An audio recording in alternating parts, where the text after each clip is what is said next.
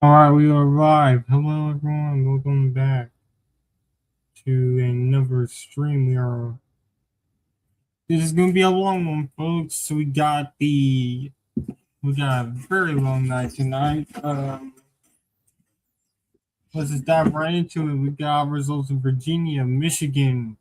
We got results already in Virginia. We got Michigan to look at. We got Missouri. We got Kansas. We got Washington State, Michigan, Missouri, and Kansas will close at the top of the hour.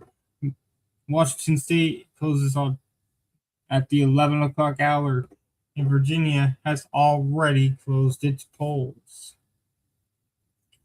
Joining us now, as always, is Dante from the blog on Substack, tuning out with the static. Here is Dante. Welcome back. Hey there, good to be here. All right, so we got a very jam-packed uh, primary night ahead of us. So, what is the? Let's start with the state of Michigan. What we got here? Uh, well, obviously in Michigan, all eyes are on the U.S. Senate race between Abdul El-Sayed and Haley Stevens in the Democratic primary. The Republican primary is uncontested. This has been generally viewed as one of the most important races in the country for Democrats in terms of figuring out the future of the party and the future direction. We have a very progressive candidate in Abdul El-Sayed, who has been endorsed by Bernie Sanders, Alexandria Ocasio-Cortez, Elizabeth Warren, and essentially every progressive power broker you could imagine. And we have a candidate in Haley Stevens, whose campaign has been supported privately by the Democratic establishment, Senate Minority Leader Chuck Schumer, uh, the chair of the DSCC, Kirsten Gillibrand.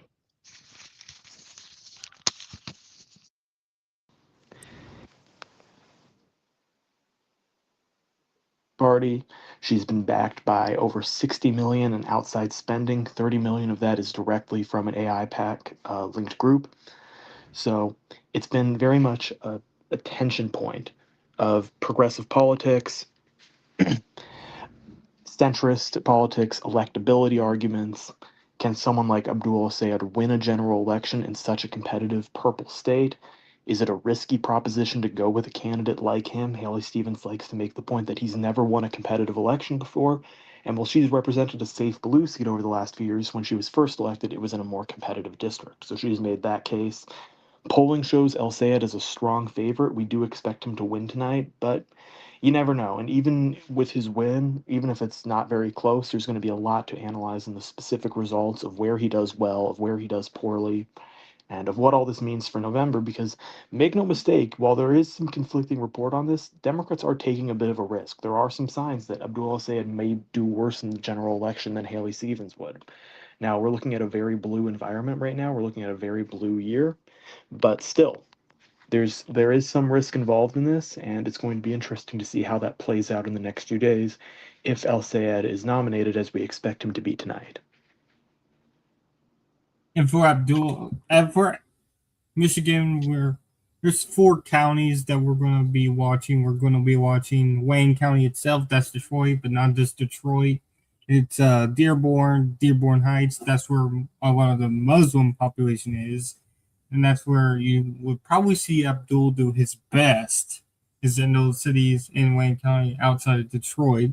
We also Yeah, got Ann Arbor. We also got Ann Arbor, which is in I believe it's Waukech. It's Washington County. It's Ann Arbor. That's UMich, the University of Michigan. We also got Macomb, which is just north of Detroit. It has turned over the years. It's been more and more red than you can expect than it used to be, and then obviously outside is Oakland, very sweet county. That is the city of Oakland.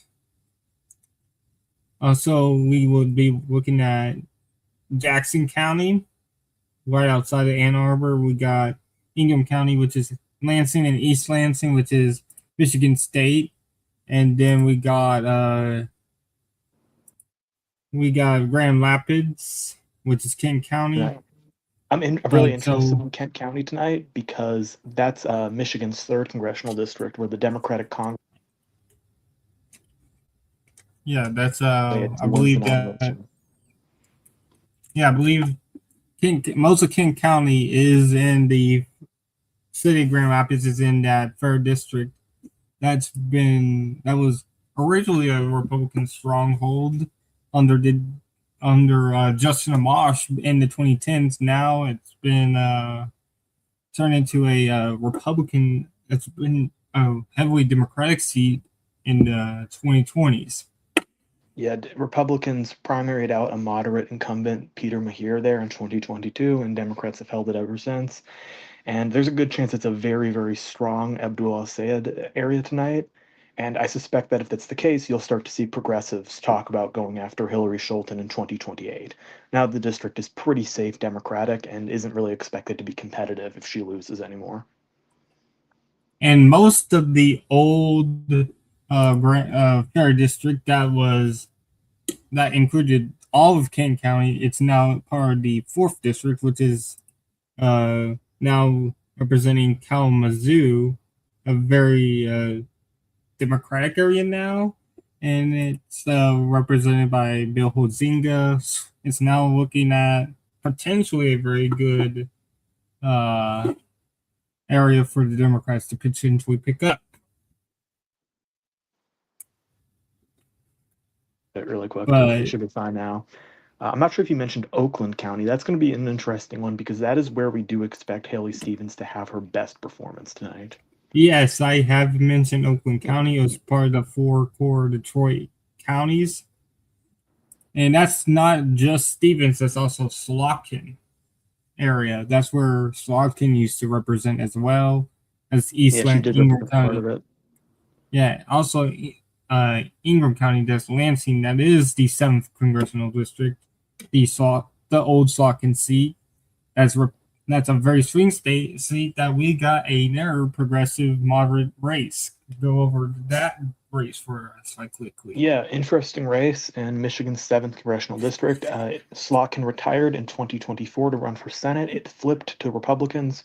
It's currently held by Congressman Tom Barrett, his first term. Democrats feel very optimistic about flipping this seat. It's one of those heavy level swing seats that flips back and forth every couple of years right now. But in perspective, it went Trump, Biden, and then Trump, and it also voted for Slotkin when she ran for Senate. Very predictive of the state, very predictive of the nation. There are 3 Democrats running, 2 moderates. Bridget Brink, a former foreign services officer who served as the ambassador to Slovakia under the first Trump term, and then was the ambassador to Ukraine under Joe Biden, and for the first couple months of the second Trump term before she resigned in protest of Trump-Ukraine policies. There's also Matt Masdam, a former Navy SEAL who was an Obama administration military aide.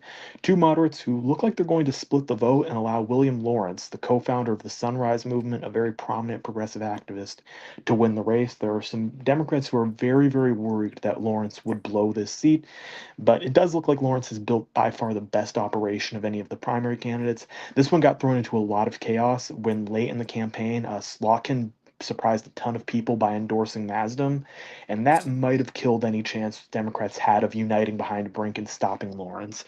I think he was ahead already by then, but that might have been the dagger. With polls closing in a minute, I'll just quickly highlight the other 2 most interesting races of the night. The governor's Republican primary, we expect Congressman John James to win, but he is facing a bit of a grassroots challenge from Perry Johnson, the businessman and kind of political gadfly who ran for president briefly in 2024. Perry Johnson's put over $30 million of his own money into this race. We'll see how that goes. And Michigan's 13th congressional district, where Shri Thanedar is facing his second major primary challenge and his first real one, because his first one got kicked off the ballot for some signature issues back in 2024 from Democratic Socialist State Representative Donovan McKinney. So we'll be watching that closely. That's been a very intense competitive battle. A lot of people thought that Thanedar would go down quite easily, but he's spent a ton of his own money, and it looks like it's going to be pretty close.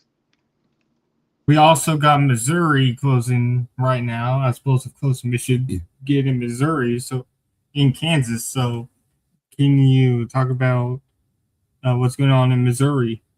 Yeah, as polls close and things start to get chaotic, the most interesting race in Missouri by far is Missouri's first congressional district, safe blue district around St. Louis. Cori Bush, Wesley Bell rematch. You might have remembered this race. Wesley Bell took out Cori Bush in 2024. Big APAC money behind him. Lots of stuff going on. And he narrowly won. He won by about 6 points.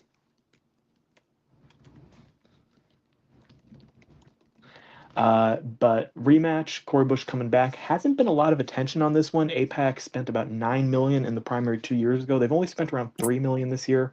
Progressive groups have not gotten super involved. Most people seem to agree that Bell is the favorite, but no one can agree if it's like a super landslide favorite or a super close favorite or what's going on. There's been very few polls. So we'll see. We're kind of flying blind on this one. Bush does have the advantage that there is a lot more toxicity around the APAC brand than there was in 2024. But we'll see. We're kind of, again, one of those races we're kind of flying blind. I could see anything from Bell winning easily to Bush winning by a kind of comfortable, maybe 5-point margin. But my pick is Bell +3. But again, we're really flying blind. A couple other interesting races in Missouri. We got the 5th district where Republicans are battling to take on Emanuel Cleaver in the seat that was split up in Kansas City. They expect to flip that one relatively easily in November. And the 6th district where there's an open seat after the retirement of Sam Graves. And then you also mentioned Kansas. Most interesting race there is the governor's mansion. Laura Kelly is retiring. Democrats don't really think they're going to be able to hold this without her, but they're going to try. Heavy favorite in the Republican primary is Ty Masterson, the president of the state Senate. He's been endorsed by President Trump, by Senator Roger Marshall. There are a couple other candidates running. Philip Cernecki, a businessman who's put a lot of his own money behind his campaign. Scott Schwab, who's the state's Secretary of State. Vicki Schmidt, who's the state's insurance commissioner, but we do expect Masterson to be the favorite. Interesting Democratic primary. Laura Kelly has endorsed State Senator Ethan Corson to succeed her, but it kind of seems like the one poll we have shows him trailing State Senator Cindy Holscher by a lot. Holscher's run by a bit more of a populist campaign. Corson's been a bit more of a moderate. We'll see how that goes. The mayor of Overland Park, Kurt Skook, is also in that race, so we'll see. That's the most interesting Kansas race. Senate primary not expected to be too dramatic. I think a lot of people think Adam Hamilton will win on the Democratic side. So yeah, that's what we got going on. We'll mostly be focused on Michigan, but we'll take a quick look over to Kansas and Missouri as the night goes on. A couple other House races in Michigan we'll be watching, specifically the Democratic primary in Michigan's 10th district with John James. We'll talk more about that when results are in. And we also will be watching Washington, as Washington has been kind of a predictor, but like Ann Seltzer, it sold in 2024. And also in Virginia, interestingly, we've Don Beyer got himself in a little bit of a sticky situation. Let's talk about that. He is hold on. Last time I looked, he was not doing too hot. Yeah, so Don Beyer is around 64%, which I believe is not good for income. And we got results, Dante. We got results, and it's Kent County right off the bat. And it's Abdul Al Sayed leads 55-39 in Kent County with 9. This is a big thing. This is a big thing I wanted to bring up right now, and this is why counting Michigan is super annoying. Michigan doesn't have consistency as to whether or not they report absentees or election day votes first. I don't know if this is absentees or election day votes. I think it's probably absentees. If it's absentees, great sign for El Sayed to be winning the absentees. That would be a sign that this race probably isn't going to be particularly close. If it's election day, we expect him to be winning election day votes. Got to try and find and see if this is absentees, but that's going to make counting in Michigan a little bit complicated. We expect most places to drop absentees first, which should be better for Stevens, but there are going to be areas that drop their election day votes first, and that's going to muddle it a bit. Of course, if El Sayed is doing really well in the absentee votes, we expect him to win. And then, obviously, when we talked about Michigan counting in 2020, they did early vote first, and it was Trump ahead by big. And then in 24, it was a bit mixed bag with Harris leading for some of the night, and then Trump took the lead and never gave it up. So we do not know if it's early, absentee, vote by mail. We do not know what this is right now. Dante is currently trying to see what it is. I believe you're checking the Jocelyn Benson's This is absentee website. votes. These are absentee votes. They're from Grand Rapids in Kent County, from the city of Grand Rapids. This is absentee votes. This is City Grand Rapids. Yes. Wow, that is not good. If you're Hillary Trump, that's a very right strong start for Abdul Sayed. Also, it's very early, so this is going to go down, but a nice little 5.5% for Mallory McMorrow, which, you know what? That should have been a tip-off that these were absentees. Because she dropped out after voting started, and so you would expect her to do a little bit better in absentee ballots. I should have been able to tell based off that, actually. Yeah, she's still on the ballot. People had the option to re-vote if they asked, but obviously, I think a lot of people probably did not bother. But obviously, we'd expect McMorrow, who dropped out after absentee votes were being sent out, to do better in the absentees than she does in the E-Day vote. Of course, we only expect her to get like 1% of the vote total, but you know. And plus, I believe it's what might take Michigan a while. It's Wayne County itself. We do not know. Oh yeah, Michigan is so. We've covered presidential balloting before. Michigan's going to take a while to count. The only comfort is the possibility that this race isn't particularly close, and we can just call it for Abdul Sayed pretty early. But that's the only way we're getting out of this early. If this is a close race, which, you know, we'll see if more results come in. So far, good for Abdul, but we'll see. Yeah. Also, just quickly checking out the other two primaries. Dem governor race, 92.6% for Jocelyn Benson. You knew she was going to win big, but holy shit. And John James at 49%. So Perry Johnson might be running a very good race. Yeah, we'll see, because I'd expect him to do better in E-Day. I'd expect him to do better in E-Day votes. Yeah. And you can see in the Republican primary had two candidates who were running and dropped out. One of them was the former Attorney General Mike Cox, and he's got 17.7% in the absentees. Is it kind of like a McMorrow situation there? Yeah, Mike Cox, former Attorney General, who was running like pretty solidly in the polls before he dropped out and endorsed James. But he was running a solid third place. And also Eric Nesbitt, who I believe is the state Senate minority leader, I believe. He dropped out a little earlier. Both him and Cox endorsed James. They're both still on the ballot. And we just got some votes from a random. Okay, we got more results. It's in our rural county.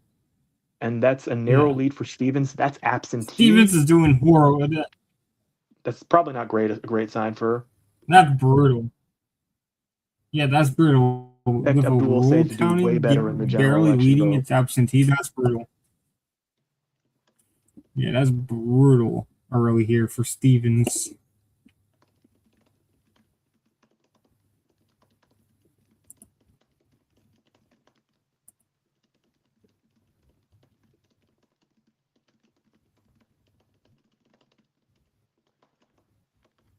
For reference, in that county, Jocelyn Benson.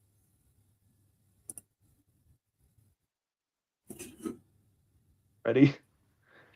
I don't think Chris Swanson is going to win his county. He's the Genesee County Sheriff. I don't think he's winning that at this rate. And Perry Johnson's winning the Perry Johnson with a solid for couple early. Oh, big nuke, Wayne County, and they didn't report in the Senate primary. Thanks, guys. What did we get from Wayne?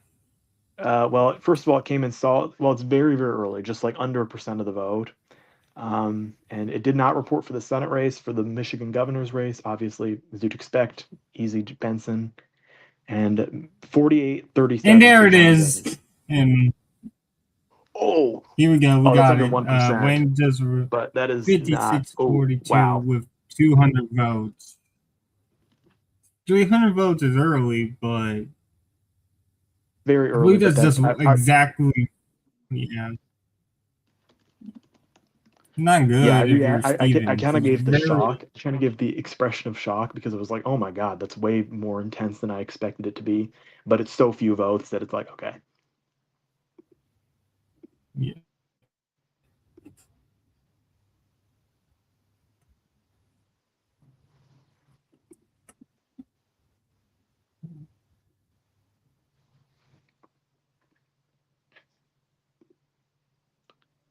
Any results in the House races yet? Does not look like it. Nope, not a single one of the interesting House races is reported. Anything in Missouri? No. Kansas? I know polls have What time closed does there. Kansas close? I know They Kansas closed. has split. I believe Yeah, Kansas is split. Kansas is closed. All right. And there are some early results in from Johnson County. Oh, so a lot of big county there reporting. They haven't shared them from the governor's primary, but in the Senate primary, Adam Hamilton has a big lead on the Democrat side. And that's Kansas, right? That's Kansas. It's Johnson County, so big Kansas City. You know the deal. Yeah, Kansas City. Yeah.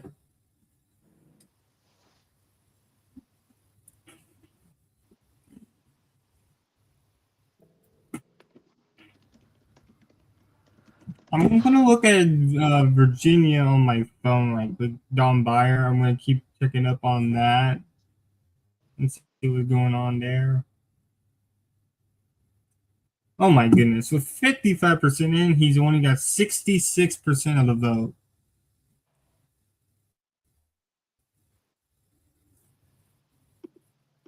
There's no votes in Fairfax for that district either yet. The Oh yeah, Byer should Fairfax. maybe get upwards of 70. I think Byer might get up to 70%. So it looks like it looked that early on, but he might win pretty handily if Fairfax comes in very good for him.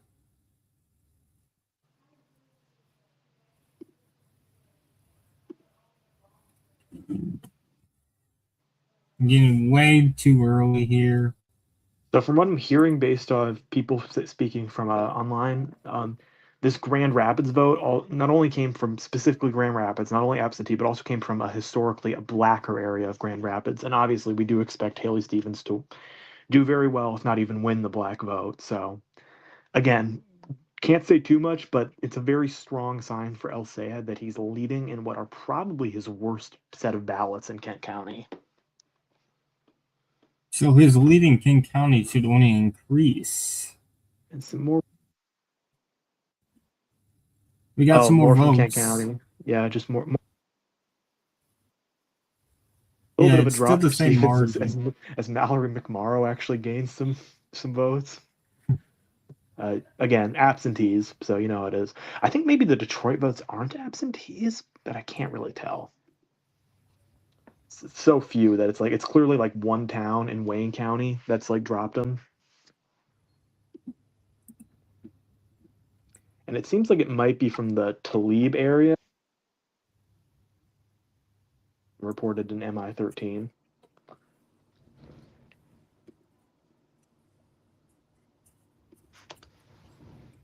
What is free? Is it 14 or 13?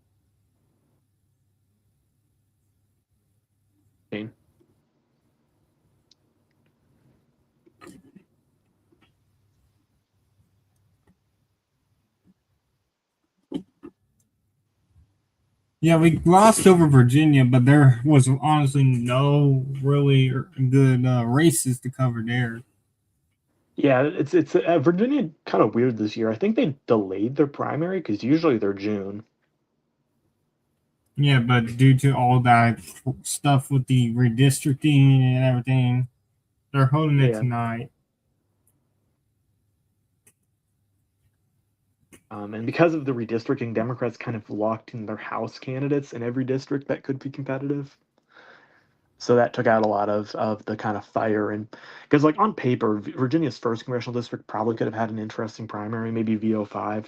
I think as long as Luria was getting in VO2, that probably was not going to be particularly close. And needless to say, it wasn't. She's at like 80% last I checked. It's hard to tell what the pattern with the governor Republican primary is going to be, but so far, like if there's I don't know if Perry Johnson will do stronger with E-Day votes, but if he's going to, like, that would make it kind of interesting. It would probably end up being kind of close, but again, I don't know if he's going to do better with E-Day votes or what the situation's going to be. Yeah, and it showed early on. It showed lately that Perry Johnson was actually gaining on John James. Oh,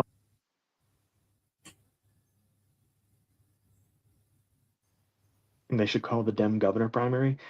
There were like 4 counties in the UP that are in Central Time and don't close for still another like 45 minutes. So I don't think any race, no matter how intense, can be called until those polls close. Yeah. I'm not sure which counties there. They're like 4 rural counties in the western UP, but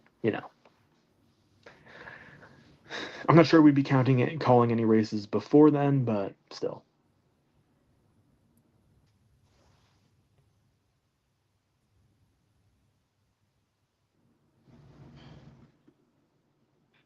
Nothing on Missouri. Oh, we do got some. We probably got some. I think we got some results in the. No, we do not. I thought we had results in the fifth. Oh, here's interesting. Dante. District 3 Republican in Missouri. Oh Bob yeah, Aldnar, the incumbent Republican, right now. It's very early, but he's only getting 62% that would early be a on. very weak. It'd be a weak performance from him, but only 1% in, so we'll wait and see on that. Yeah, I was just looking at on my phone here to see what's going on. Back in Kansas, here's like a mildly weak performance. Roger Marshall in Kansas, his primary opponent's getting like 30% of the vote right now. Yeah, that is very weak. And Not his great for an weakest incumbent senator. Marshall right now is it's not the Hickenlooper bad, but it's bad. Now, cleaning up the Dem primary, he's at 49% right now. His closest opponent's at 10. Governor side looks like Ty Masterson is running towards the easy win we expected, but he's still some ways to go. Democratic side's close. Corson and Holscher are locked in one. Corson has a 2-point lead right now. Yeah, I mean, many of us have Kansas as lean R for the governor's race. Lean or likely, yeah.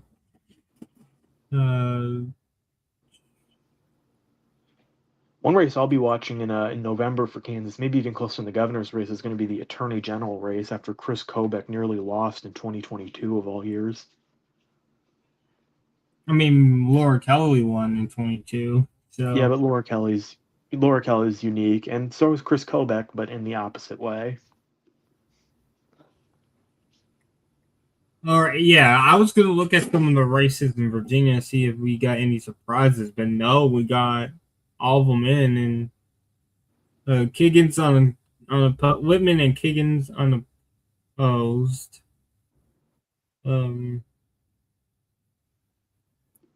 Whitman, Kiggins unopposed. Bobby Scott was unopposed. McClellan unopposed. McGuire got 85%. Klein unopposed. Vindman unopposed. Byers at 67%. Suburbium at unopposed. Yeah, all but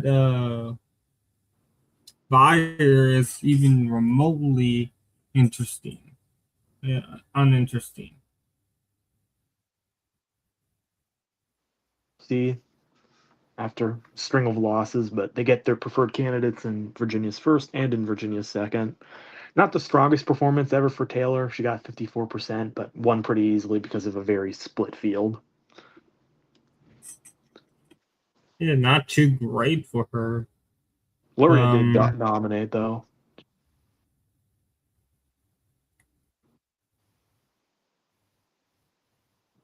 Yeah, Luria is at 79%. But yes, sorry, Virginia, we couldn't cover you. You were too boring. And a few more vote dumps than Kansas, and Holscher has now taken about a 1-point lead over Corson in the governor primary on the Democratic side. She's got leads in Shawnee County, where Topeka is, and Sedgwick, where Wichita is. but so far a narrow lead for Corson and Johnson County.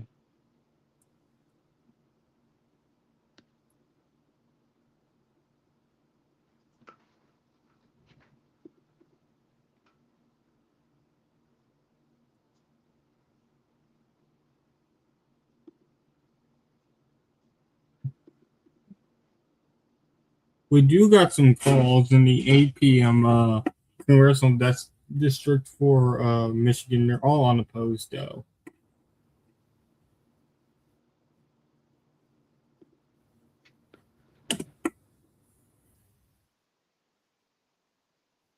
Might be done with absentee votes. So if so, that would go down as a El Sayed 14-point lead with the absentees, and would likely account for for Kent County being. I mean, I don't know. There probably are more absentees in Kent County, but maybe not more from the city of Grand Rapids.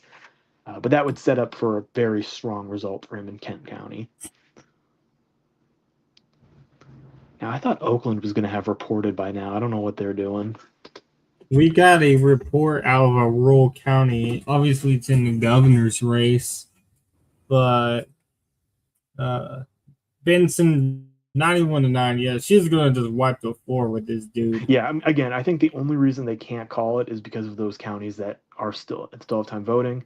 El Sayed leads Elger County 52-37. Ooh boy. assuming those are absentees, Stevens really wants to do well with the absentees. On the Gov side, John James 54-28 lead. I believe these are absentees because both Mallory McMorrow and Mike Cox are doing quite well in the first drop from them. One of the things with Oakland County, I had read from Vote Hub tonight that they had modeled a tied race in the Senate primary, and they were thinking roughly 35-point win for Stevens and the Oakland absentees. Ooh, Eaton County 30% in. Don't know if these are E-Day or not. 59-37 El Sayed. So far, What's Eden? Is Eden north? kind of suburb it- just south of Grand Rapids, kind of between Grand Rapids between Grand Rapids and Ann Arbor. Yeah, it's right outside of Ingram. It's right outside of East Lansing, outside of Lansing, which is the capital, in East Lansing, home of. I think East Lansing is Michigan State, right? Yes. All right.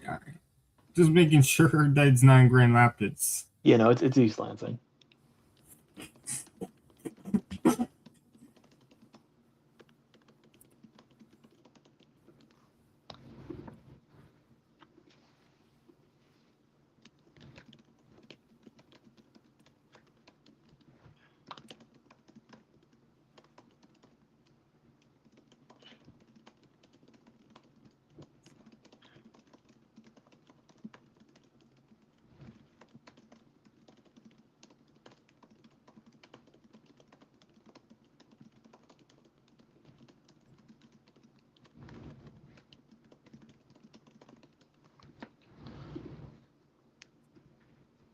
As we slowly but surely start to get more votes out of Michigan, and we're just waiting for that big Oakland to drop that will tell us a lot about where this is going, because Stevens is going to need Oakland to be great for her. I believe Oakland should drop absentees. Yeah, and we also are waiting for more than 300 votes. Okay, out here we go. of We got some Wayne. early results from District 7, our first interesting House race, and progressives are going to like this. 22-point lead for Will Lawrence. He's got 48% of the vote because of a very strong performance in the early votes from Eaton County. All right. Dominant for him. Again, if these are absentees, which we expect the progressives to do a little bit worse in, and we expect them to get better on election day vote, that's a very, very strong start for him.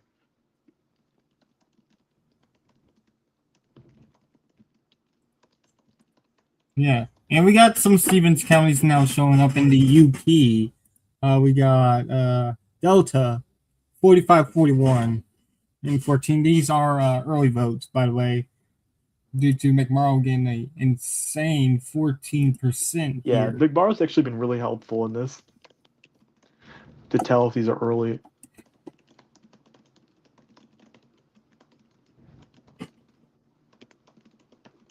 I've Same been with looking Mike Cox on for the governor side.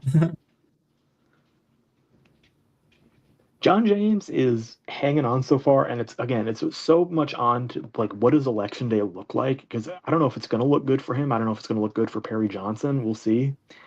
But so far he's hanging on, although it looks like he might get under 50%, and that would be the type of performance that would get some murmurs going on the Republican side. Again, a lot of the accusations around John James's campaign were just that he ran kind of a lazy campaign. He didn't take his opponents seriously enough until it was too late. He tried to coast on the Trump endorsement. Stuff like that. Meanwhile, Perry Johnson was just spending an absurd amount of money. Yeah. Oh. Yeah. Bridget Republican Brink primary didn't and even get second in that Eaton drop, by the way.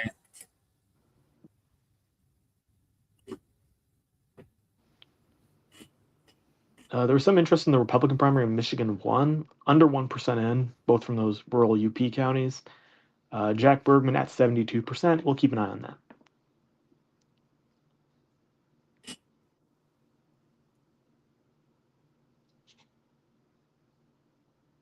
We do got a call in the some incumbents here. John Molinar, which is really just uncontested right now. Yeah. Rashida Tlaib is not uncontested, but I don't think her primary challenge is really serious, right? No, probably not. We'll watch, see what happens. In a normal year, Michigan 8 should be a little bit competitive. So, what is going on with their Republican race? And votes are just like a mixture of everything. It's absentees, it's early, it's absentees, it's early votes, it's E-Day votes. It's just like a mixture of everything. But yeah, still an Al-Sayed lead. So, there we are. Yeah, And Michigan what county was State, it? Eaton County, the one outside Grand Rapids. All right. I said Lansing too. Right. Yeah, Michigan 8, not expected to be competitive this year. Even though it's a Trump 1 district, Trump has endorsed Amir Hassan to take on Kirsten McDonald-Rivet. McDonald-Rivet's just a very, very strong candidate. There's not much else to say about that, and Republicans haven't taken candidate recruitment here too seriously. Yeah, in like a normal year or any other year, probably competitive.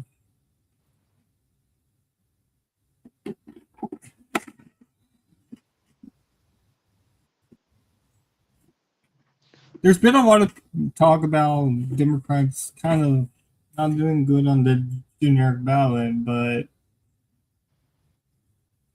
I think in the last few weeks, I believe we started to see Democrats actually do get those 7, 8, 9 point leads in the generic ballot.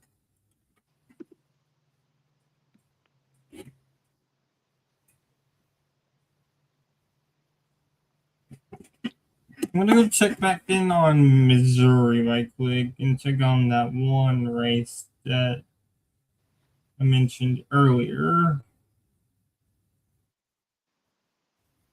Oh, Dante, we do have proper results in the 5th in Missouri. Bratton leads that very easily, pretty handily. It's 40-25.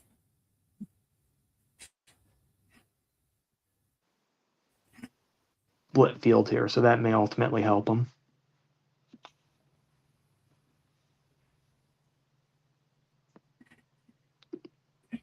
Yeah, looking at it, it's Jackson County, 5% in. It's 47-17 Bratton, and then in results from Macomb County in Michigan. Macomb County, all right, we got results there, and it looks like it's for Al-Sayed. Let's see what we got here. Whoa, it's early. I don't know if that's early, but it's 57-42. So it doesn't really, yeah. Yeah, but still good. We'll We got McColeman. Abdul Al Sayed leads. We're now 30 minutes into, and we got more results. We don't know where, but Al Sayed has gained some more votes. It was Eaton County again. And Abdul El Sayed leads 58-38. And again, I think Eaton County is just And dumping whatever it has. Like, it's just throwing all its votes out there. he got some more votes out of Eaton, by the way. Yeah, I think they're. I don't think that's like. I think it's early and election day. I think it's everything.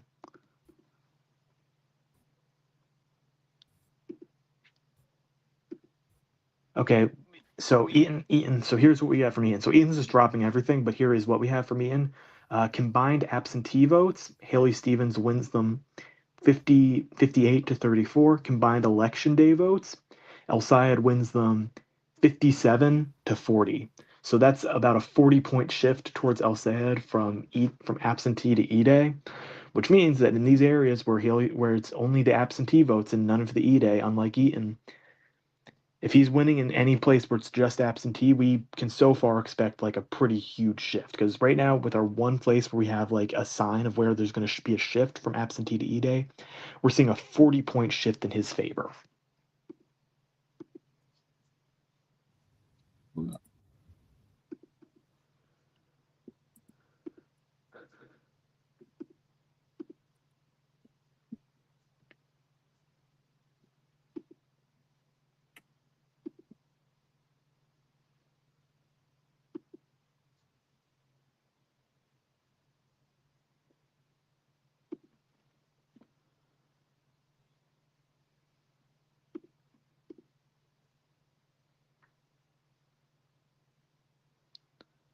William Lawrence continuing to hold a strong lead in Michigan's 7th congressional district, although second place has flipped. Matt Masdam now is in second over Bridget Brink after the latest drop from Eaton County. So far, looks very strong for him to win easily, as a lot of people expected, but we'll continue to watch that race closely. And we just sit and wait. Oh, Washtenaw County with a massive drop for Abdul El Sayed. He's got 70% of the vote there, and he just went over 60% statewide. That's a huge drop for him. Did they just drop all their votes? And I think that's a mix of votes because only 2% for McMorrow, so we'll see. But yeah, massive drop for El Sayed in Washtenaw County, which is home to Ann Arbor. Oh, wow. Yeah, we got some Detroit Wayne drop. No, we did not. Oh, whoa. That's a nuke.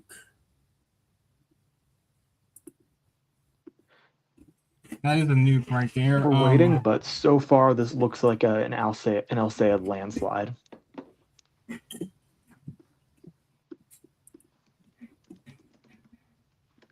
Anything from the Senator district?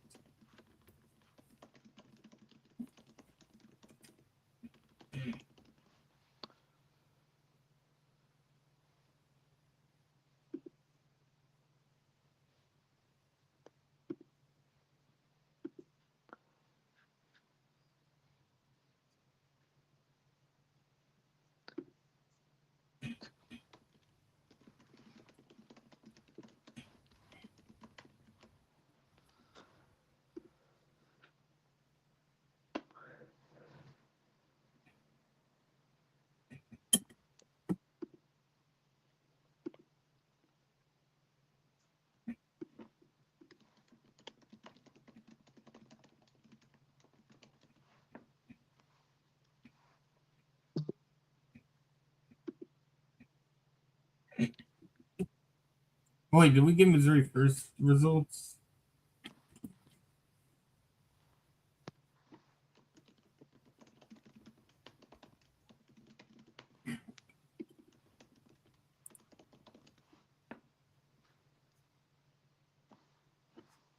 What do you think this may?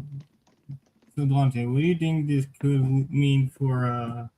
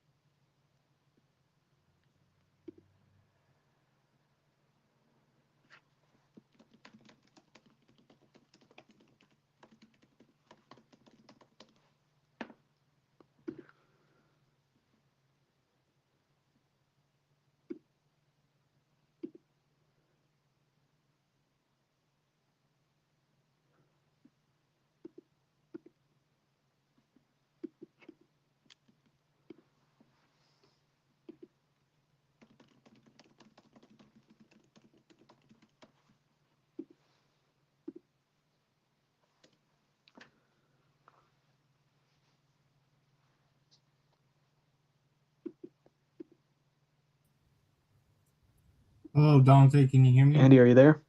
Yeah. Can you hear me? I'm gonna leave and Oh, all right.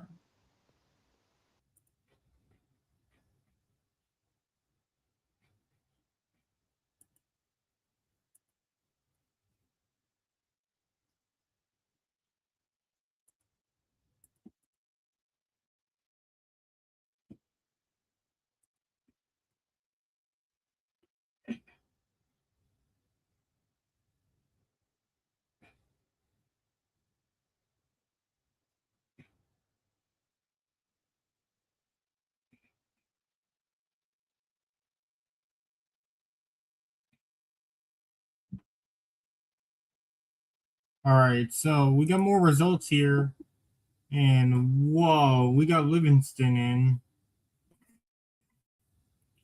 Oh, we're starting to really get results now.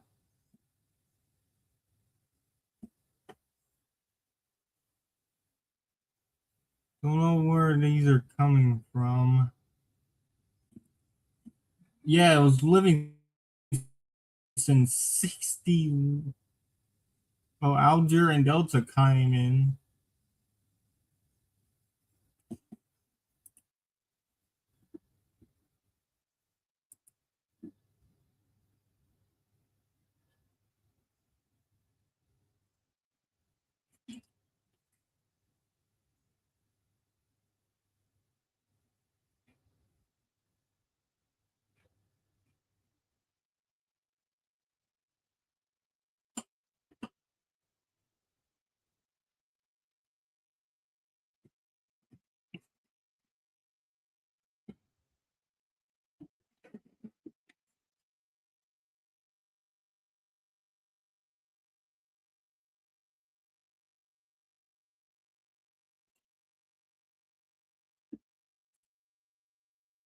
All right, Livingston just dropped a huge nuke for Abdul Al Sayed. It is 61-36 for Abdul. This is it's it's between the cities of Flint and Ann Arbor.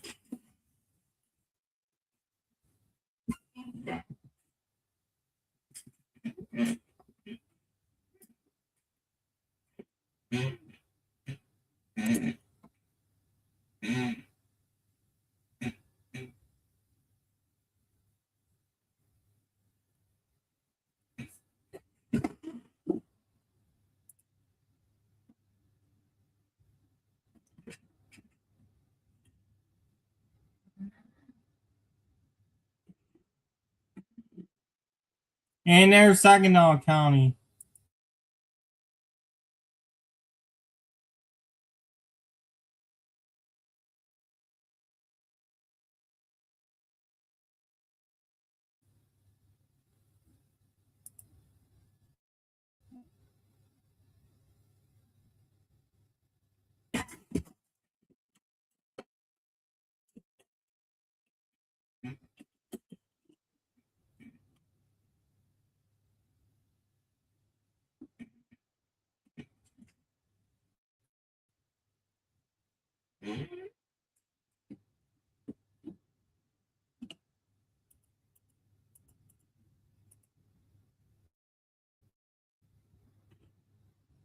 Did we get votes in Missouri 1?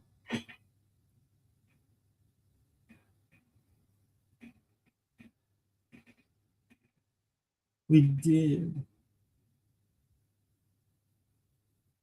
Whoa. Whoa, that is brutal. Bell is destroying Bush 70-20. And that's brutal.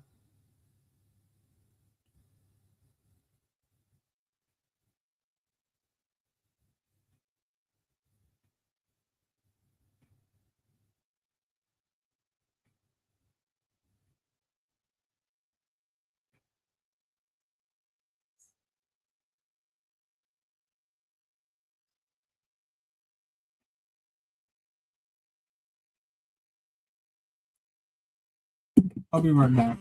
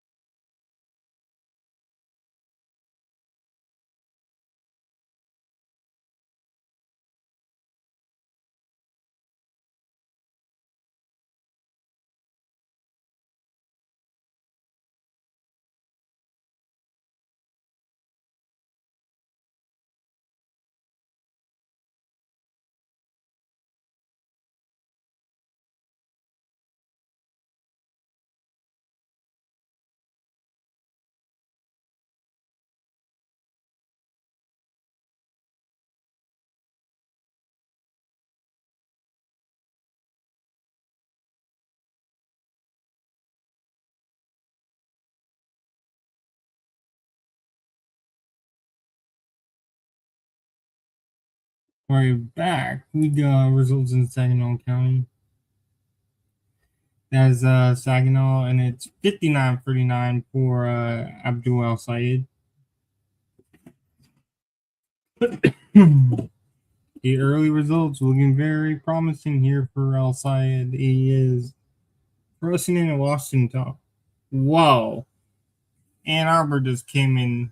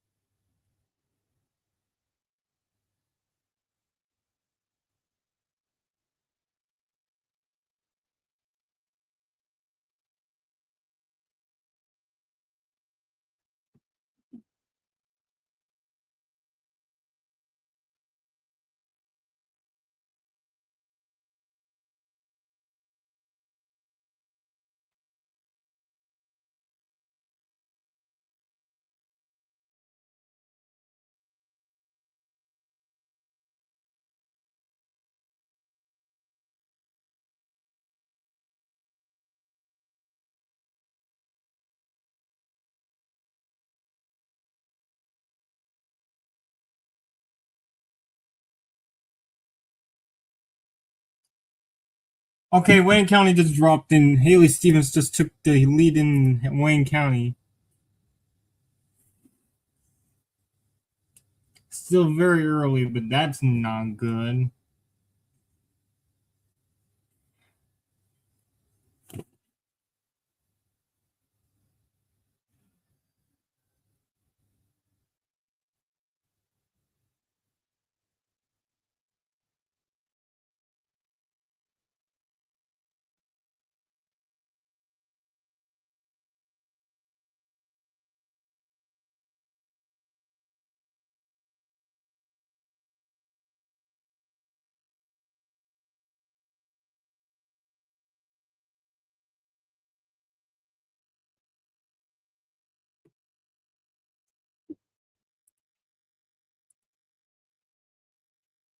All right, so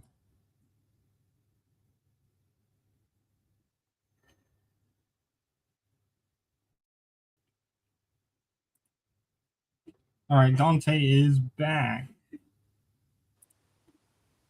All right, welcome back, Dante. So Wayne County just dropped. It's still very early, obviously, but Still Haley only 1% Stevens in, is taking the but Haley lead there. Stevens does take the lead. And here's Cass County in their random rural county. That was a really strong performance for El Sayed and Saginaw. That's something I missed. And Yeah, then we decent. got Livingston, very big performance there. And then in Washita, yeah. Yeah, I think Ann Arbor is completely. I think Yeah, they dropped a lot of vote there. that's a ridiculously big loss for Stevens right now.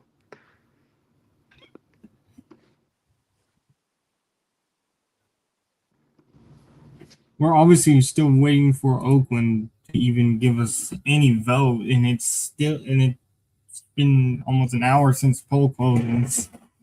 Looking at Livingston County, though, wealthier county, the New York Times describes it as high income exurban county. I'll say it up 61-36 there so far, and that is probably a place that Stevens needs to be doing quite well to win statewide. What was the margin in the presidential race 2 years ago? In Livingston? Yes. I'll check.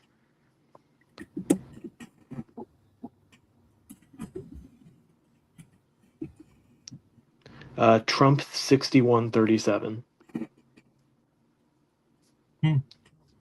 So that's the type of area you're dealing with a bit.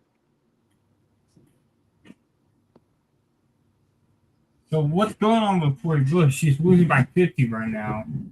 Yeah, so the Cori Bush situation, I think this is kind of what we expected, although I think this is probably on the level that it's so bad for her that I have trouble seeing her come back from this.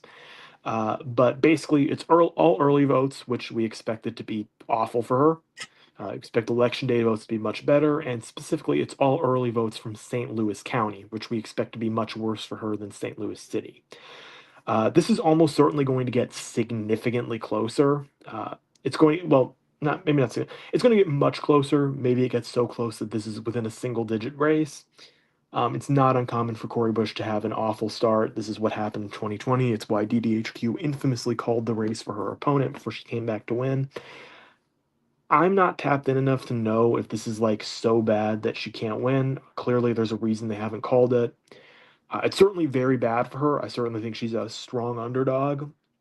But early votes from St. Louis County are the votes you would expect to be by far the worst for her. Early votes from St. Louis City should be better. E-Day from St. Louis County should be better. E-Day from St. Louis City should be her best votes.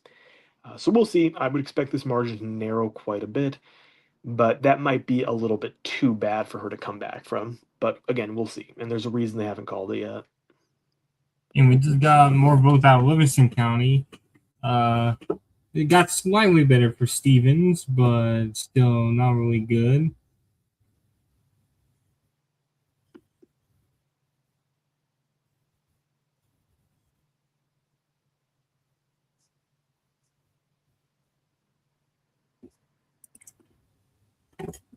So what do we...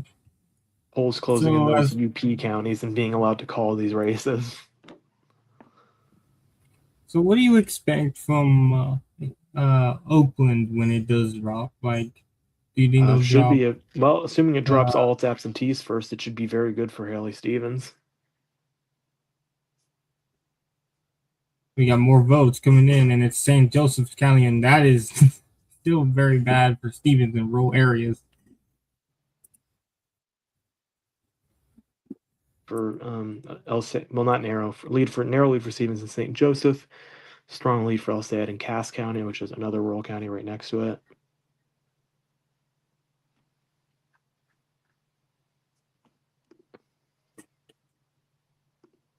We have yet to receive another update out of Kent.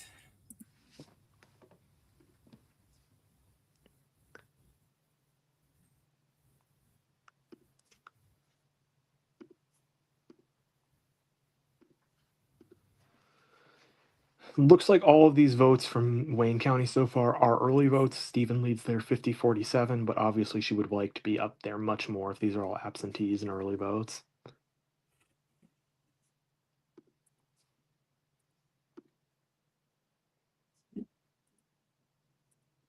City of Detroit in-person early vote. Oh my God.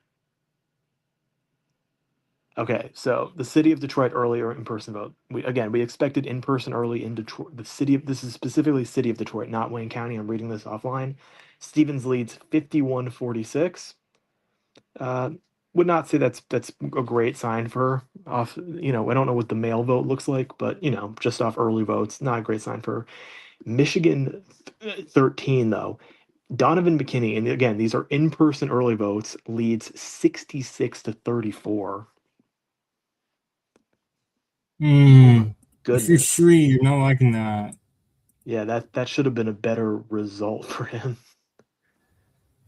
We just got some results out in Macomb County where Haley Stevens has taken the lead by 2 points. Still very early. So we're seeing Macomb and Wayne start coming for better for Haley Stevens, but obviously, as they report their absentees. Yeah, but obviously Ann Arbor, that in Grand Rapids were just brutal for Stevens. Most complete. We'll have to see more in Michigan 13. A lot of people seem to think that this race was going to be quite close down the stretch, but if that's an early sign there, it might not be the case.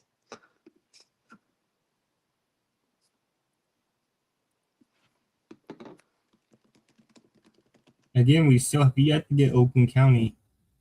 And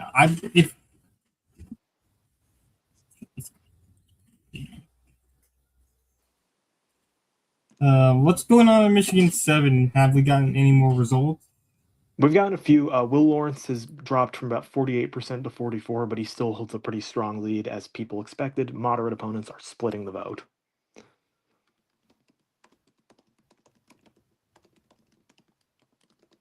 Oh wow, that is Dan Goldman levels of bad for Shri right now.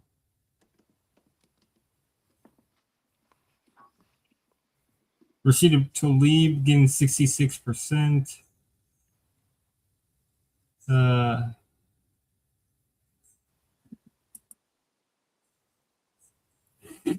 would watch the Rashida's rate. It's looking like she's going to have a underwhelming performance. Yeah, would not be the first time that she's had a bit of a tough performance in a primary.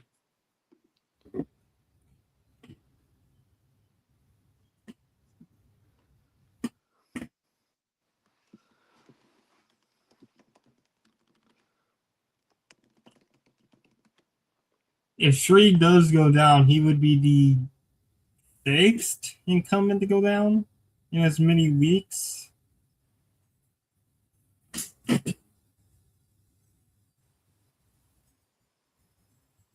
Yeah, and we'll see what happens in Missouri's first.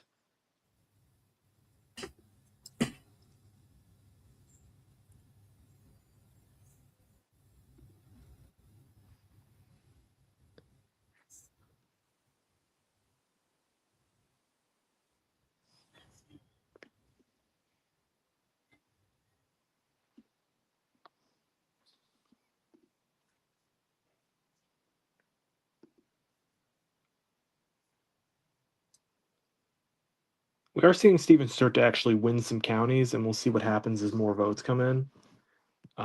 But still not really catching. She hasn't really actually bid into Al-Sayed's margin at all yet.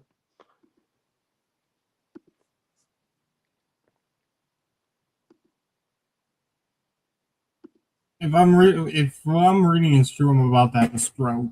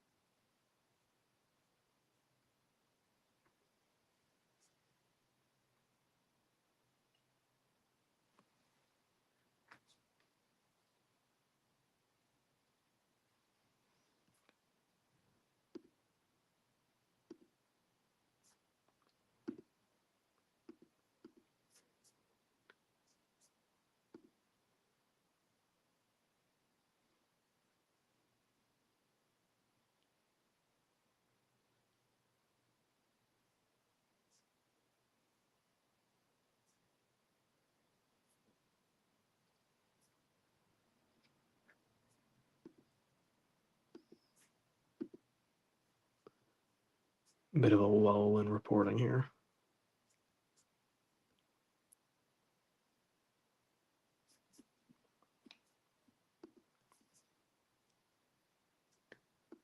Okay, he's okay. Oh my god.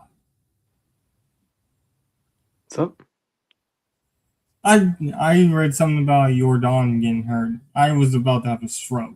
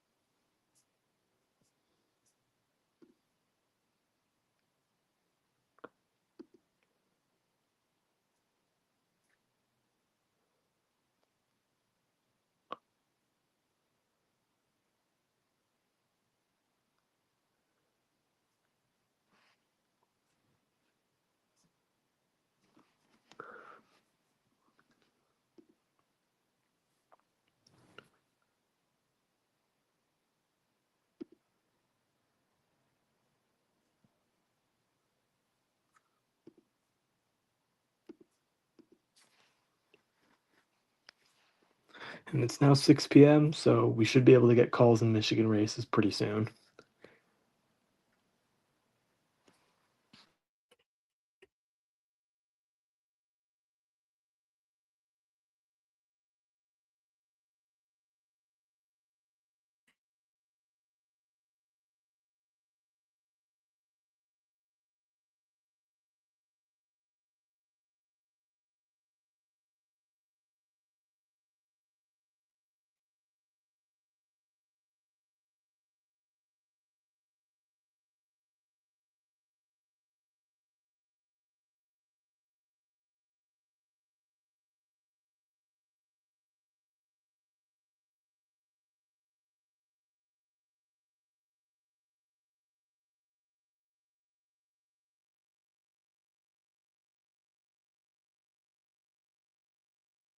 I gotta post some last one. Never mind.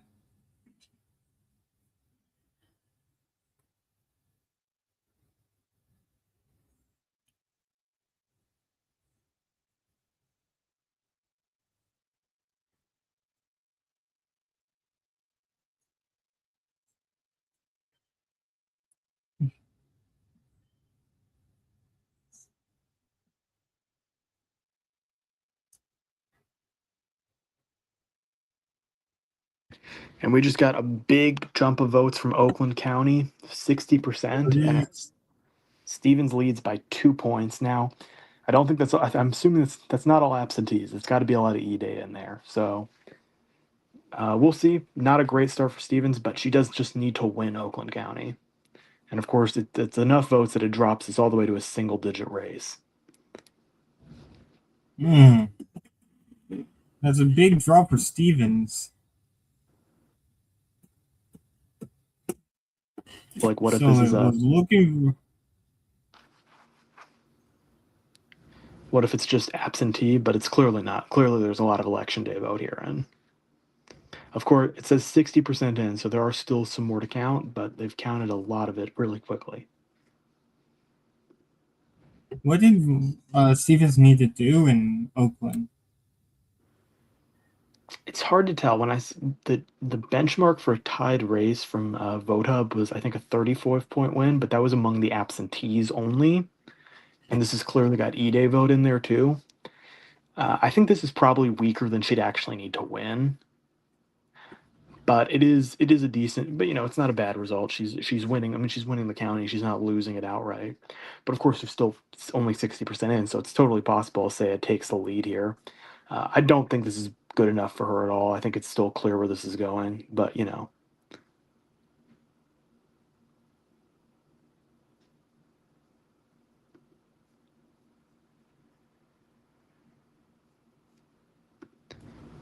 we'll look at some more analysis here, but I mean, I wouldn't be surprised if Ilsad ends up taking the lead in Oakland County with what's out.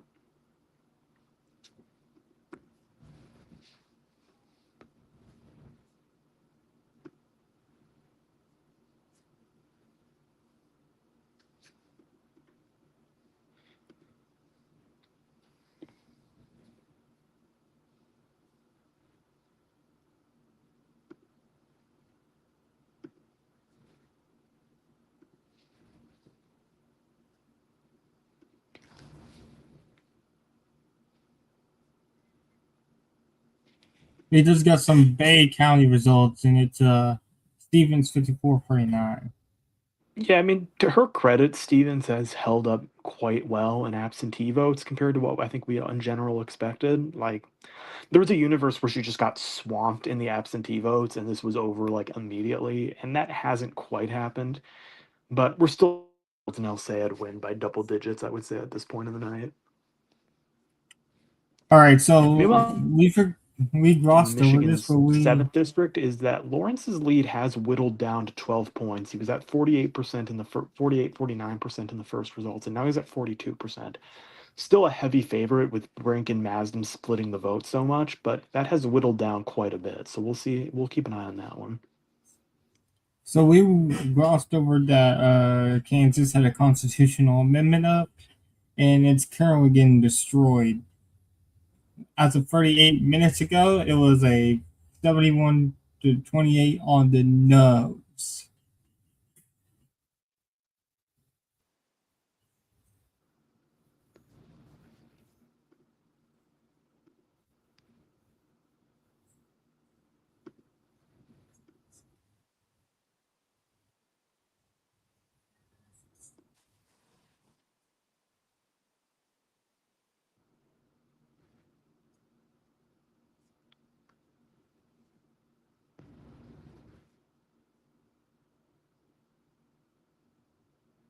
Oh yeah, okay. Missouri one's over. You can call it. Uh-oh. What just dropped? Well, AP called it, but the reason this dropped, oh my, this is not going to be close. Early votes from St. Louis City. Remember when I said that should be her better one? Mm-hmm. Early votes, she lost it 61-35. Oh, wow. This is just not... No. Yeah, they called it. Wow. Yeah, they called it. She'll, she did do better. It'll get a little bit tighter. Maybe she gets closer to 40% when it's all said and done. But this is not going to be particularly close in the end. Yeah. Oh, wow. Yes. He completely destroyed her in St. Louis City. Wow. Well, Cori Bush, her record over 8 years, 2-2. Wait, no. 2020. It's 2-3, I believe.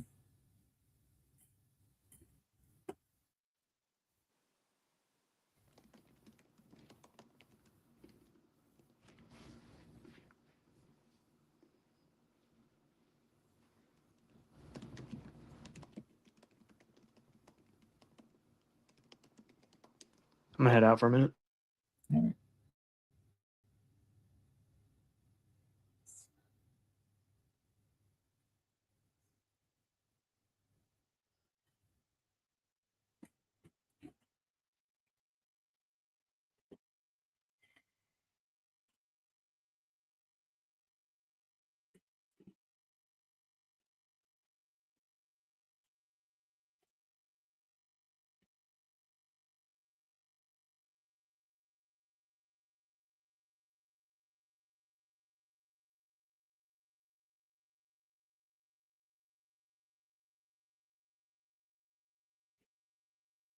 It's a, we just got a little bit more results in their incumbent race I was watching in Missouri's third, and Bob Ognar on under. I don't know is the incumbent in Missouri's third district.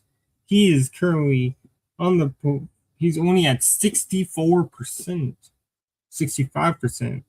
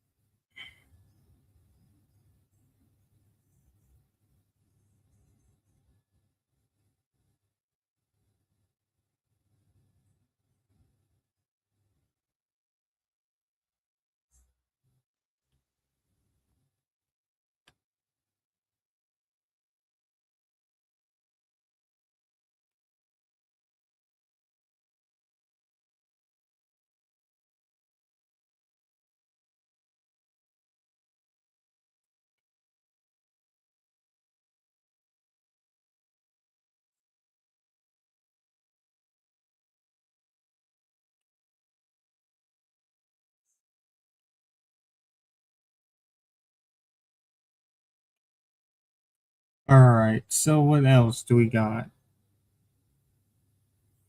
Let's go look at Kansas. Roger Marshall wins renomination. He should be easily reelected in the fall.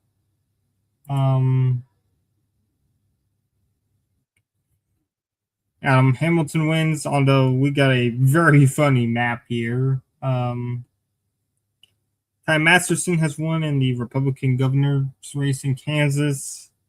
And then Democratic race in Kansas governor is still very, very close, too close to call. Ulster leads 45-43.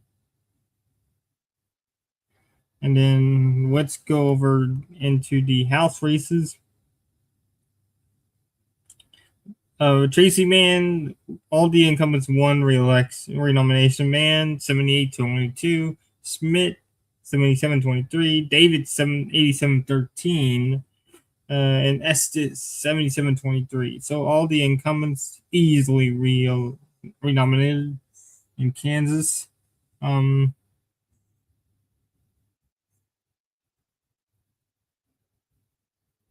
Right now, our main race is the Michigan Senate race, where Haley Stevens and Abdul El-Sayed having a vote, and Abdul El-Sayed has just taken back the lead in Macomb County with 8% now in. He leads 52-44.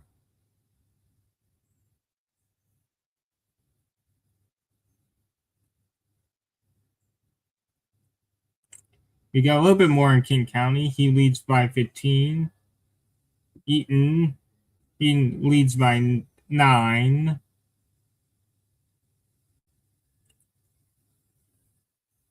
He now leads in Delta County as well. We do have some projections now in Michigan. The Democratic primary for governor has been called for Jocelyn Benson, the Secretary of State. He has just dominated this race. She's winning 84-15. No real surprise. And we're still waiting. John James has widened his lead a little bit over Perry Johnson. It's still 51-35. It's still a 16-point lead for him, but he's winning. James is winning every county except for one.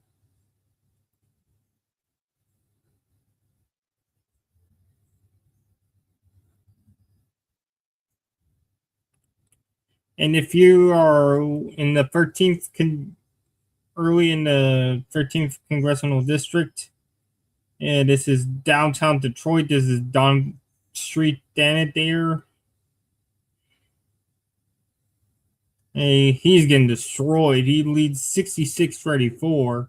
But he trails 66-34 on against Donovan McKinney. And then in let's check out more House races. Jack Bergman looks pretty okay right now in his race.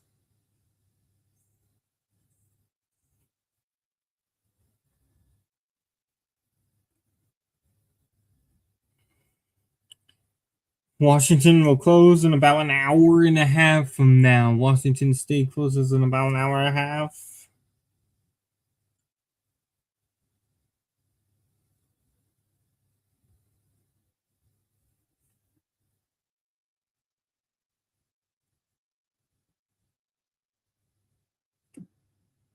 Obviously, it's still very early here in Michigan.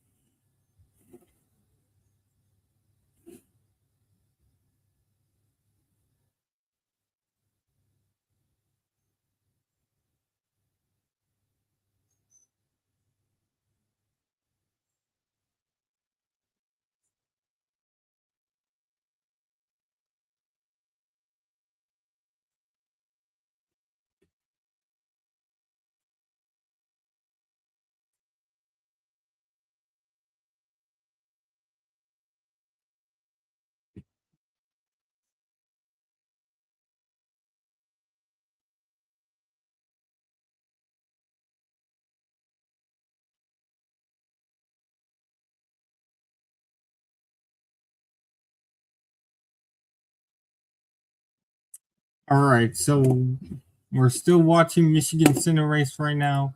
It's 18% of the vote in right now.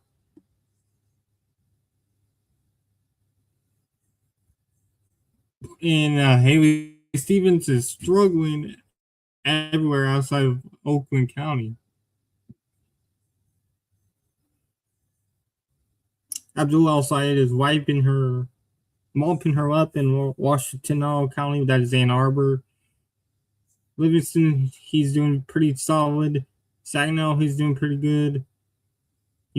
He's doing pretty solid in Eaton, and in Kent County, he has taken the lead in Macomb.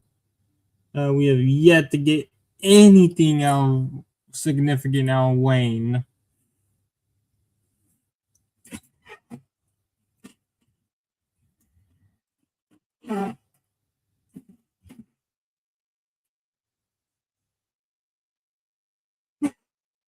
Obviously, we're not going to get many.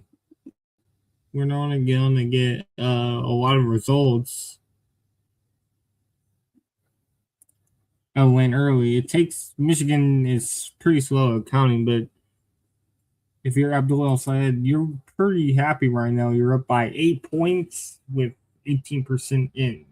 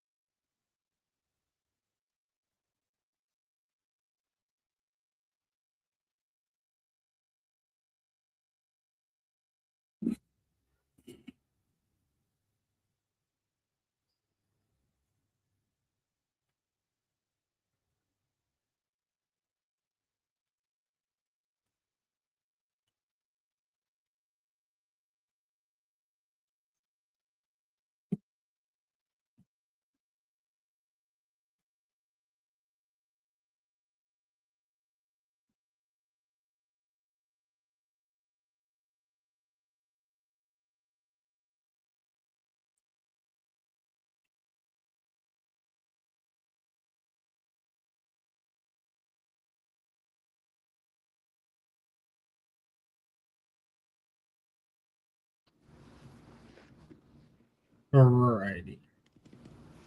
We've still yet gotten a call. Have not gotten a call yet in the Senate race in Michigan. We're still waiting on more votes out of Wayne, I believe.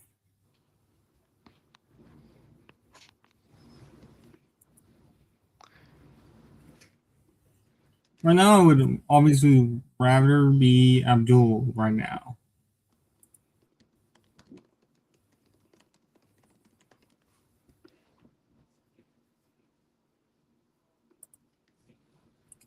So, Dante, looking at the results right now, what do you think is the pace we're going on right now? Yeah, I continue to think Abdul El-Sayed probably is favored to win by double digits.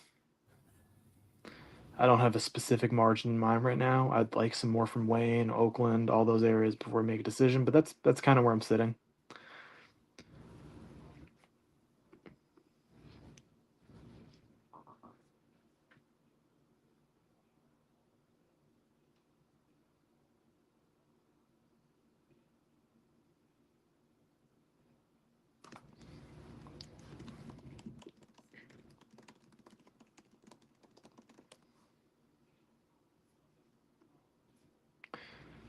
Still a lot of votes to report. We're seeing like in some of these rural counties that like were early, Abdul's like kind of coming back as more votes come in and more E-Day comes in. Like in Delta County, he took the lead in St. Joseph, although Stevens has taken it right back, so we'll see there. He just took the We lead just back. got Ottawa County. Yeah, very few votes there. He's up 10.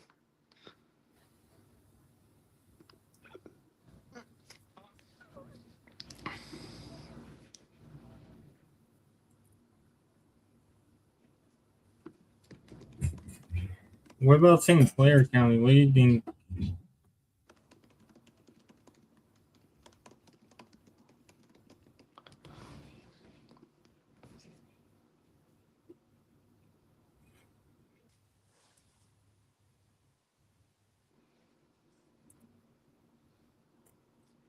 Chuck Chilla and Chris Chilla is still lost. They're doing DDHQ live streams.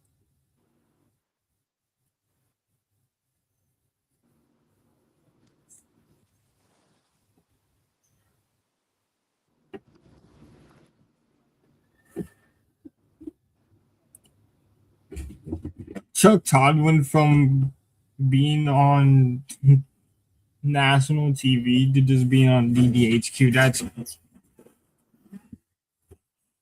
I prefer Kornacki, obviously.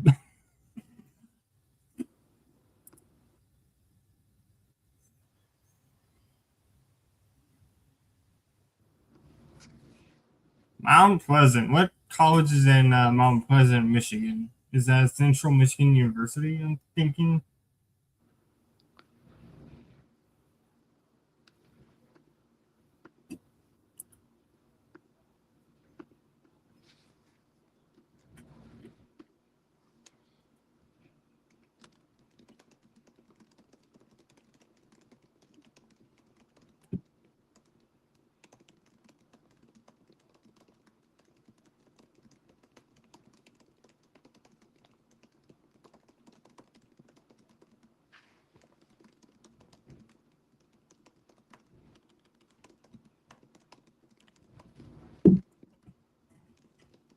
And Washington is not only UMich, it also has Ypsilanti, Michigan, which is the home of Eastern Michigan University. It's a smaller college, but you got several college towns in Washington County. You got Ann Arbor, which is UMich, and Ypsilanti, which is Eastern Michigan. So a lot of college students in that county.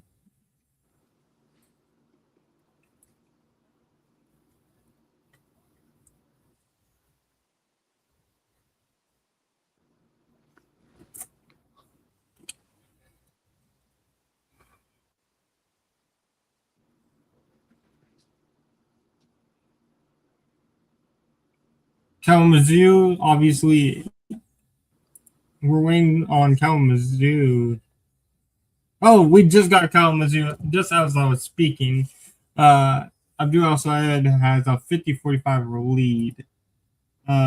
So I'm kind of Dante. How did Kalamazoo vote in 24 in the general?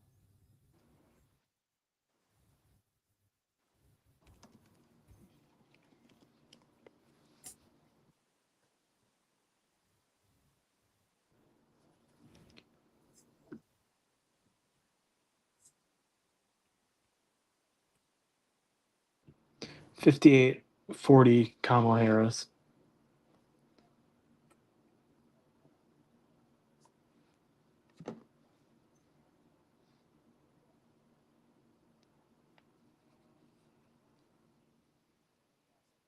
Kalamazoo was 58-39 for Biden in 2020.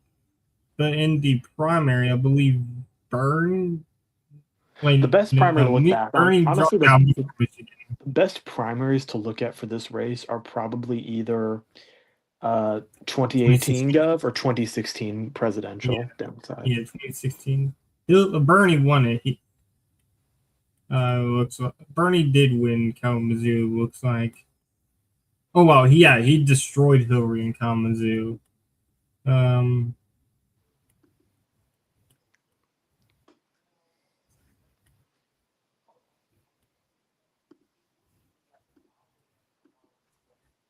It was 60-37 for Bernie in 2016 primary. Well, there you go. I do think that's probably absentees there in Kalamazoo, so we'll see if Alsea gets closer to that. Since we're in the ballpark, Kent County, that's where Abdul has been doing kind of his best so far. 61-37 Bernie. So two big counties in that western Michigan area where Abdul is performing well is where Bernie also performed the best, kind of the best in his primary upset when in 2016 here. Yeah, I mean, again, Alceid's doing well where he needs to do well, but we really just want to. I think a lot of people would just like to see more votes out of Wayne County and Macomb County. Yeah. Wayne, you're only 3% in. Yeah.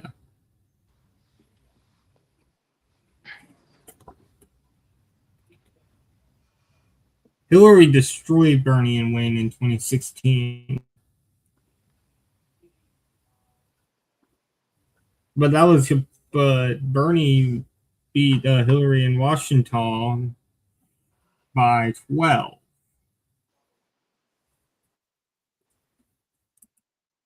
So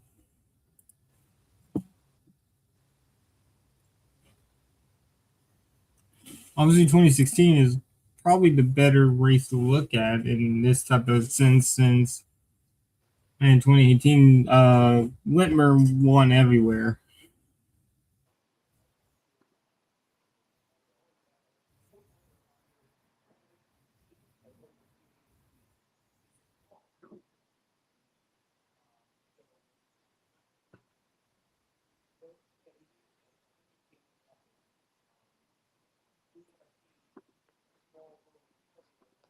Let's go.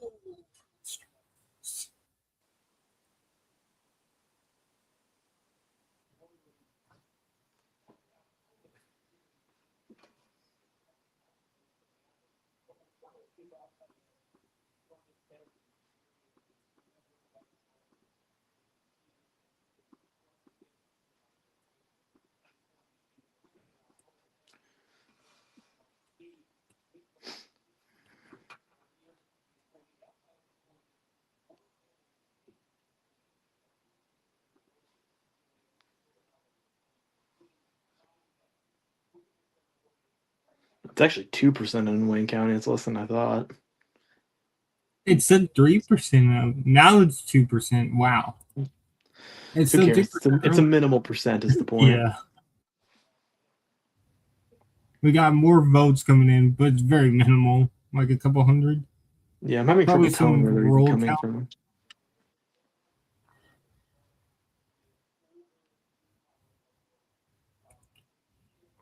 Be nice to also get a Iona report out of. County. Be nice to get a report out of Ingham County where Lansing is. That would tell us a lot, Oh not just yeah. for the Senate race, but also for MIO7. Yeah, That's a Ingham is college town, so I'd expect that to be that is yeah, Michigan State, so I'd expect that to be good for both Lawrence and El Sayed, but you never know. and Although that is I guess also we've the already capital seen, of the state. yeah, we've already seen El Sayed do very well in College Town, Ann Arbor. Yeah, Kalamazoo, that's Western Michigan, and then so we'll see what happens.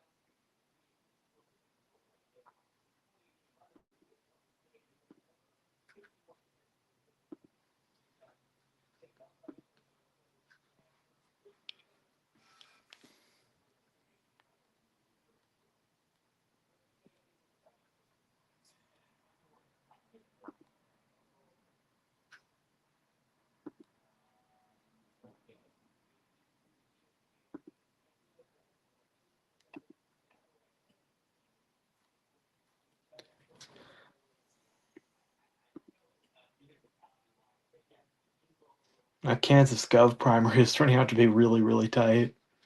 Holscher has about a 3-point lead on Corson right now.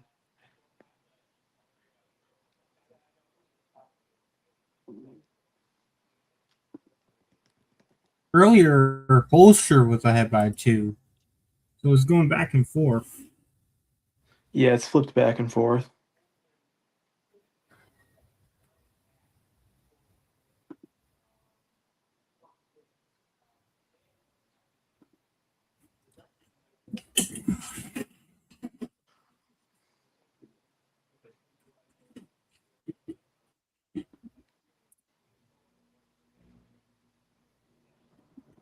Did I see that correctly, or did Abdul just lose ground to Mallory McMorrow?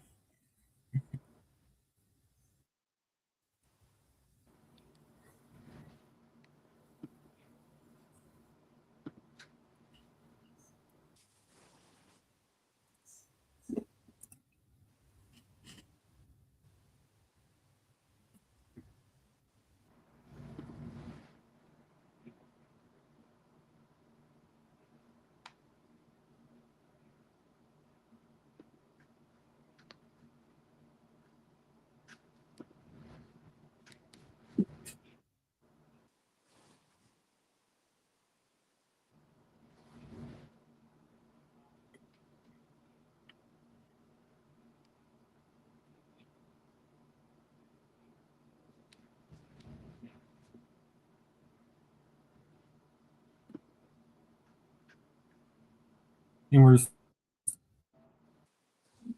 see, 22% in, and we're up to 300,000 votes here in the Senate race.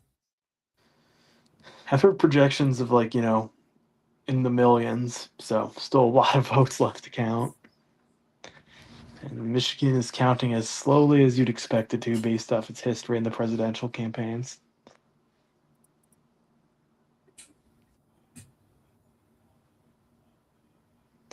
Continuing, I flagged this earlier. Will Lawrence's lead is now down to just 6 points in the 7th district, so we might have a bit more of a. Now, Ingham County has not reported that's expected to be his strongest county, but this is turning into a bit of a race. Remember, there were reports a couple weeks ago that there was internal polling showing Lawrence up by 25 points. So still a lot of votes to be counted there, but his lead is only 6. He's opened the field at about 48% of the vote, and he's down to around 38% of the vote. So we're definitely monitoring that.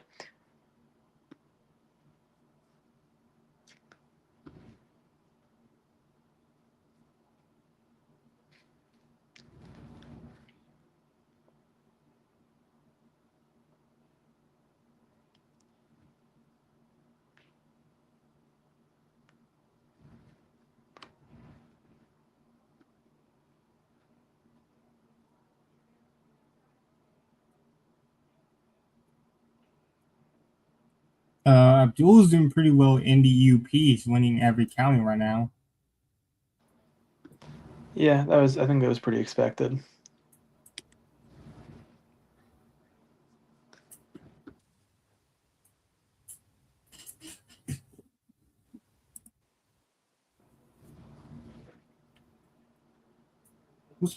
Let's take a look back on Missouri 6 right quick.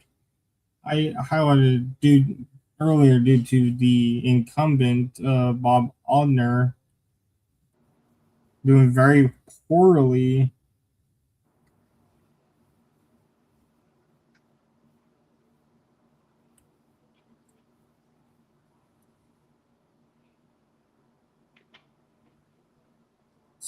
Tory Bush now has Bell down to 69%. Obviously, she's going to lose, but it's not going to be 70-20, obviously.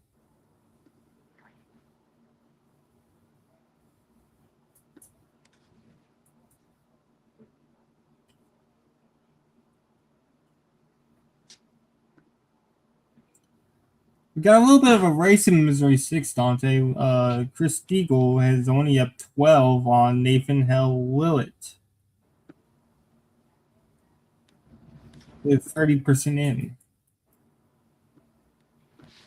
So apparently this is good news for Stevens. That Oakland drop, which was mixed, there's much more absentee outstanding than E-Day. So she's in a good position to actually win Oakland by quite a bit. Woof. That's not what Abdul wanted to hear. Nope, not at all.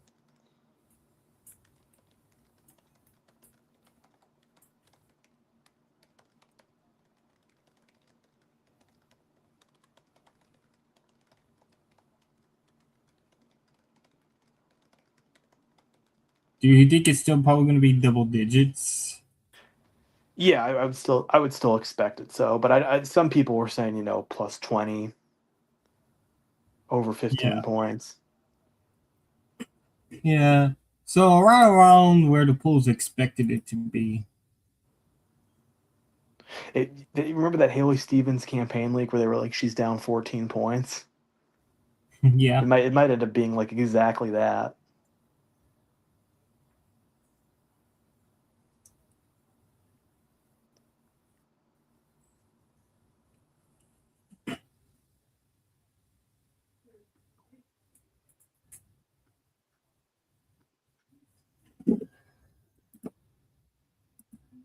But it's still going pretty slow, and we're about to get to the 10 o'clock hour in the east, so polls are about to be closed in Michigan for about 2 hours, and we only got about a quarter of the percent in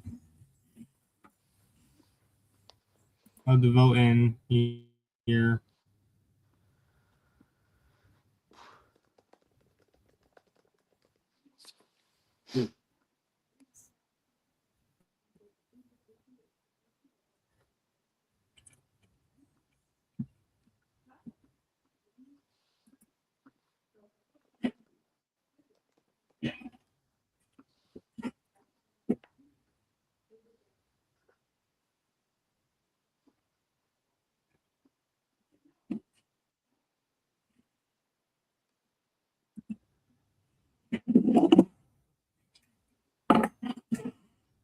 So for people who don't know, we have another primary coming up on Tuesday. It's Tennessee. We got some Thursday. few races in Tennessee. Yeah, on Thursday. Yeah, where we got a governor's race and a couple House races.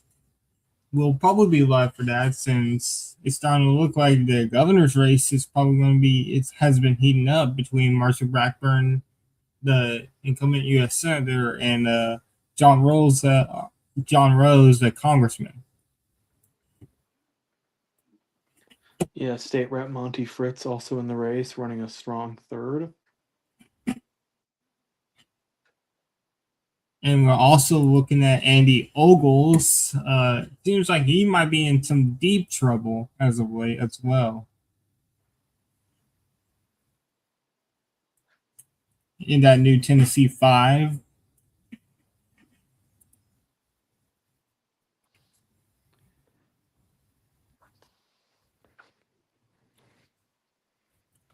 This is not good for Abdul. Eaton County, it's now down to 3 points for Abdul. Yeah, that's really tightened for him down. That's really tightened down the stretch. Has not been a great sign for him. There's areas where you look across the map where Stevens has actually done like solidly, has held it together. Not enough to win, but she's I don't think, at the beginning of the night there were people thinking this could end up being quite a landslide just with the way this campaign closed. It seemed like all the momentum was on El Sayed's side. I think this is probably going to be. I don't want to say it's going to be a close race because I still think he's going to win by double digits, but I do think it's not. I don't think it's going to be a full on landslide. Yeah, especially when we only have 2% in Wayne County, and we still have not gotten Ingham County yet. Yeah, still some big areas to left to report.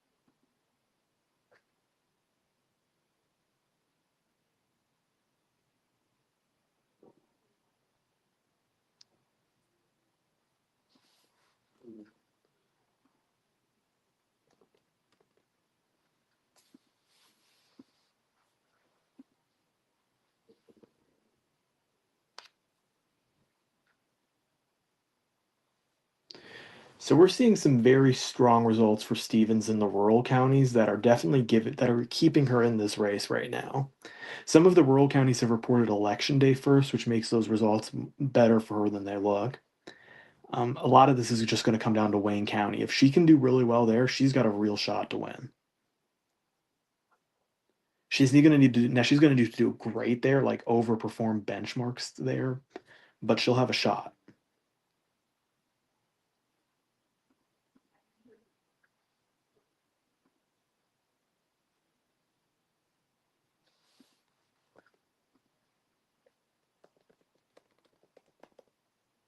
What is her benchmark exactly for Wayne? Not exactly sure. I'm just based off what I'm reading.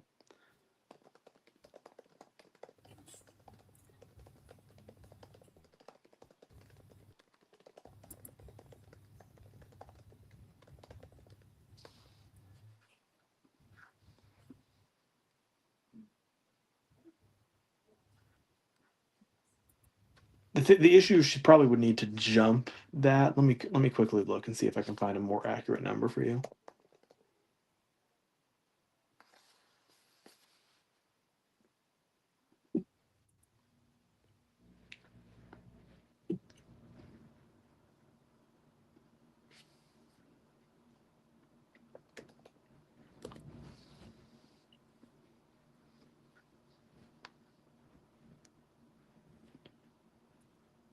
All right, we're getting reports that New York Times is saying that Abdul El Sayed.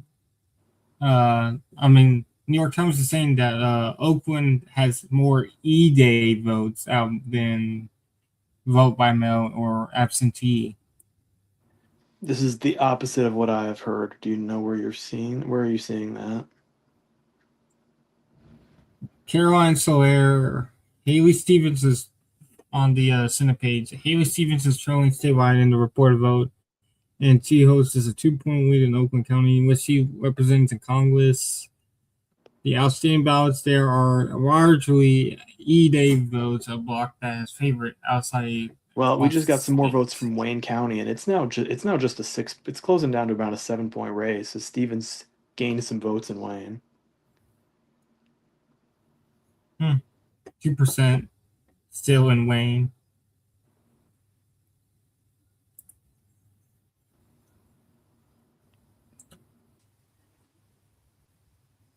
Still 2% in Wayne, though.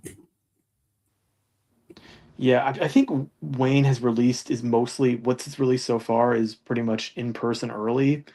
So that leads to some uncertainty because there's absentees out, which should be good for Stevens, but there's also election day out, which should be good for El Sayed. So it's a little And bit here's tough to Monroe. determine where it's going to go. Yeah, a few hundred votes from Monroe. Good start for Stevens, but only 2% in, and it's obviously very close there. So as we look across this map, so this is definitely not looking like an El Sayed landslide right now. It could turn into one. We'll see how election day votes report. I do presume that in the end, majority of this is absentee vote with a couple exceptions. But Stephen has held up and El Sayed had some great results in Kent County. He had a great result in Washtenaw County. Didn't do too badly in Oakland, although I think Stevens is more likely than not to gain there. We'll see about Wayne. He's had some nice results so far, but he hasn't done quite as well in I think some rural, small town areas that where he was expected to do well in, and that's helped keep Stevens alive in the race. Where do you think the election day the vote in Wayne is coming from? Is it Detroit? Is it Dearborn and Dearborn Heights? I know that there's some from. I know that a lot of it has been from the city of Detroit, because that's where the McKinney vote came in. All right, so that's all right. So we probably expect Abdul to gain a ton of vote in Wayne as we see No, I would Dearborn in to its area. be clear, I still view El Sayed as a pretty firm favorite.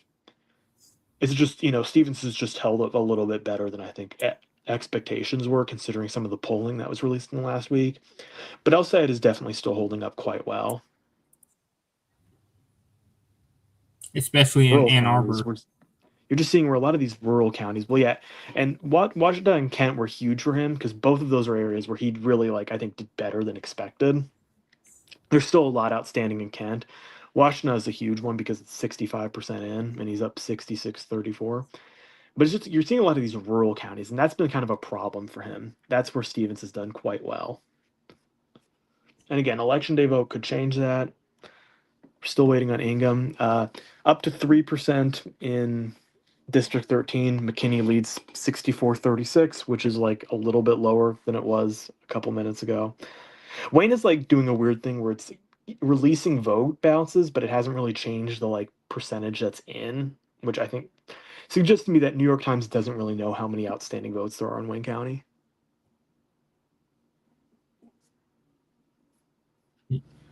On the Gov side, 51% for John James. He's holding up, but we'll see, I guess. Again, it's very difficult to predict what's going to happen there in terms of how it's going to split, but so far so good for John James.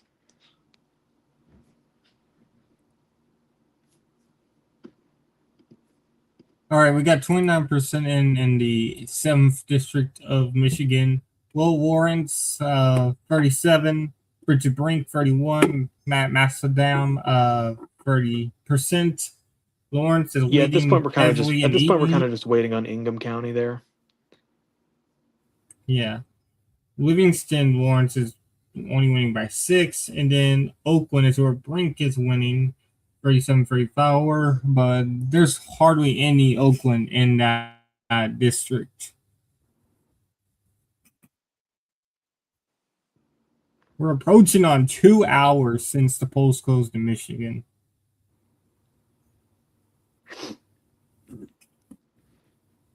Soon we gotta have to talk about Washington. Yeah, well, that's still about an hour away. Yeah. It appears that APS projected that Jeremy Moss has won the primary to succeed Haley Stevens in MI11. Not a lot of attention on this race. Moss did have progressive challengers, but there just was not a lot of money spent there. He's currently up with about 49% of the vote. One of his progressive challengers has 33%. So pretty solid performance for him. I think some people predicted him doing a little bit better. Don Uford really fell through. We got people starting to call it for John James in the Republican race for governor.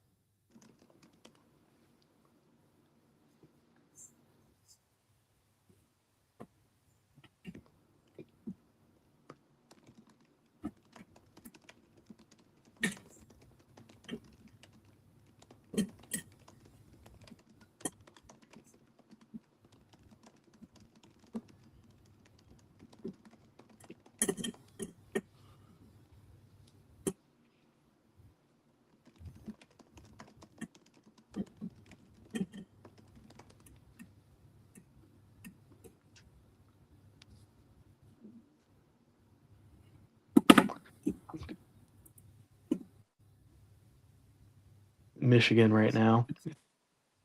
We just got some more from McComb, and look at that. Abdul is taking a pretty decent lead now. Where'd you say?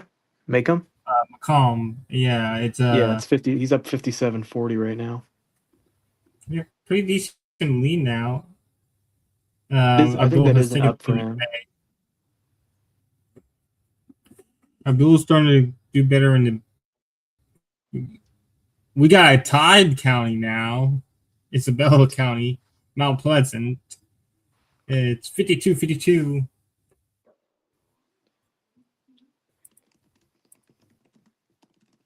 What college is in Isabella County?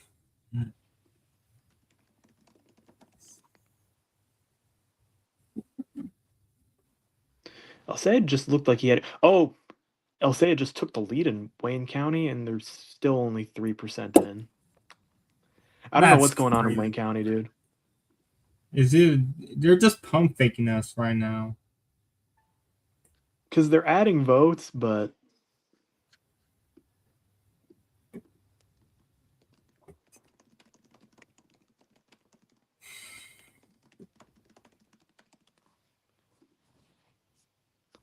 now that's a good sign for El Sayed. But again, with only 3% in, it's like, okay.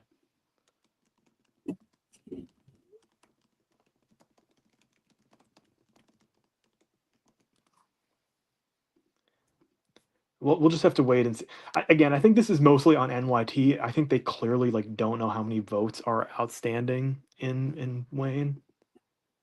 I think it's because they're just pump faking us. Like releasing 100 votes here, 100 votes there, 1,000 votes here.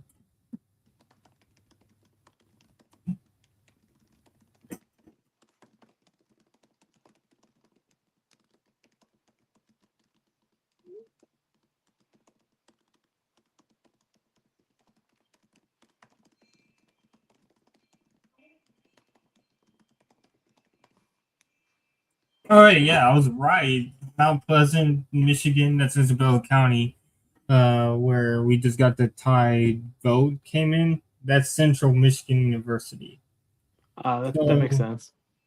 Shout out to the MAC.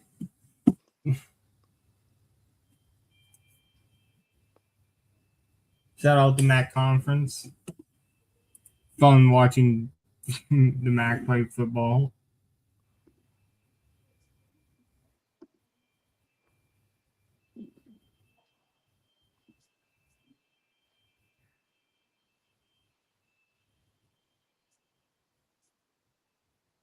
Battle Creek, that's Calhoun. I believe we had a.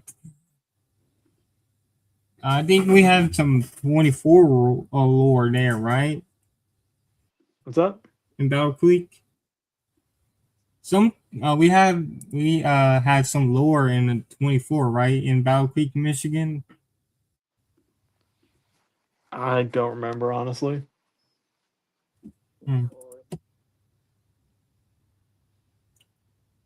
We're still waiting for Jackson, Calhoun, and Ingham County. That's where those are more urban in this part of the state, and that's obviously the 7th district that's where it is right there, or this area of the 7th district. Eden County continues to get closer. Stevens has really made up a lot of ground there. Do you think it was E-Day released first there? Possible.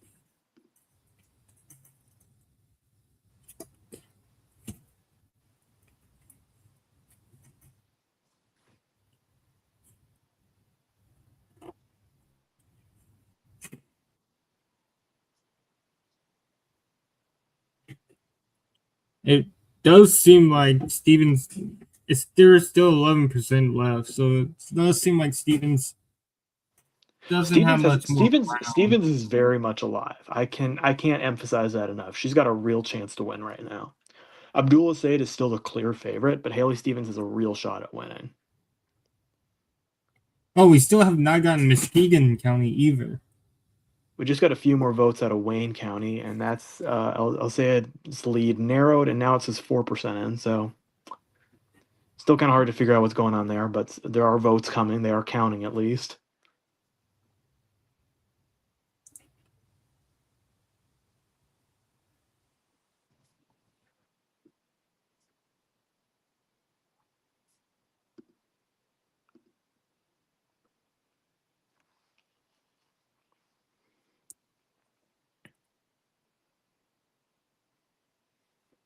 I wish we had the needle. I wonder what the needle would be looking like if we had the needle. We just got a result where Mallory McMorrow just gained. Don't know where. Well, again, some of the Probably absentee right votes here are going in to have. this county. Yeah.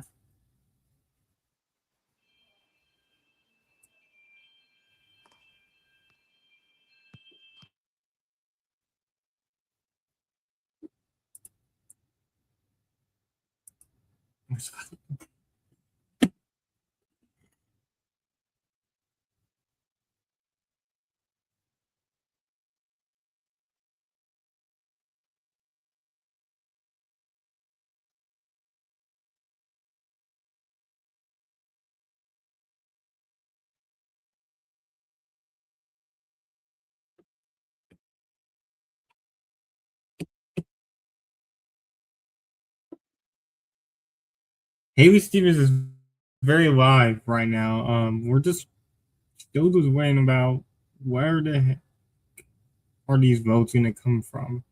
And Stevens took the lead in Saginaw, which is very big for her.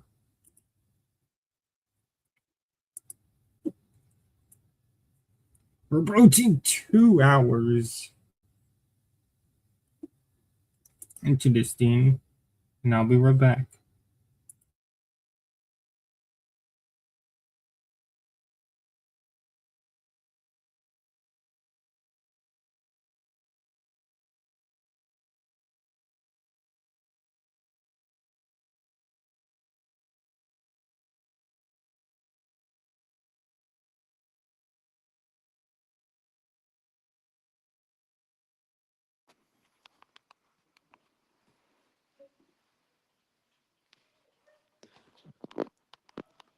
Well, I thought we were in for an early night with the way things were going for a while, and now it looks like we might be in for a bit of a fight here.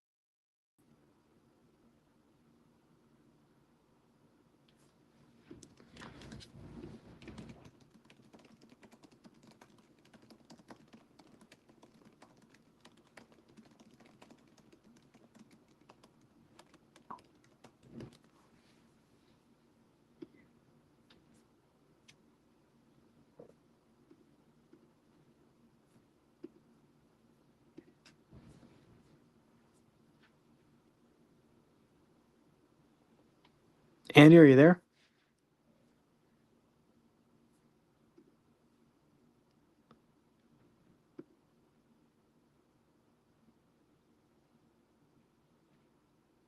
Yeah, I'm just gonna go get food right quick. No, sounds good. So yeah, update on the Michigan primary overall as we're looking at it. This is turning out to be a much closer Senate race than we imagined. Going into this race, there were polls that showed anything from Abdul El Sayed plus 9 points to Abdul El Sayed plus 18 points. Now, to be clear, as things currently stand, El Sayed is clearly still favored, but we've entered a point where there's enough of a conversation with what's outstanding, which is a lot of Wayne County, where if Haley Stevens gets a really strong margin in Wayne County, we could be looking at a very, very interesting and very, very competitive race, one that's much closer than expected. As of right now, it does not look like El Sayed's currently tracking to win by a double-digit margin. He has performed much weaker in rural Michigan than expected.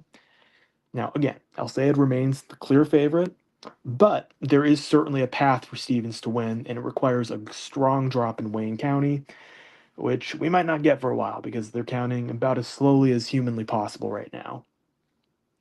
There are still opportunities for El Sayed to counter that. There's still a lot of votes left in Kent County, where he's done quite well so far. Still votes to be counted in Washita County, which has been by far his best early on. Still opportunities for him to move back in some of these rural counties if there are election day votes to be reported. And of course, we're still waiting on an area like Ingham County, where Lansing is, which we do expect to be quite solid for him, considering it's a college town. A lot of young voters, a lot of areas, a lot of room for him to do solidly there. But we got kind of a jump ball race right now, and we're seeing that reflected in some other progressive races across the map, including District 7, where William Lawrence started out with a clear lead. He was at 48% of the vote. He's now down to 38% now. Ingham County, outstanding there. That's expected to be good for Lawrence. The fact that he's ahead without Ingham County could be viewed as a good sign for him. I still do think he is also the favorite, just because of the two-way split between the moderate candidates, kind of clearing the way for him to win. But we'll see. And finally, District 13. A few more votes have trickled in from Detroit. Donovan McKinney continues to lead 63-37. Sri Thanedar has narrowed that gap as a few more votes have came in. The issue for Sri Thanedar right now is that believe all the votes in District 13 right now are just straight up the city of Detroit. And I think they're early in person. Those votes that we've gotten from the city of Detroit so far have been very favorable to Haley Stevens. If Detroit gets worse for Haley Stevens at any point, then it would be very difficult for. It's possible it doesn't. Maybe Haley Stevens wins in a huge blowout in Detroit, and that could help pull Sri Thanedar up because they're kind of connecting. But is not a good sign for Thanedar, and kind of opens up the universe for like Or what? also lose.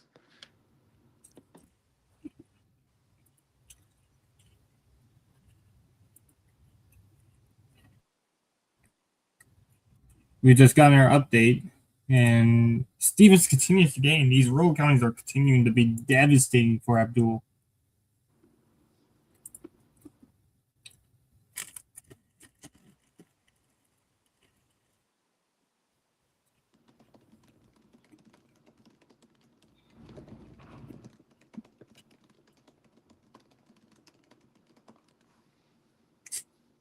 So what do you expect Dearborn to, if Wayne County, if Stevens does well in Detroit and Abdul blows her out of the water in Dearborn and Dearborn Heights? What would be a takeaway from that? It's really difficult to say with just all the votes yet to come out.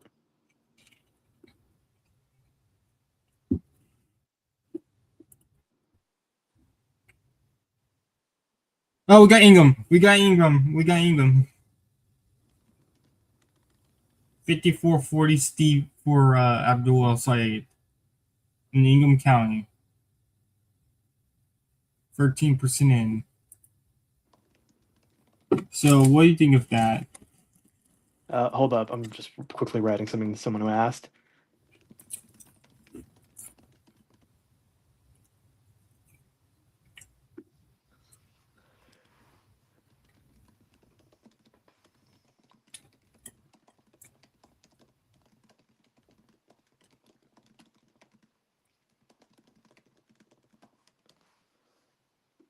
Ingham County. Let me quickly look at the results here.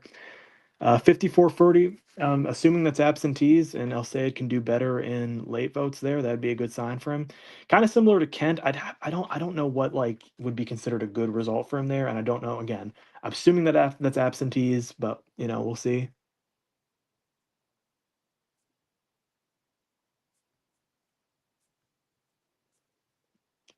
Stevens just took back the lead in lane, but obviously. Well, now it's up to 5% in, so that's something. And El Sayed just gained some votes. I'm not sure where.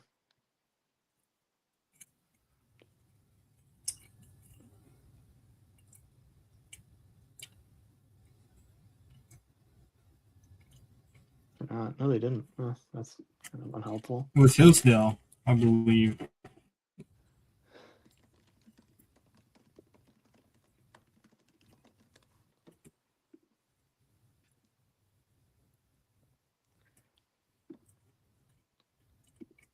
I continue to feel quite strongly about El Sayed favoring, but I will say that as it stands, he's on track to underperform polling by quite a strong amount. This might end up being a pretty solid polling miss.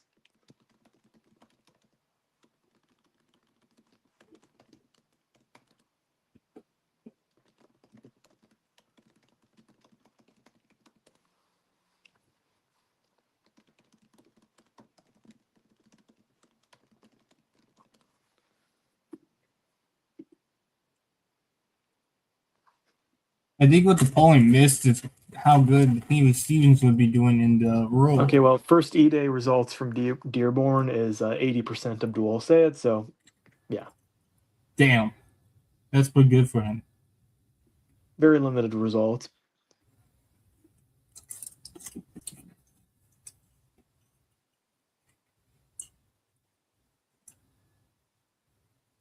Is it true that Kornacki just broke his monitor? Yeah, I think so, actually.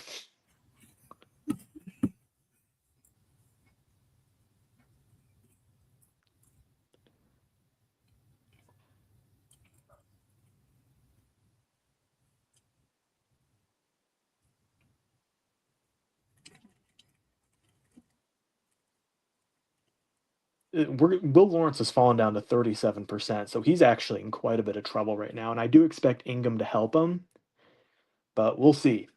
That race has become quite interesting. Free Tanadar up to 40% as more votes continue to come in from Detroit. So progressives kind of looking at, they went into this night, I think, very confident that they were going to get a sweep of their three big races in Michigan. I would still say they're favored in all three of them, but they're definitely dealing with a closer set of races than I think they expected.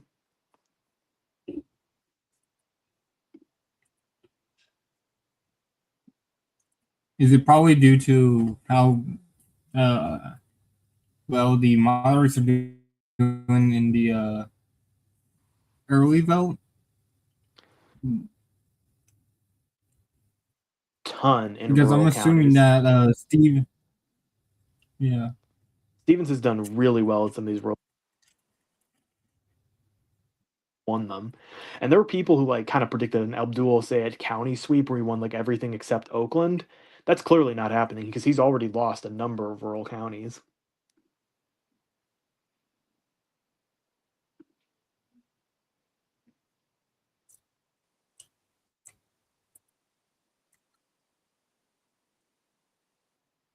we probably are in for a long night if this continues.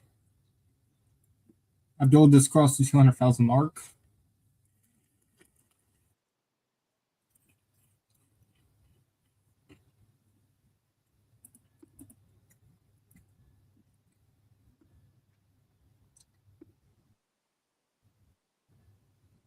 Still being quite weirdly enough, because I think he was like viewed as the least favorable progressive candidate going into election day. I think McKinney is still probably in the best position. Don't get me wrong, Tanadar's had a bunch of good drops. He's narrowed this margin down quite a bit. It's just going to be a lot for him to come back from, and the fact that he was like trailing by 1 billion in a vote that Stevens won was not a great sign. So I continue to think he's probably the most endangered. But All three of them are still favored, but all three of them are also like looking. Oh, I think Ingham just dropped and gave Will Lawrence a little bit of a boost in his race. Yeah, we just got a little bit more votes for Abdul as well here. Yeah, he's up to around 39% from 37%. So still a long way to go in that one, and there's still a lot of room for him to drop back down. But he did need a little bit of a boost from Ingham, and that's.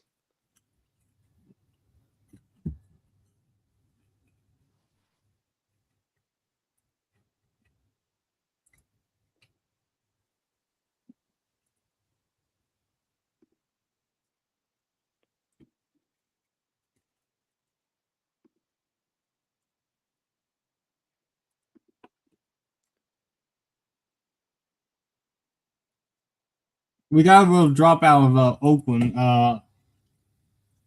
Abdul kept it within 2 here.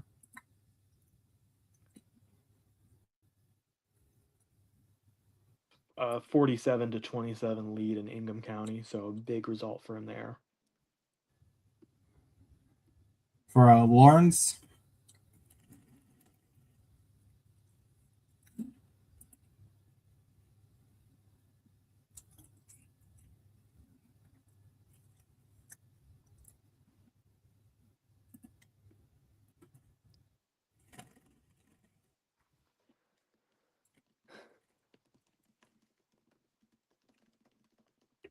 Oh.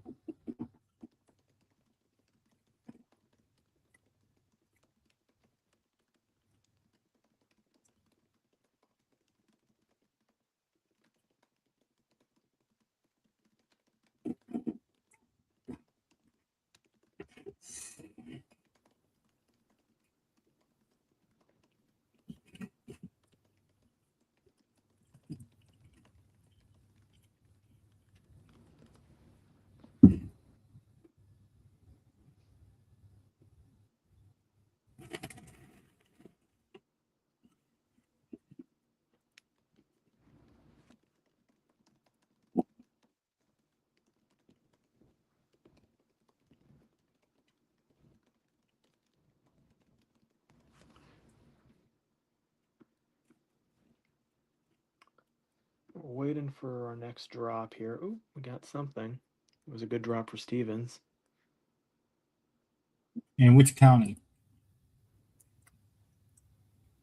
In which county was it?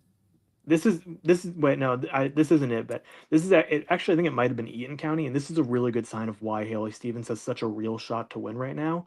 She might end up winning Eaton County when all the votes are done, said and done, and she was losing there like big time early in the stream. Hmm. And that county is a really good example of why she has a very real chance at winning.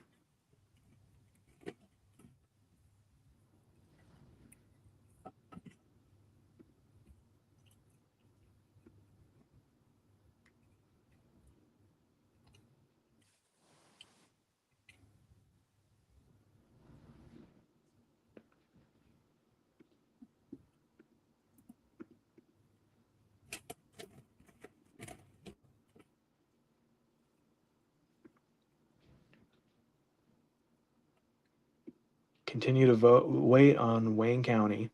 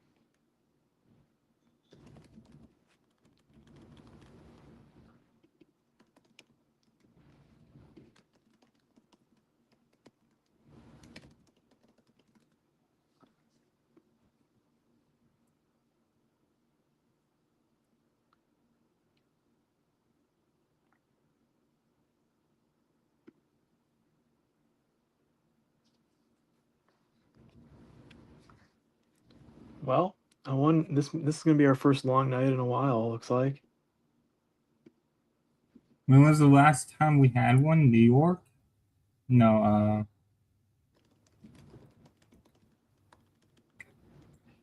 I think it'll be the first one since Texas, and you weren't there for Texas. New York was pretty quick. New York counted like all.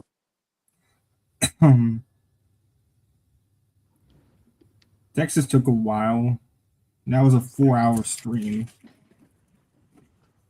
That was like a big election night, though. There were a ton of states. Yeah. Yeah, no, New York went quite quickly because it just recorded so many votes within the first 2 dumps. With this one, we're dealing with, I mean, this is what we deal with every election night, but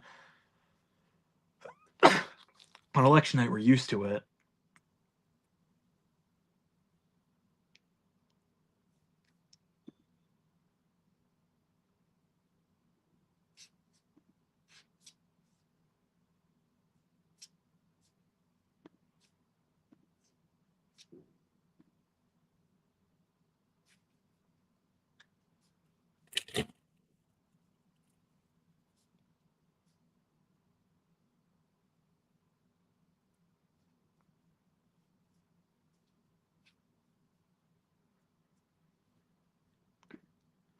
We're really just there's not too much to analyze right now as we continue to just wait and see what happens in Wayne County. Still some counties that have not reported, but at this point it's primarily rural counties, although I guess Jackson and Calhoun would be 2 helpful ones. And those could, hard to say if those would be like Abdul favoring, kind of in the area that where you would think so, but we'll see. But in general, it's mostly rural counties that haven't reported, and so that means a lot of it is on Wayne, especially. But yeah, Haley Stevens doing very well in the rural vote right now, and that's given her a chance. That's what's kept her alive. Now, I think El Sayed would still be the favorite if you needled this, but that could easily change with one strong drop for Stevens out of Wayne County.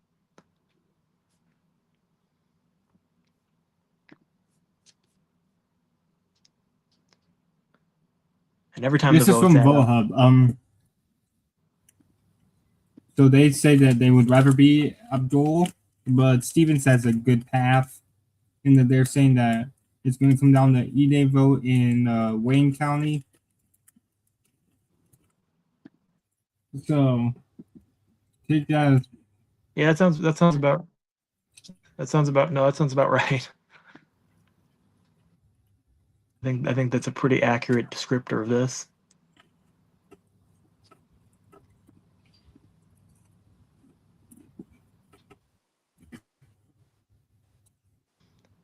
One of the biggest like win for El Sayed right now is that he has like held it together in a lot of these urban areas. I mean, he's done well in Kent so far, obviously done very well in Washington. I still think Oakland will get better for Stevens, but the fact that there was another drop there and she didn't really move the mark was not a great sign for her. Also, if Stevens does win, you'd expect her to be doing better than like winning Oakland by 2. So there are some like bad signs. So there are some reasons that this isn't that I still think El Sayed is probably the slight favorite, but it is looking to be very, very close.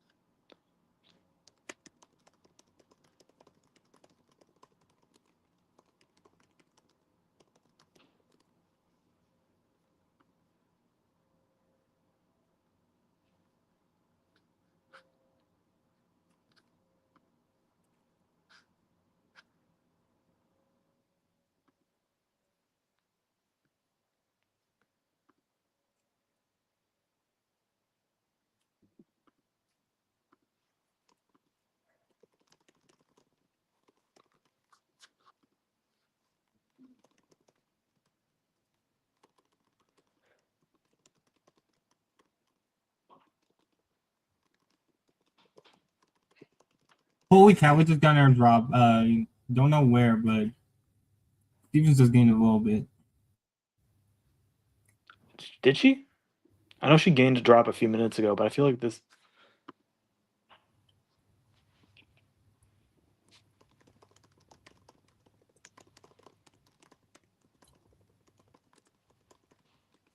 We only have 2% in Flint.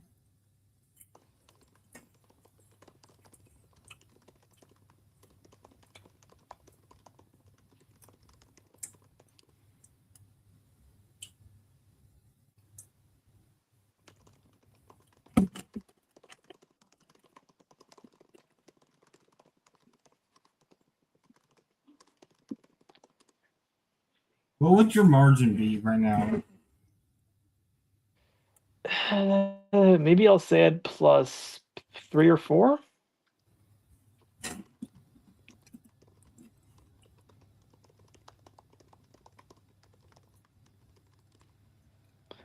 That's like very rough again, you know. We just got another dropout Oakland again, barely moved the needle at all. Yeah, that's what I was wondering because the last couple of drops I've seen, like they haven't added in. They haven't.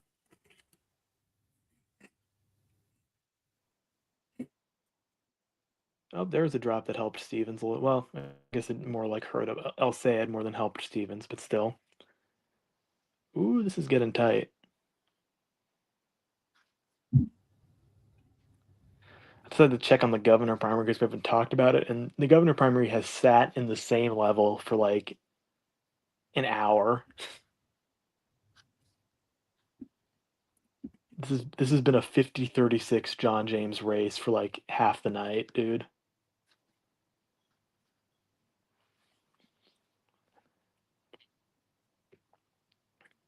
I think John James should be fine, although I have no idea when they're going to be able to call it. Excuse me.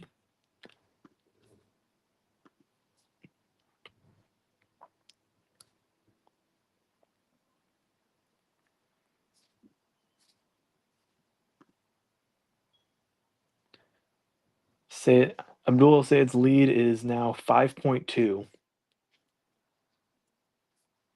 And suddenly, I brought this up very briefly in my blog post, but didn't touch on it too much. But suddenly, 3.6% of the vote for Mallory McMorrow in what is a very close race. Just throwing it out there, you know. Yeah.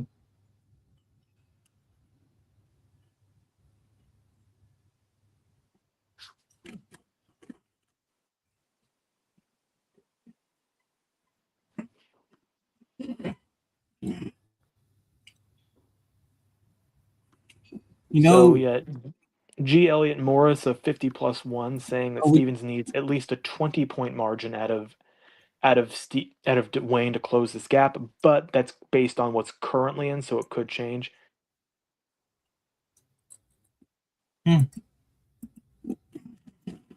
We still have not gotten result any more votes out of Kent or Washington since those early drops. We'll see. Stevens keeps chipping away at this gap, man. It's been very, very slow, but she keeps on just kind of churning on.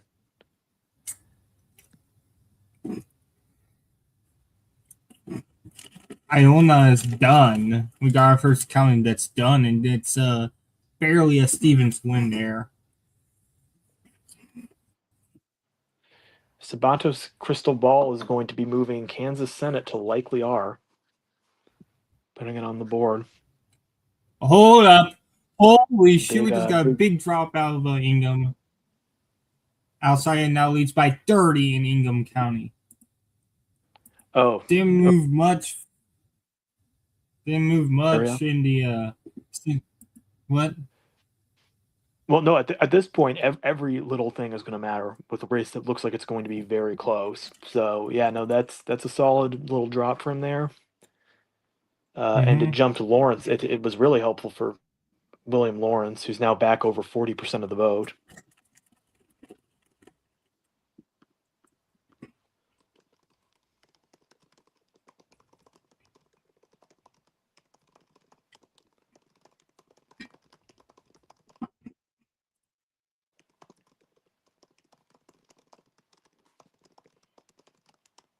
But yeah, that was a pretty nice drop for Abdul there. Yeah, that was helpful for him. That's the type of stuff he's going to need more of out of Kent, out of Washita, and still says 24% in from Ingham. So obviously he's got room to gain there, but that give him that. I think one of those pro Stevens gaps. Oh, we just got a big drop. Holy shit! Don't take a look at the margin. Oh boy, it's not loading. Oh my god, 66 to 30 in Wayne now. We got a big drop. Computer. I think Stevens might have. Oh man, Oh man.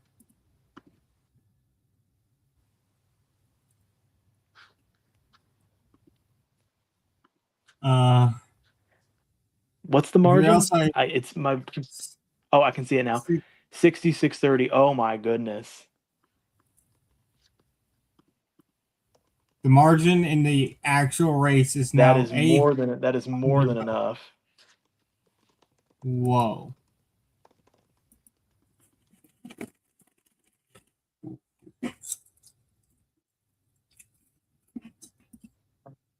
Stunning Wayne County drop. And I am sorry, my internet's like kind of crashing right now. Things up on my computer, so it's so slow. Do we know if Abdul this remains in was the a lead draw? statewide, but where the way this is currently breaking, that is a drop out of Wayne County. Free Tanadar just took the lead too. Holy shit! Devastating drop for progressives in.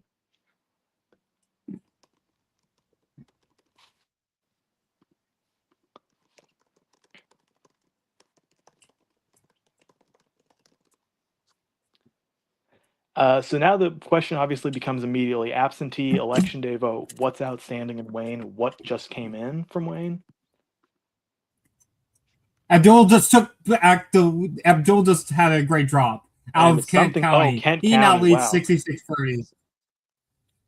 Holy shit. We're And on the roller immediately coaster ride. Abdul gets a very great. And immediately Abdul just got that margin right back. Wow. Kent just dropped a nuke. And so Abdul's lead is now we're officially 13,000 votes. Andy, we are officially on the roller coaster now. That is Here all we I can go. tell you.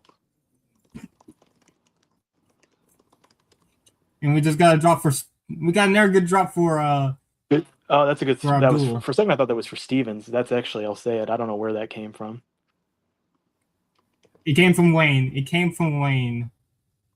It was a 0.3 gain for Al Sayed. So he immediately is gaining background in Wayne.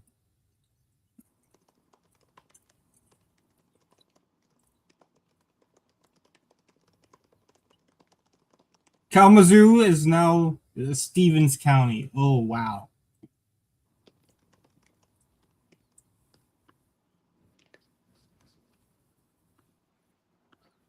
Oh, boy.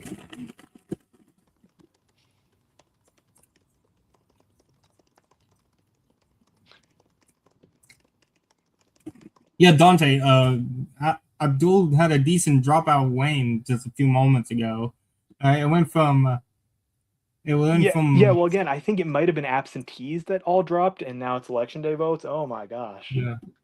Here we go. Oh, my goodness. Well, I Because. will say this. I will say this, Andy, and it's a little shocking because of what the polls said. This is what we expected like a week ago, I think, after the Whitmer endorsement, before any of those polls came out. Yeah. I think this is kind of where we're going. I think we just got another good Abdul dropout. No, it's still the same. So, but that Wayne drop put extended Bill's lead that he got from right near 2,000 votes, though. So he's clearly. I think that was probably the best that could have came out Wayne for Haley Stevens. I think That was an incredibly strong drop. And did she just gain? She didn't gain, but Abdul lost a percentage point. So yeah.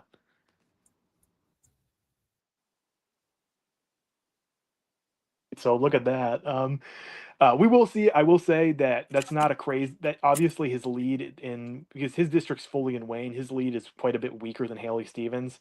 So Sri Tanadar far from out of the woods yet. Because if that's absentee votes and Abdul El Sayed starts crawling back in Wayne, even if he loses Wayne because Sri Tanadar is way underperforming Stevens, you know, we'll see. It's a weird night.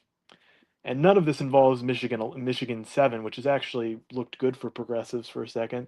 And what's going on in the Republican primary? Oh, Jack Bergman actually pushed off his primary very easily.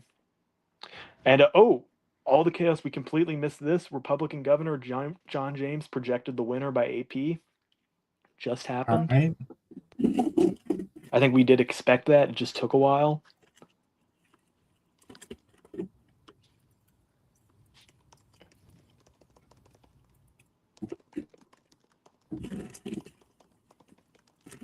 The margin's still staying stagnant right now, Dante. 15,000 votes for Abdul El Sayed. Ooh. McMurrow, what Stevens leads Oakland 50-47 with 74% in.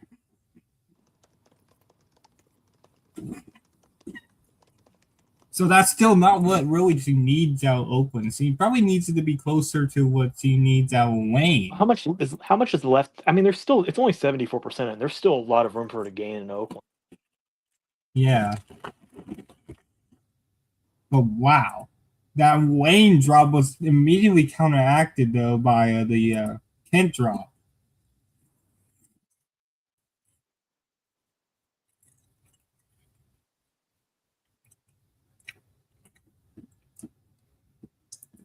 Could Do go we well for even Stevens. know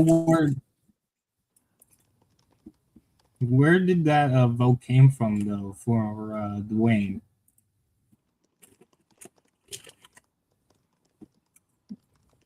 It was early in Detroit. That's good news for Abdul, I believe.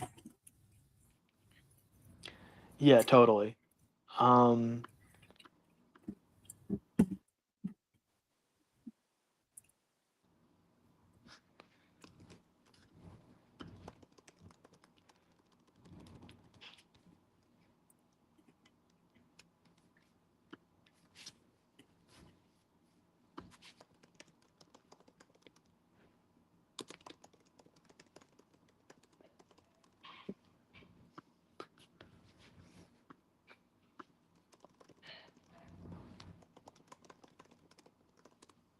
Okay, I might leave for a second to call someone.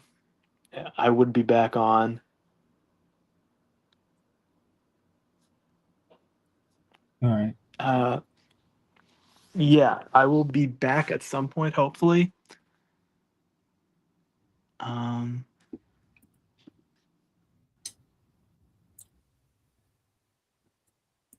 right, 44% in okay. now. Katie Hobbs is Katie Hobbs is picked Republican running mate for Arizona. Hmm.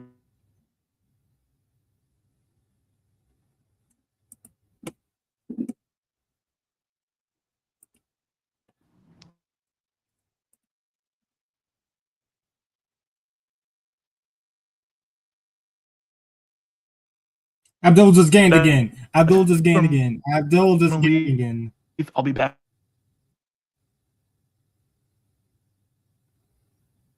Where did that come from? Where did that come from? All right, Dante. Things, and those are the kinds of warning signs that exist on the campus. Kent County is a clear warning sign for Washington, maybe. There is.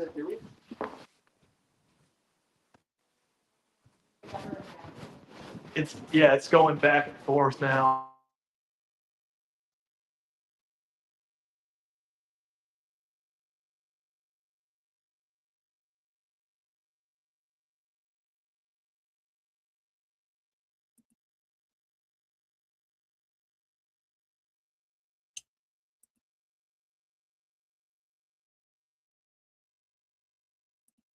Oh boy.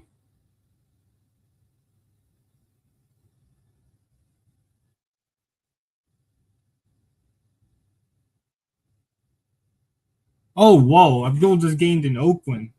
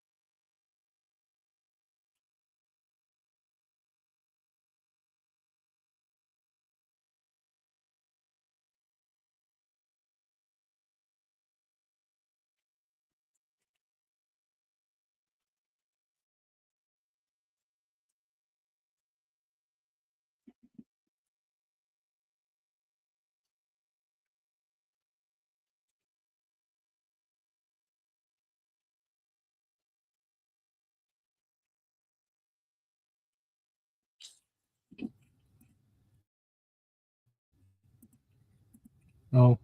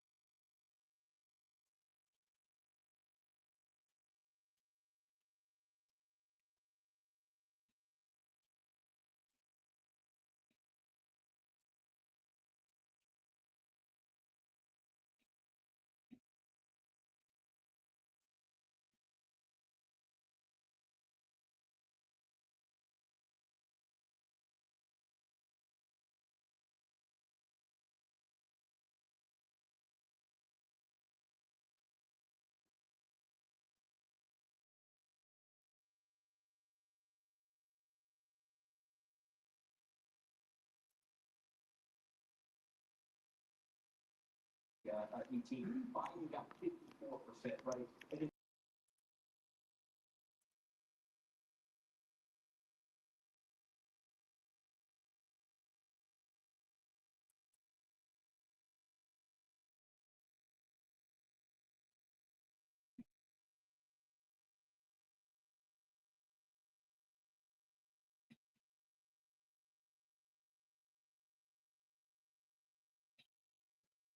all right. So this is really starting to.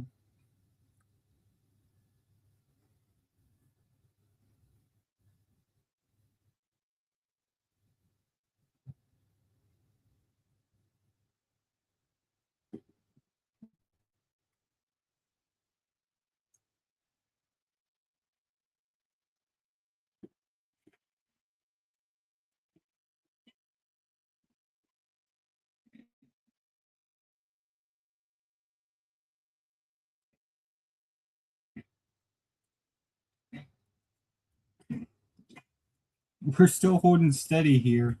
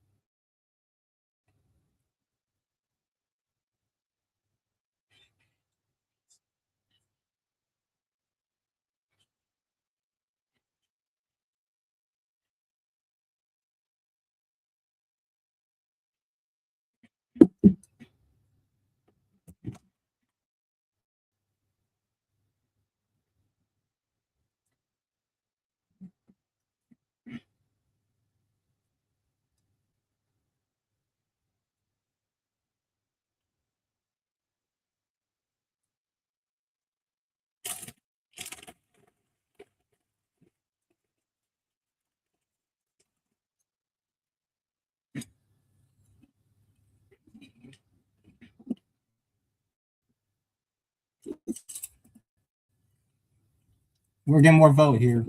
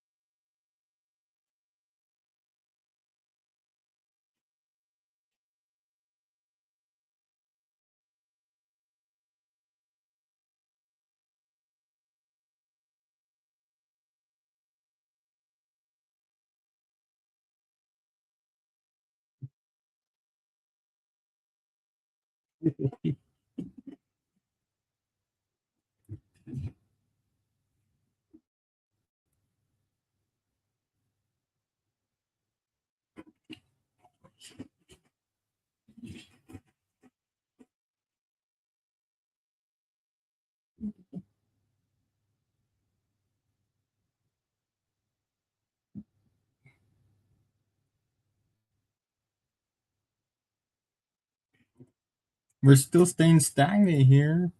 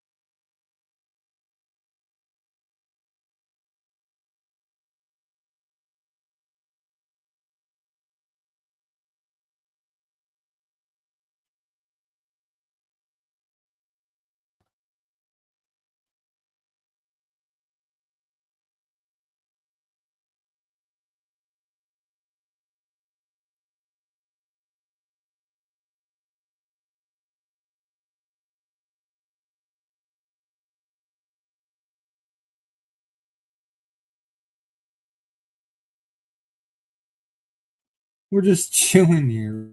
It's just such a slow count.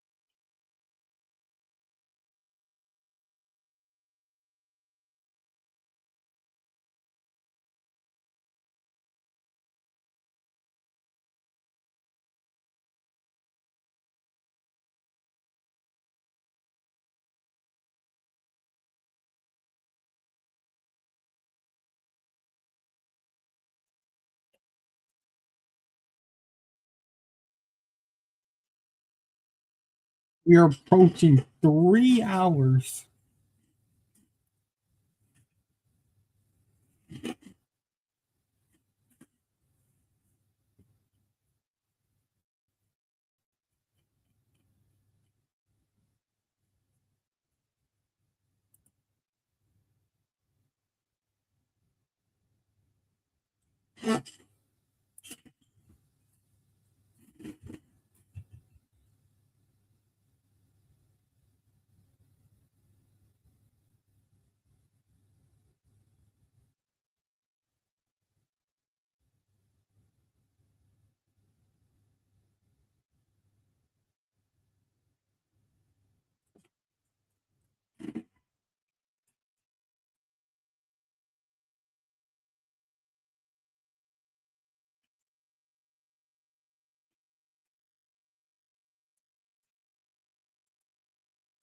So we're 3 hours in and we're just still waiting. It's very close, closer than polls expected.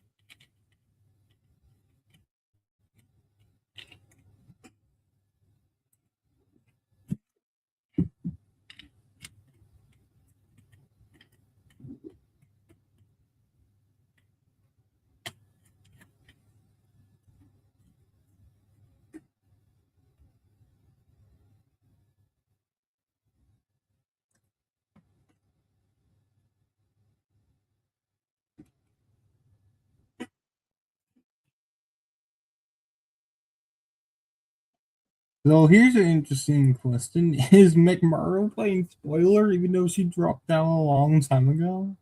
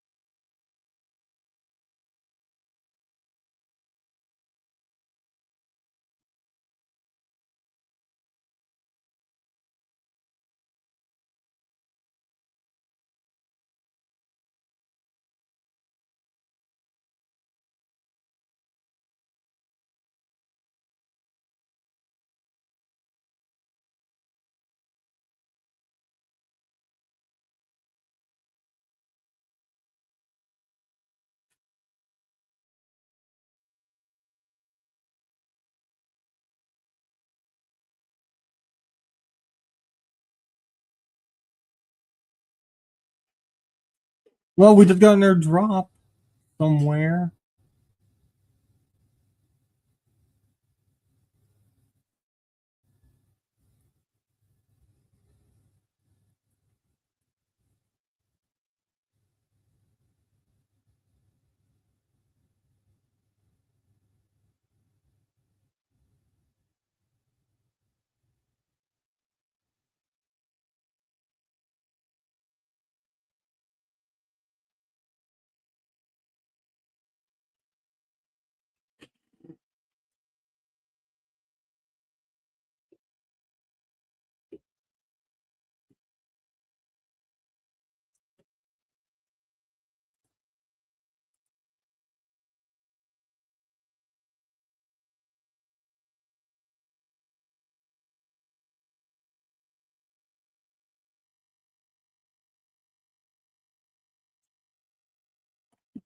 polls are about to close in Washington State.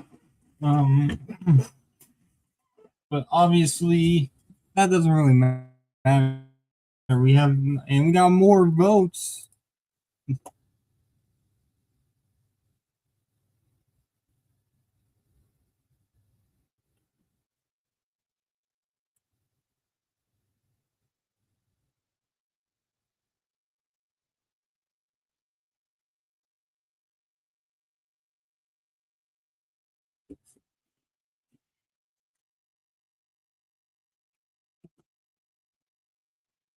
Washington doesn't really matter anymore, honestly. I'll still watch it. We'll still watch it, but this is starting to become a roller coaster race here. For all eyes are right here, Wayne County. So here's Wayne. When the original drop happened,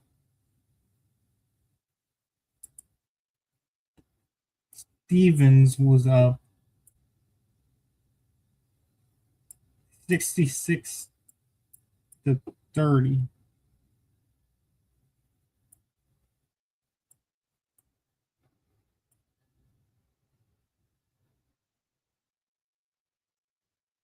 Now, let's see here. A few minutes later, it's now Stevens 62-34.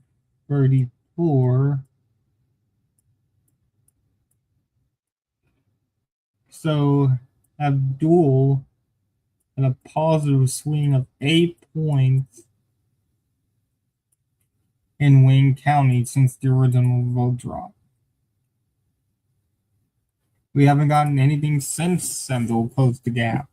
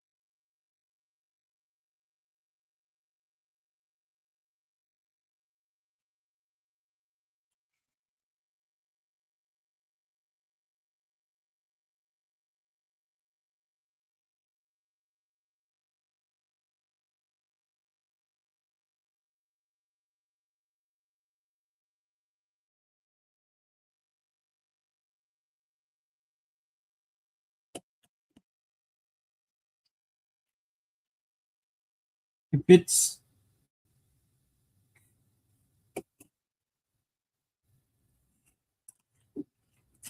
with 81% in, 3-point lead in Oakland for Stevens.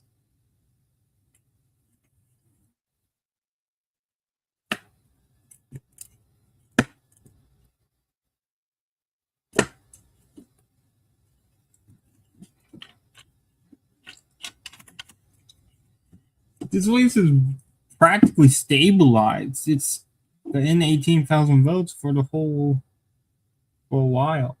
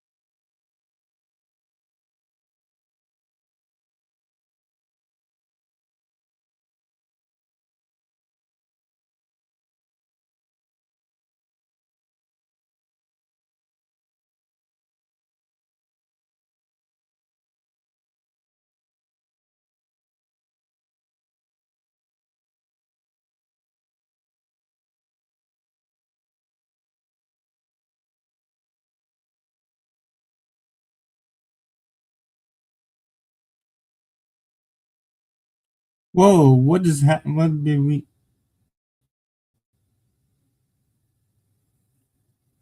Another Abdul El Sayed gained in Wayne County. He gains 2,000 votes in Wayne County.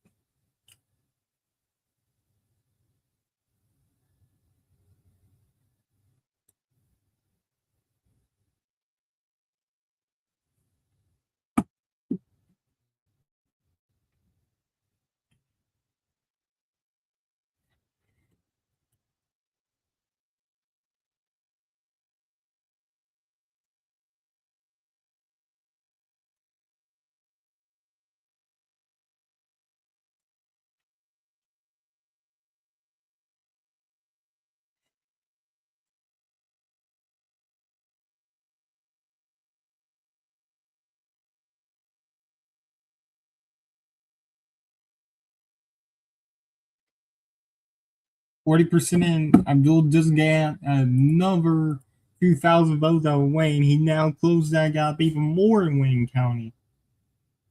So he is gaining with every drop in Wayne County.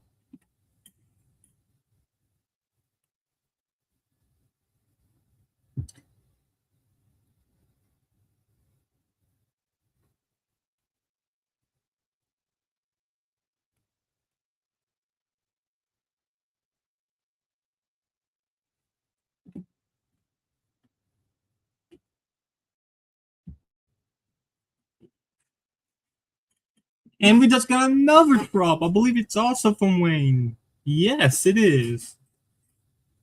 Oh, it's from Kent.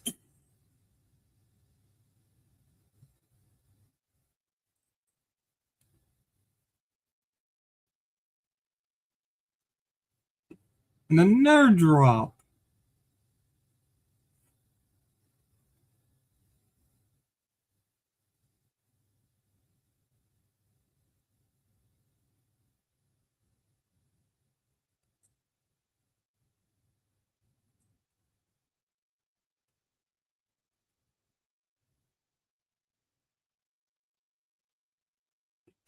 And Abdullah has closed the gap in Wayne County to 20 points. A very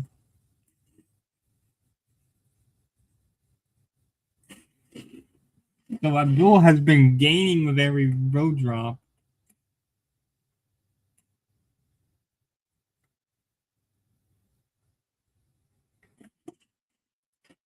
So Abdul El Sayed has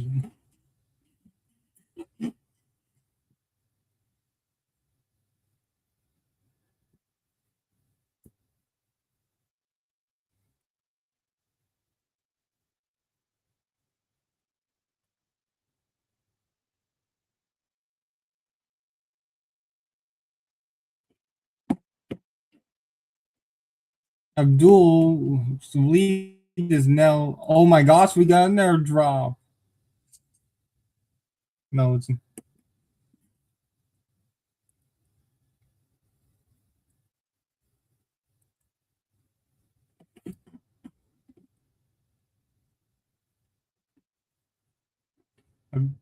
we're basically back to where we were prior to that massive dropout of Wayne.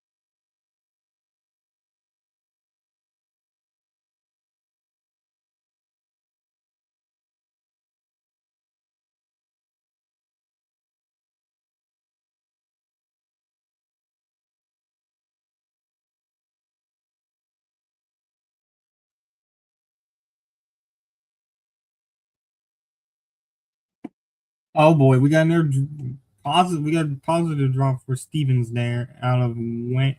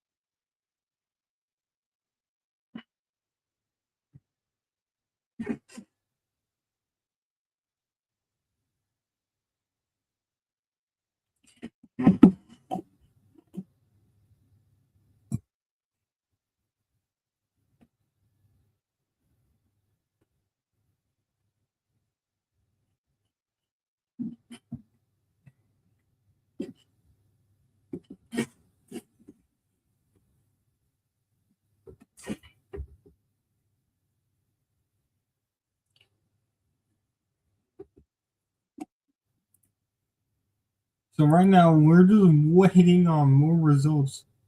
So if you were here when the big Wayne County drop came in, it dropped Haley. It brought Haley Stevens within 800 votes of Abdul Al Sayed and then but then Kent County came in. It provided a huge drop for Al Sayed to extend the lead. But since then, Al Sayed has gone from minus 36 to minus 20. So he is, with every vote drop, he's been closing that gap in Wayne County. So now he's, but the bad news for Abdul, he continues to lose ground in Oakland County. Everyone expected him to not to do too great in Oakland. That's Stevens' home base.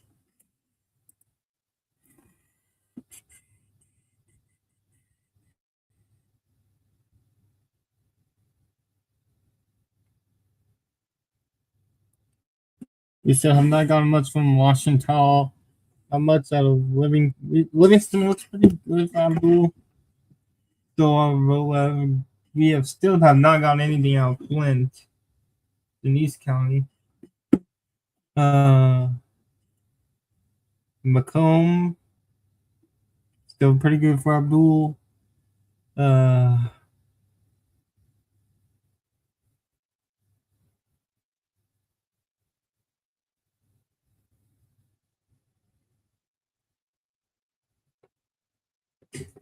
Ever since that big drop out of Kent, we've only got like two drop. We had a good drop out of Kent earlier between that big drop of Kent and Wayne.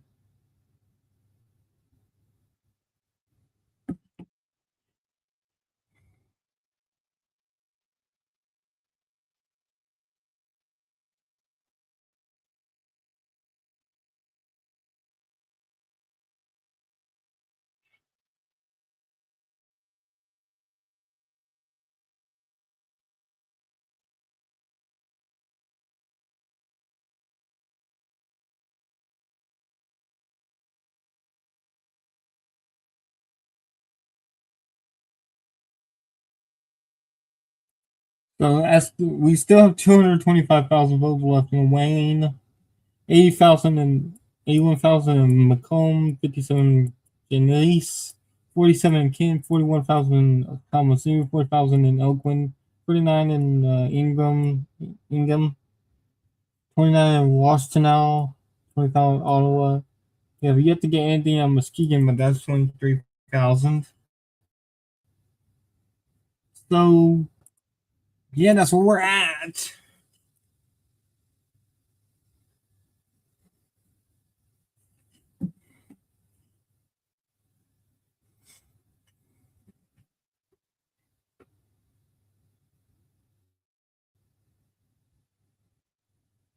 Abdul Al Sayed has gained again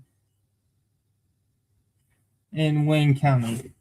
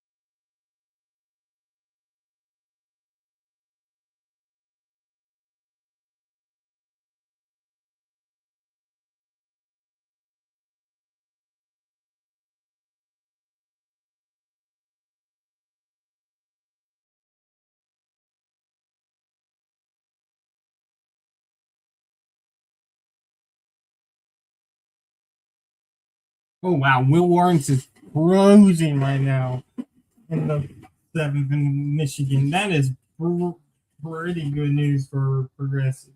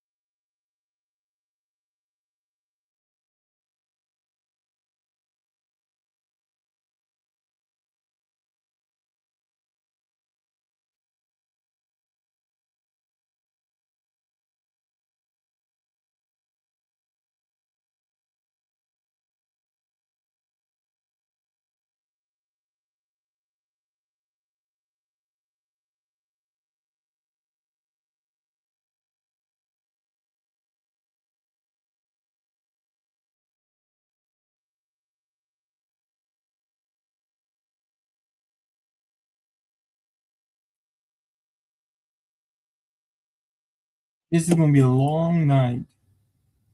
We're currently watching this margin in the U.S. Senate race in Michigan just be close as heck.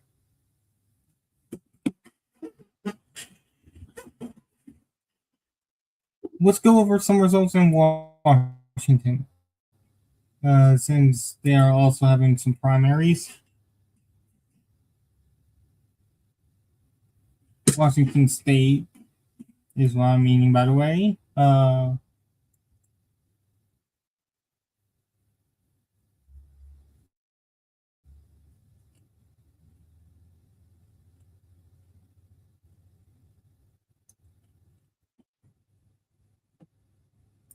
It's not loading for me yet.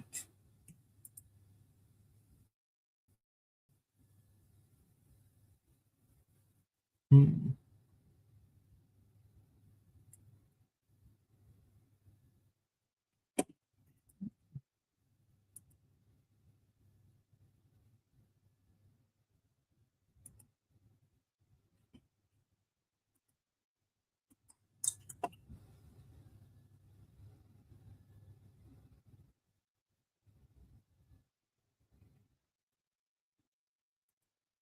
They keep moving the expected.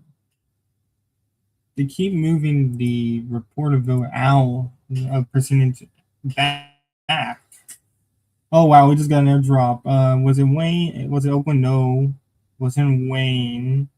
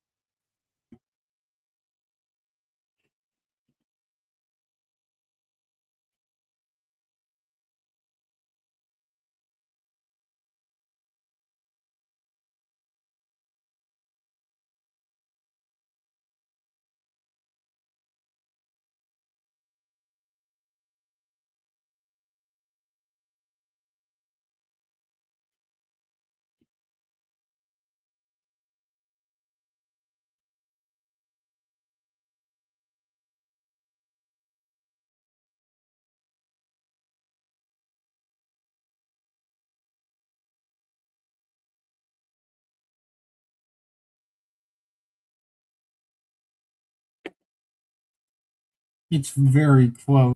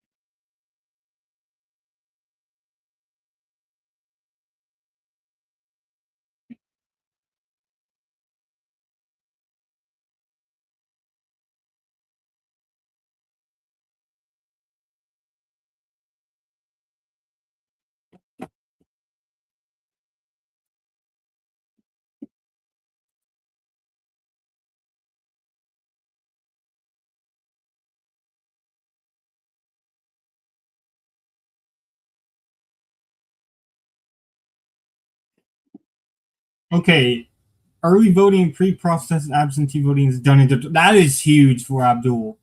Wow, that's huge. If it's true, that's huge.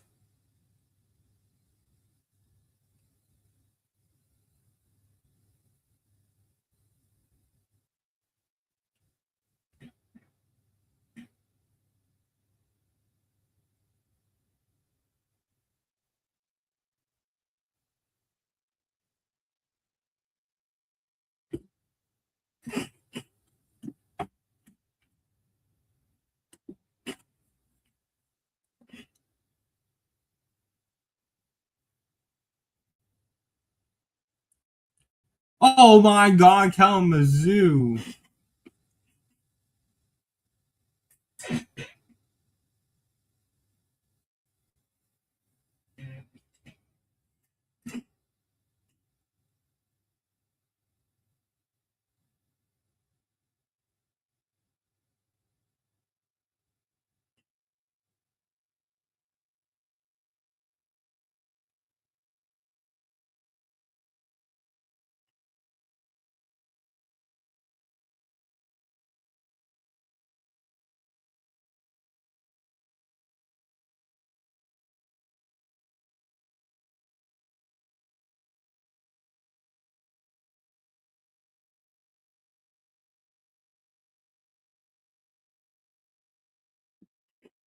So that Kalamazoo vote drop that just came in, that's huge for Abdul Al Sayed. And we just got a Stevens drop somewhere.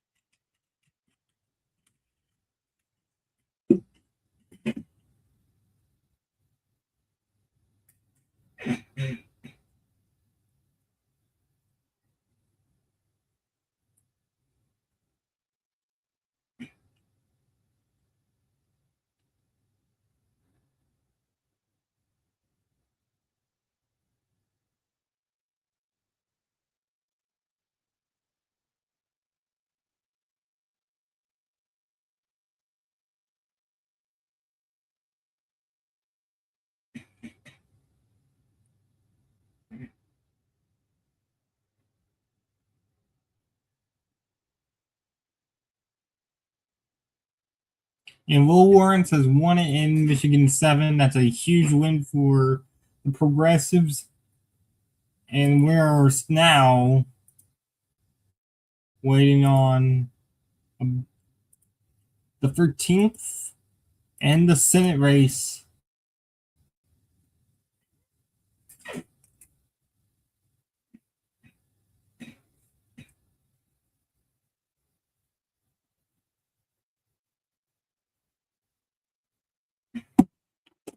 All right, we got some Washington results to share. Murray Gleason, Cam Perez, and John Braun will be the two candidates going on in the general election in the 3rd of Washington. It's very close between the two, but clearly those two will be advancing. In the House 4th in Washington, it's very close between. It's obviously going. It's looking like it's going to be Amanda McKinney and John Drursky. Jared Sessler is in a distant 3rd, and Matt Blumke is in a distant 4th. So it looks like the Washington races are pretty much done. So we're waiting on. We'll check up on it in a little bit.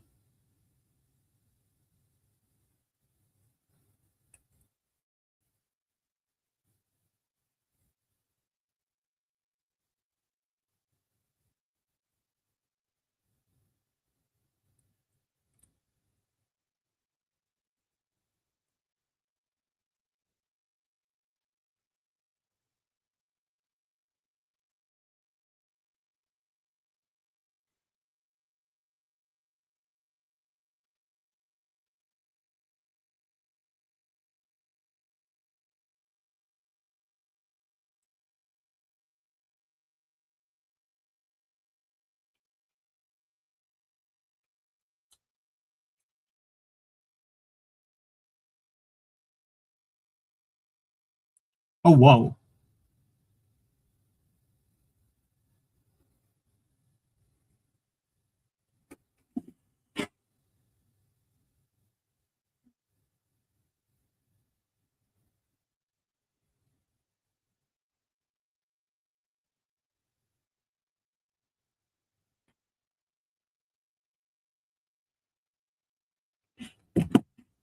Thirty-two percent in the lane. Stevens has fallen under 60%. But we got another big drop. We got to drop somewhere else where Stevens gained votes. Oh, it was Macomb.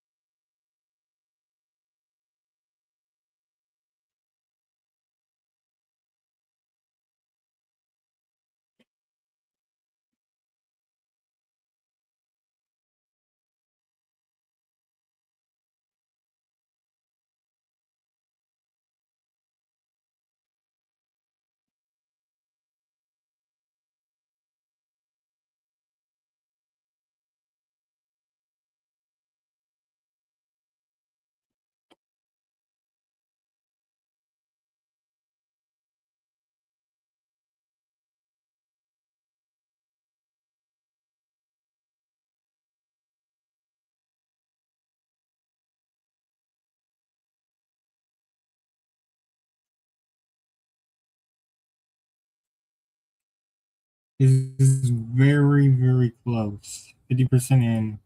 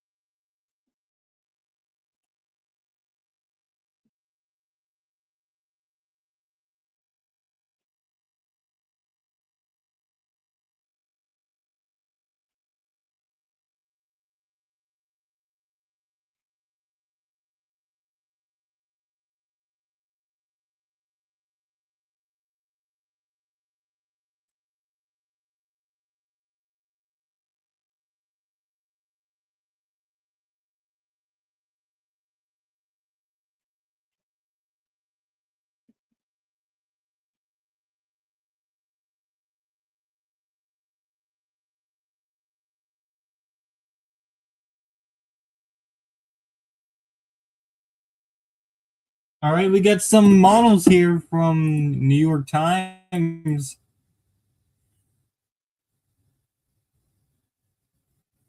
They're expected it to be a Abdul win of about 2.6%.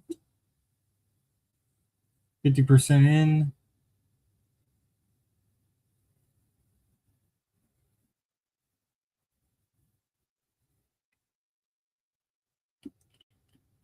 Stevens is gaining again here.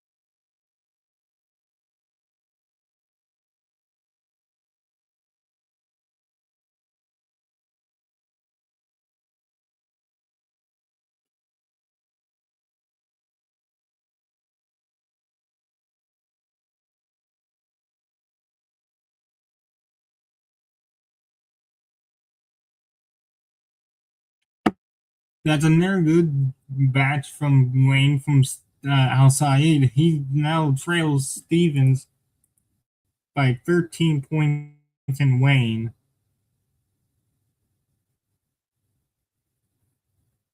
But she's just gaining a lot of vote around in the rural areas.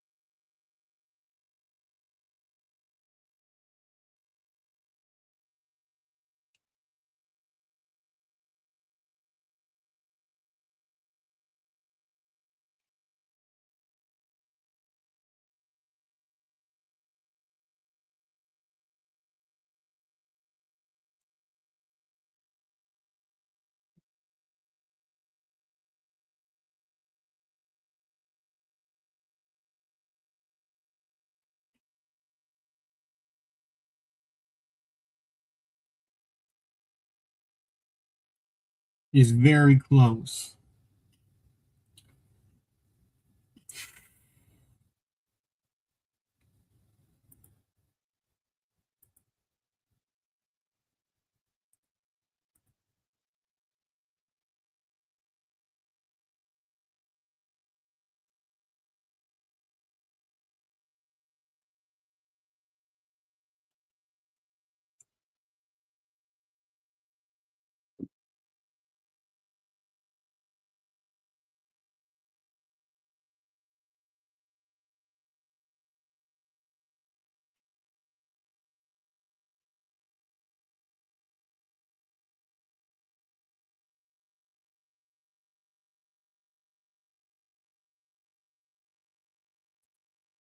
So it's looking very good. And the roles for Stevens, but Al Saeed continues to gain in Wayne.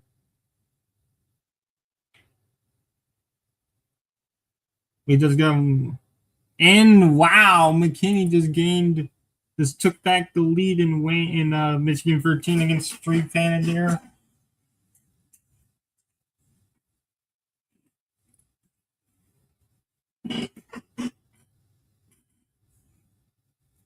So it signals the way that right now signaling that Wayne County is shifting pretty good towards the progressives in this race.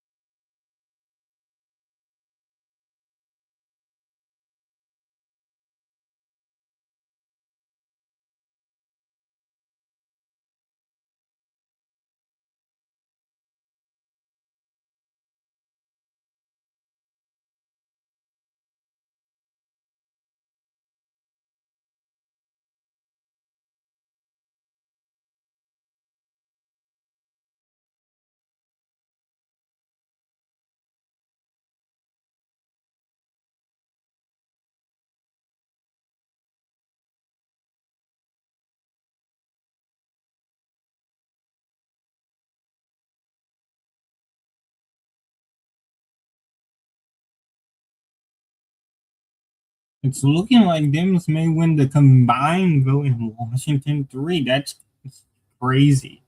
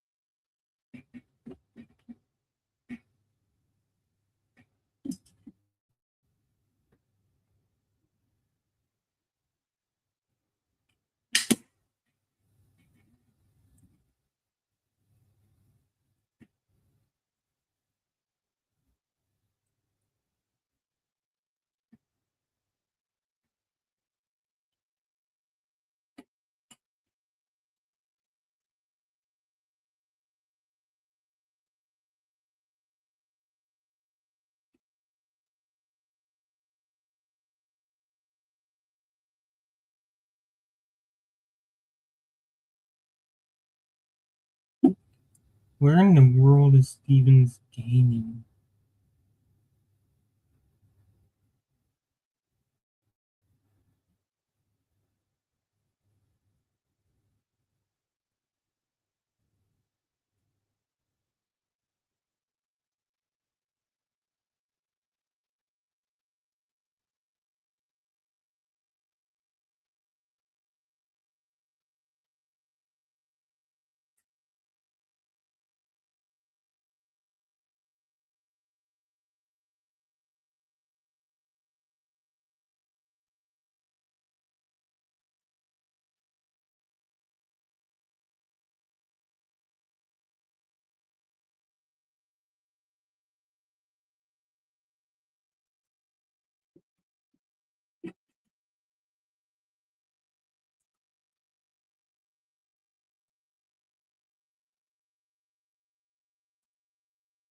Alright, so right now, we're still waiting on Wayne County to drop more votes.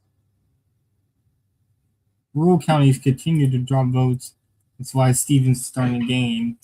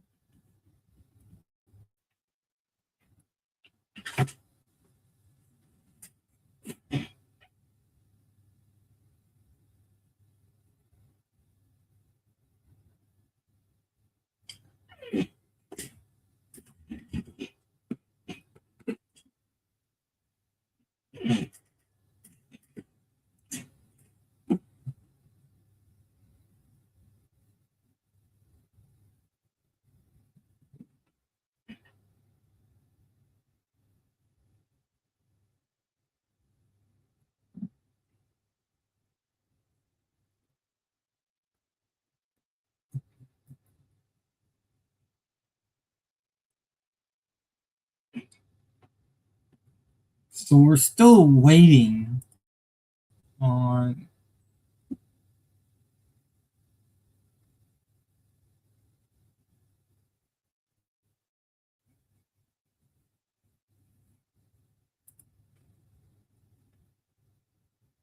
I'll take a break and I'll be right back.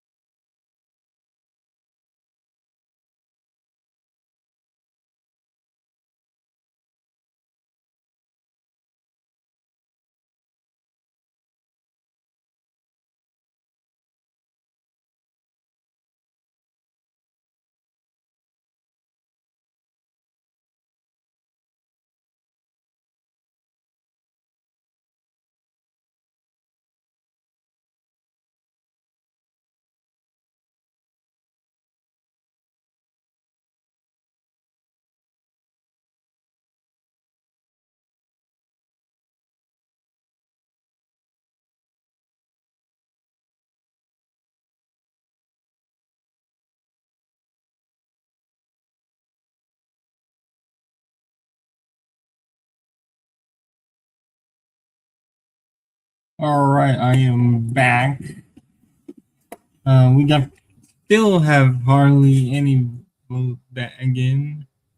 Wayne counties have been frozen. Oakland has been frozen.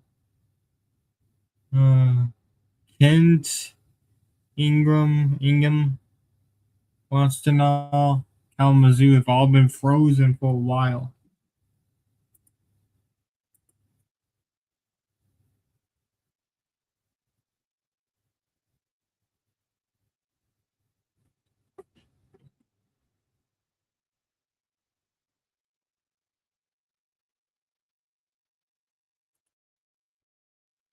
Oh, we just got more votes. Stevens has lost ground. It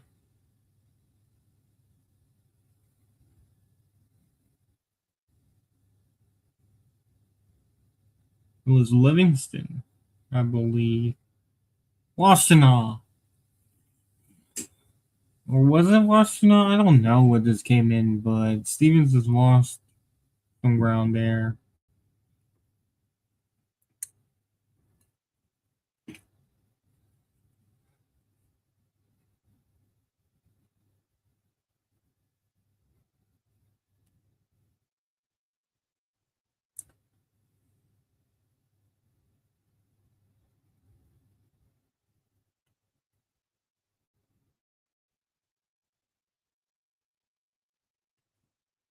And oh, whoa, Abdul just gained.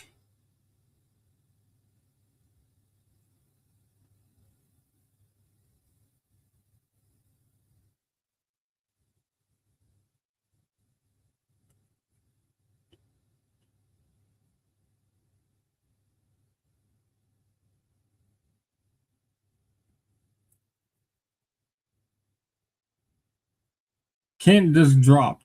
We just got Kent drop.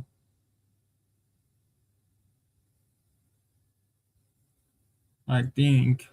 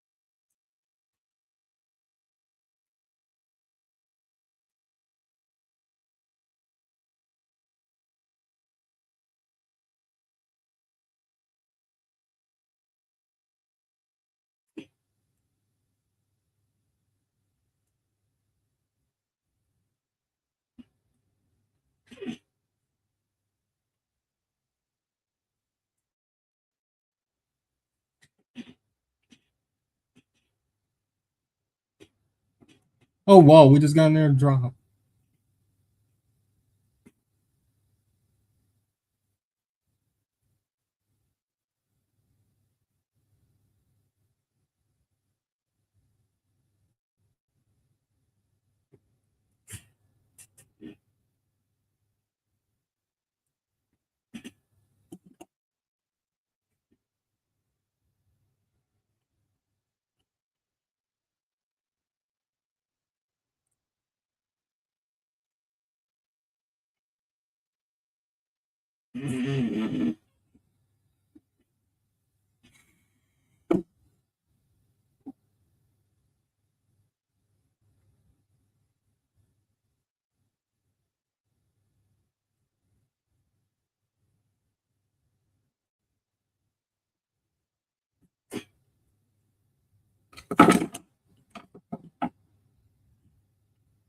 So we've been here for almost 4 hours now. Oh boy, we just got in there kind of. Oakland just came in.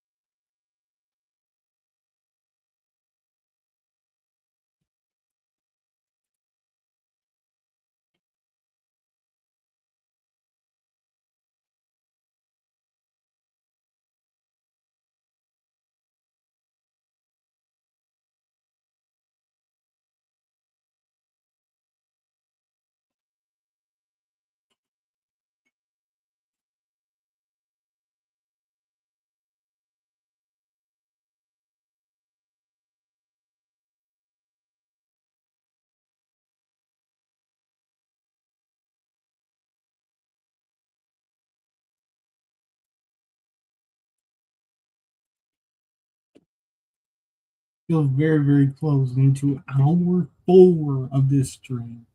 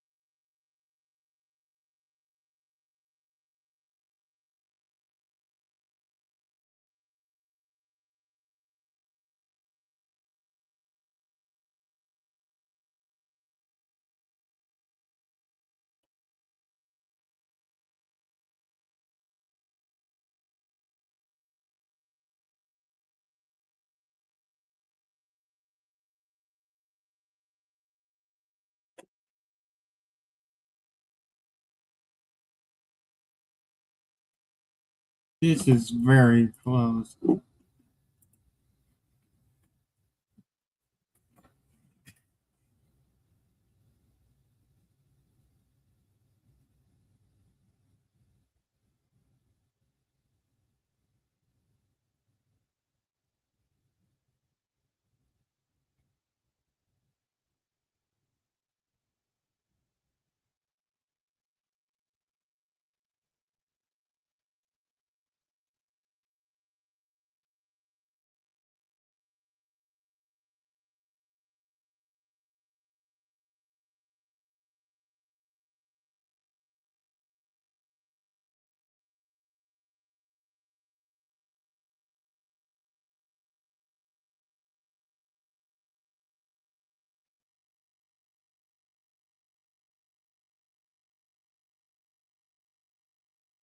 Okay, we got another drop.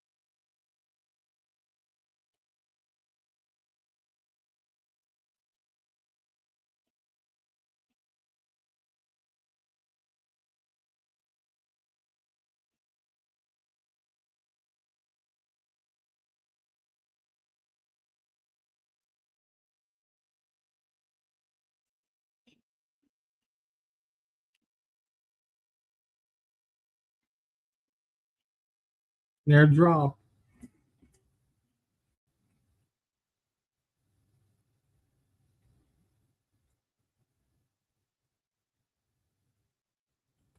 Livingston is done.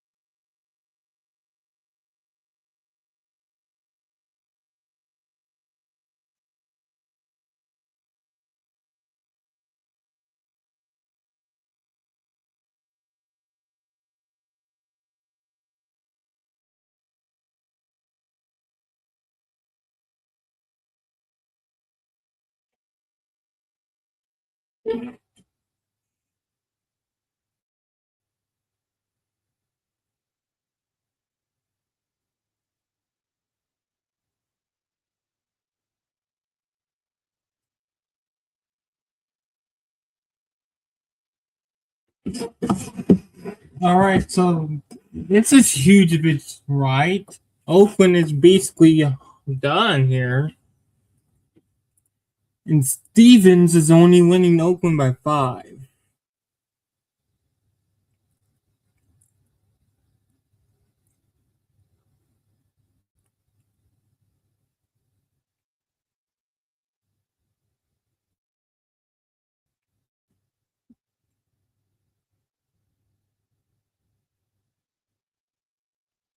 That is actually very huge for Abdul.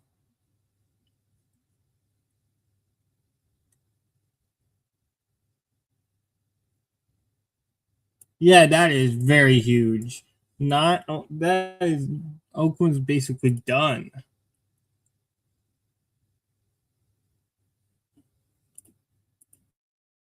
Well, we're still waiting for McComb, Wayne, Ingham, Washita, Kent.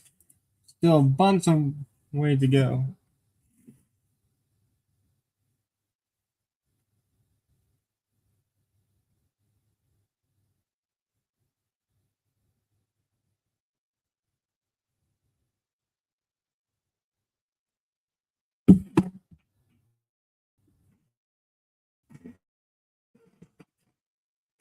So just updating you, a huge development out for bad news for Haley Stevens. It's practically Oakland is done with 5-point win. Still, her outperformance and everywhere else is really doing her good, but it is very bad right now for her. There, Wayne County, Abdul El Sayed continues to lower the gap between him and Stevens with every vote drop out of Wayne. It was a 33-point lead for Stevens when the original drop came in, which brought the race within 800 votes. But El Sayed continued to close the gap in Wayne, and now the margin is over 33,000 votes. So it went from 300 votes to 33,000 votes, but not just because of Wayne, it was because Kent came in with a large vote drop that gave El Sayed a good advantage, and then Wayne just started to close.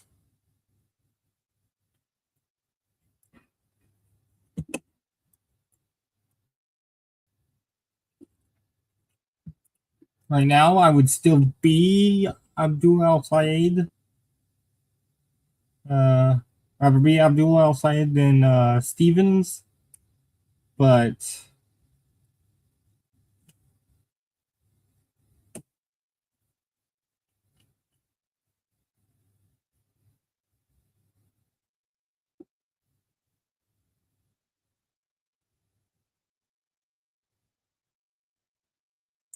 we're just in wait mode right now.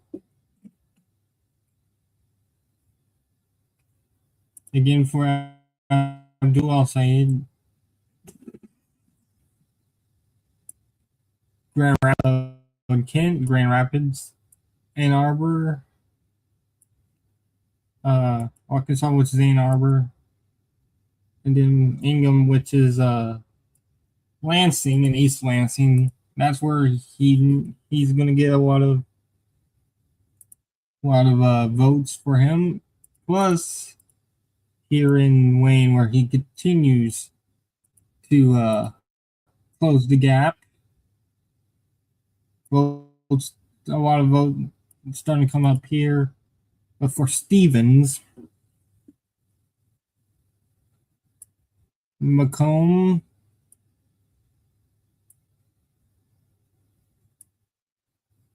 north of Detroit, Janice, which is Flint,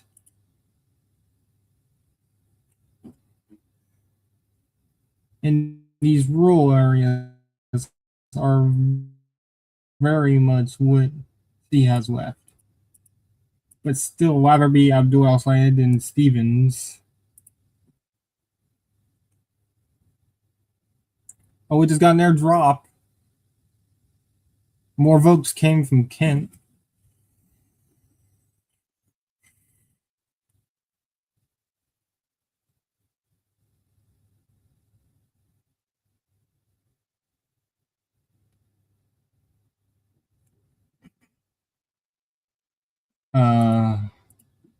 Let's see here.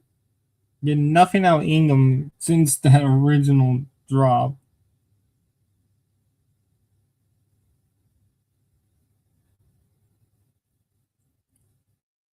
But brutal news in Oakland is that for Stevens in Oakland is basically done. Uh,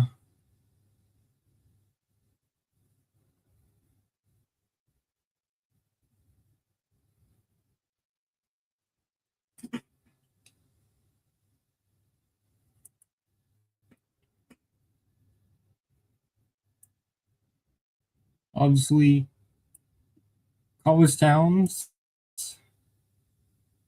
Mount Pleasant, Central Michigan, Kalamazoo, Western Michigan, Ann Arbor, UMich, East Lansing, in Lansing, and Ingham County. That is Michigan State. Also in also in Washington County is Eastern Michigan, Ypsilanti, Eastern Michigan University. So Abdul has officially crossed 500,000.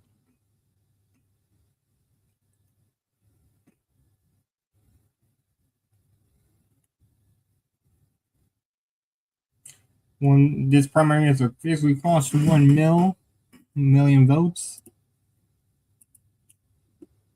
Again, right here, Wayne County is where a bunch of the votes left. Wayne, Washington, Ingham, and Macomb. That's where a lot of the vote is, along with Genesee County, that's Flint. That's where a lot of vote is as well.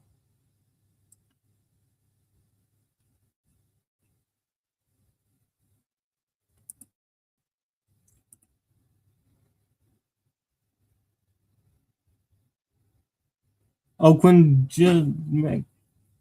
is done now. They keep revising Oakland, but it's still around 94 to completely done. So it looks like Oakland now is completely done, I think. Let's see here. No, they still say about 11,000. I still would be Abdul Al Sayed right now.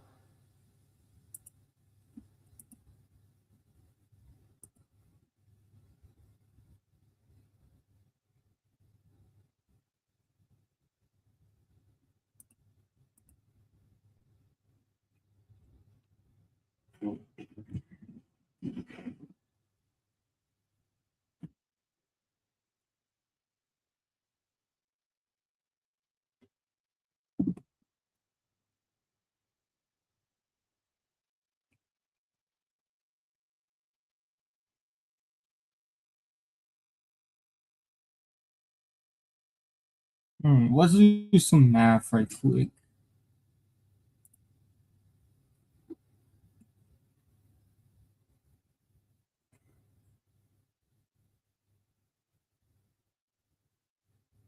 If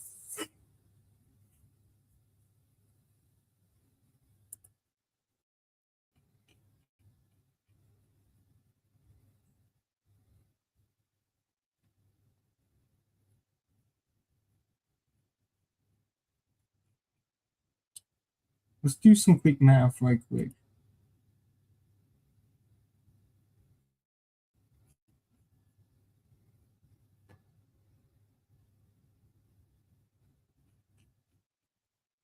Let me get it a sec. So the margin in Wayne is 12,000 votes.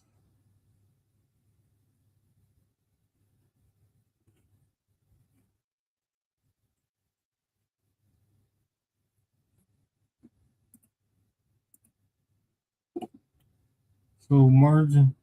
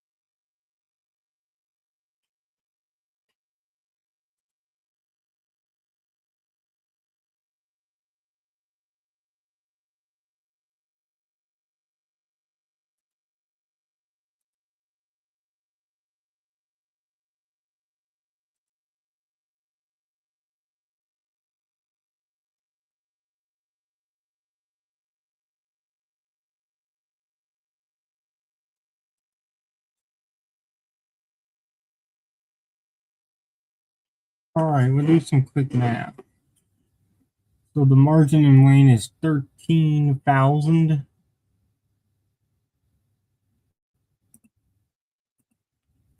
And the remaining votes, 160,000. Let's see.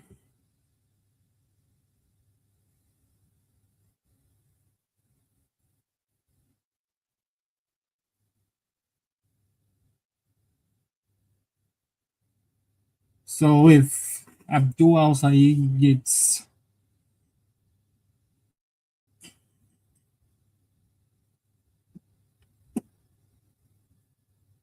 60% of remaining votes, he'll gain net gain of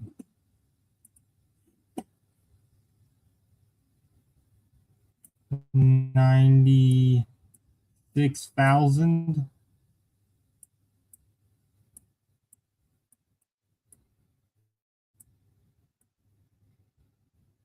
Was that Wayne?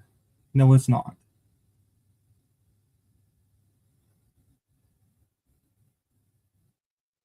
And if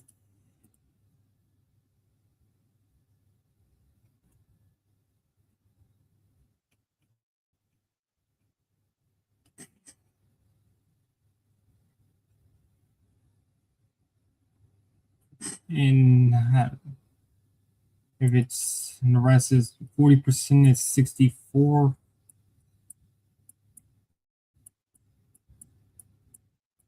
That would be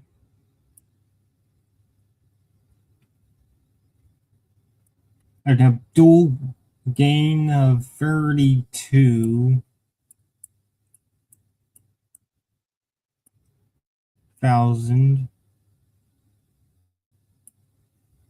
Full gain of 32,000. And with the margin of 13,000, that means if Abdul wins the remaining vote,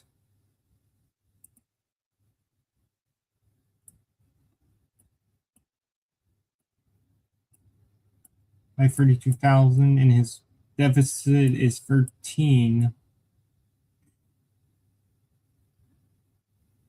it would be a lead of 19,000 votes in Wayne County. So if the rest of the ballots go 60-40 for Abdul El Sayed in Wayne County, he would win Wayne County by 19,000 votes.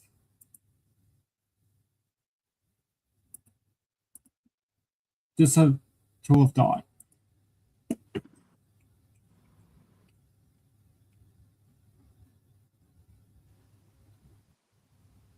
All right, Dante, welcome back. I'm glad to be back.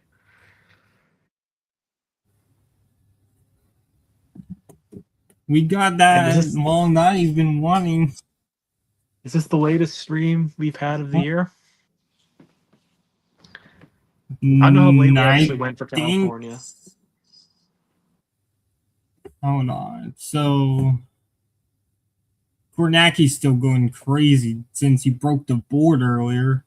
We've been going for 4 hours and 4.5 hours. Might have been Kent. California went for 3 hours 19. This is the longest string of the year. The Texas on March 3rd, we got 4.5 hours. The estimate for Abdul El Sayed is now down to 1.8. At one point, they had him winning by 2.5. So, Abdul El Sayed seems to have stabilized a bit since I left the call earlier, but very, very, very tight.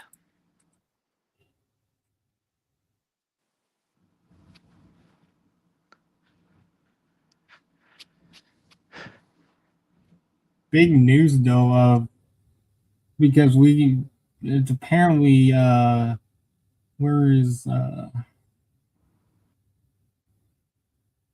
Oakland's basically done, but they keep revising it down a little bit, so we don't really know if Oakland's done, but they say Oakland's basically done here. Wayne is still a lot more to go. Somebody just dropped votes. It's hard to tell who because it didn't really change the margin at all. We are still waiting on Marquette County in the UP. We are still waiting on Antrim, on Agima, on Gladwin, on Harnick. I'm butchering all these. Pretty much all rural counties. I think Muskegon might be the biggest. But Muskegon, yeah, I think that might be the biggest county. Yeah, about 40,000 people. Marquette is the biggest of the rural counties, I think.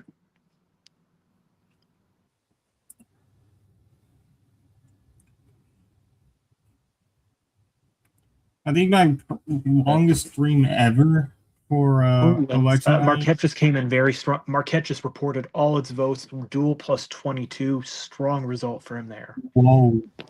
That's not bad for him. No, it's pretty solid. I mean, that's all the votes. There's nothing left there. The UP is basically mostly done now. Yeah, there's probably a few rural counties still counting, but I mean, all the counties are at least reporting votes. Longer, he hasn't blown it. That was a nice little game for. Yeah, that was a good game for Abdul. He now got his his estimate up to 2.3. Yeah, that was a strong result for him. Well, it's a big batch of votes. I mean, Marquette isn't the biggest county or anything, but it's just it reported all its votes at once, so it's a batch of over 10,000. Yeah, he gained He 3,000 won there. votes basically. He won there very easily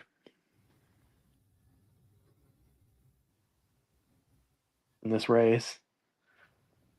Wayne. At the rate Abdul is going, do you think Wayne County potentially is an Abdul County? Like, I would lean no. It's tough because people have been talking. We've seen this race really break the trend of this idea that election day votes are more progressive, absentees are more moderate. We've seen it go all over the place tonight, and it's possible election day in Wayne County is helpful to Abdul.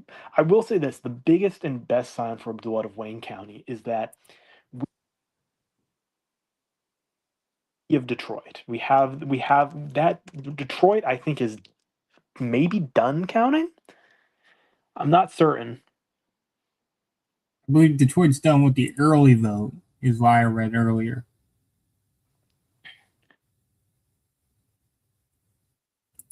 $75 to 21 in favor of Stevens in Detroit, and the election day vote was 50 to 47 in favor of Stevens. So, with that a swing of that level, I actually do think would flip Wayne County to El Sayed. It's possible the swing isn't that big, but that would get him much closer there. So we're still flying blind. I would lean no on Wayne County being in Abdul County, but I do think he's probably going to come close enough there to help himself stay alive. I mean, that's what NYT has currently. It's at Stevens +8. They think it drops all the way down to Stevens +5. Maybe it goes further than that, and maybe it doesn't go quite that far. You're looking at some other counties. I mean,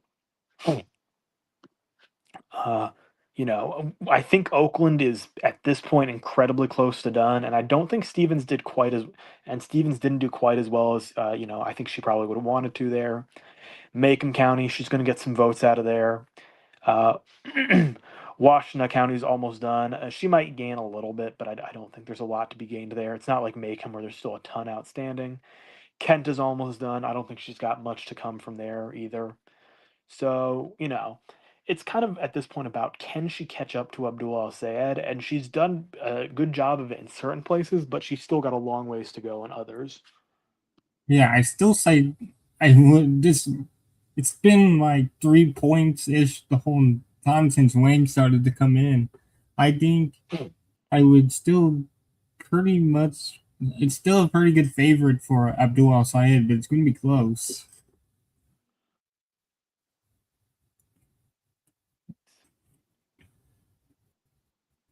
Certainly one of the closest we've seen this year. Wait, don't say this is now officially the longest stream of the 26th cycle. It is approaching the longest stream since the start of the second Trump term.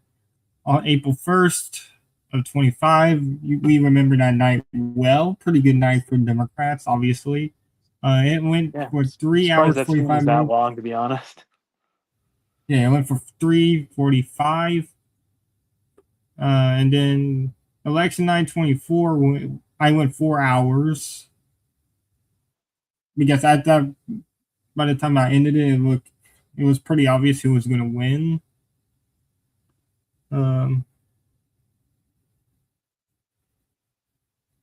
This is on track to be the longest stream since Super Tuesday in 24.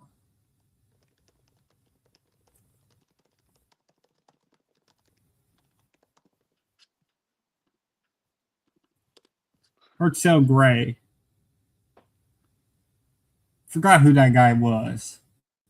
The guy primary in Cleaver, but ended up having to run in the 4th district. Oh.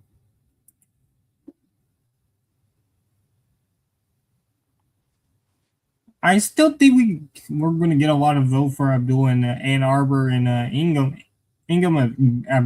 Especially, I think we're going to get a lot of vote there soon. Like,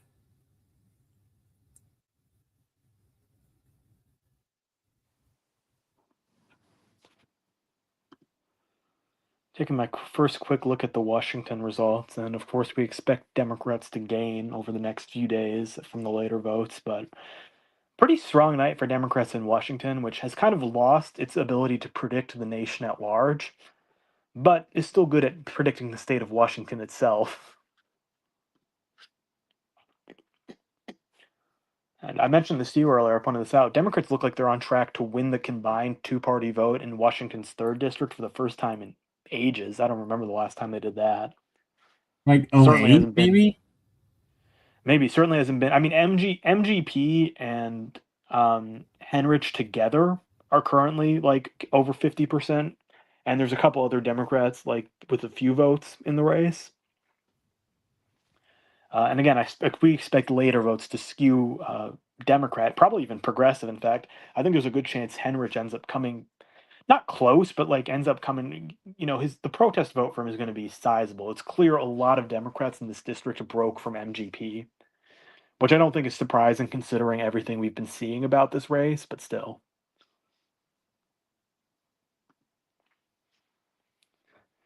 A nice little win for Trump in Washington's 4th district. Amanda McKinney easily prevailing over the other 2 Republicans running in that seat. She'll go off to the general election with John Dursky, the Democrat. Washington's 5th district. Here's a interesting one. Now we'll see, because I'm not sure what to predict about the skewing of the late votes here. Michael Bumgarner easily moving off to the general election, but I think Democrats won the 2-party vote in Washington's 5th, or on track to win it.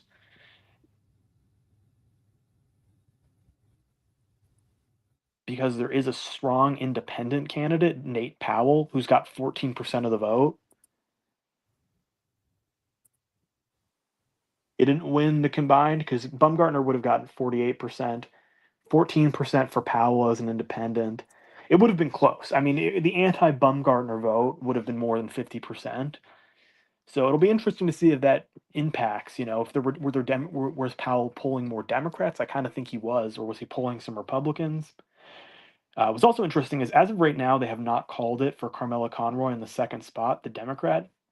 We'll have to see how late votes break. I would be surprised if they broke in favor of Powell, the independent, but maybe they do. I've thought this for a while. This was probably a pretty credible reach target for Democrats, Washington's 5th district. It's not overwhelmingly red. They'd certainly be underdogs, but yeah. And Powell, the independent, might actually have a shot. I mean, we've seen what's been going on in Nebraska. Yeah. I don't think he's going to make it to the general election at this point, but if he were to pull a comeback and get in there, that'd be an interesting race. And of course, we'll see. We'll have to see how the late votes fall in that. But if Democrats end up winning the combined party vote in Washington's 5th district, there's definitely going to be some concerned Republicans in Washington, because that's a seat that even in a good year for Republicans should not really be on a good year for Democrats. I mean, should not be on the table. Although they did spend money on it back in 2018, they did target it.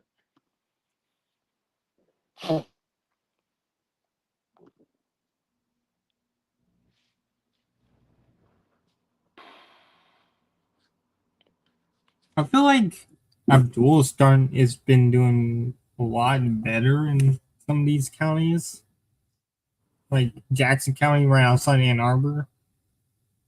Do you think there's a chance he comes back in any of the other counties there, or do you think it's going to be Stevens all the way for that?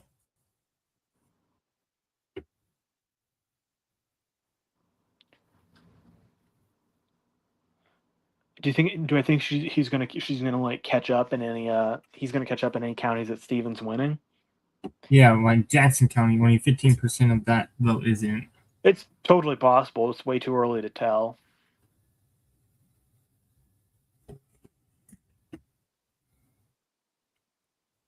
Saginaw, Janice, and are still a lot there out. Bay's done.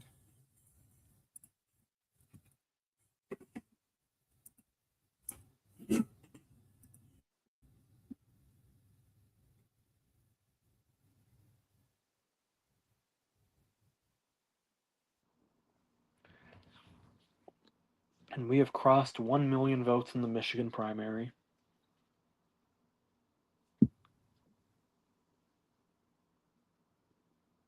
This is pretty good. They're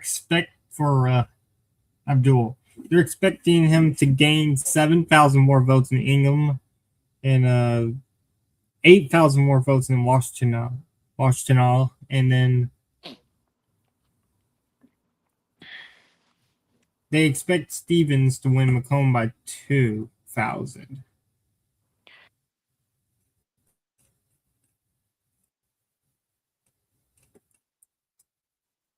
I feel pretty good about Abdul right now. If you're Abdul, I feel pretty okay right now. You're definitely not out of the woods. Oh, so you were saying earlier, by the way, when right before you left, that Sri Danaker should not be out of the woods, and now that more vote has come in Wayne County, he trails by about 8, I think. No, he's actually narrowed it down in the last 2 drops, and he's now trailing by. We'll see. It's been really unpredictable all night in MI13. It was, McKinney started out with a couple very strong drops, then Shree with a massive one that put him ahead by 8. Then McKinney went up by about 7 points. Now it's down to McKinney by 5. Shree's tripped away a little bit, but it's certainly not over. It's kind of anyone's game in MI13, I'd say, honestly.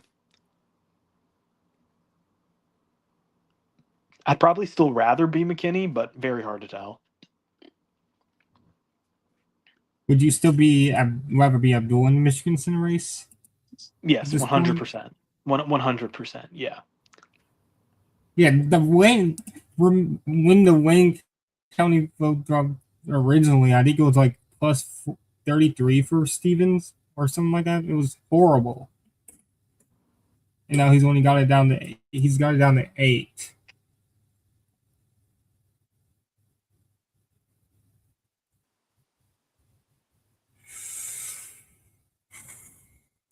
Democratic primary with a very, very weird map and very weird set of results.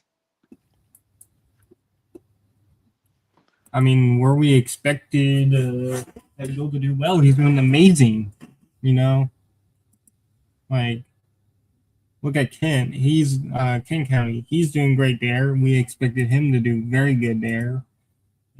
Ingham, obviously, we thought he would do well there. He's doing amazing there. And then in Washtenaw County, we thought he would do good there. He's doing great there. So he's dominating where he needs to dominate, really.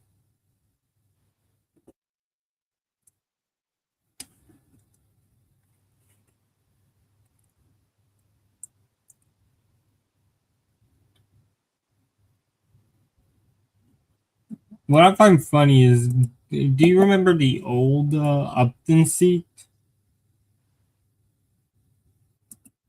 in down here? Southwest Michigan. What? So Abdul's doing very well in the old 6th under the old under the map prior to 2020.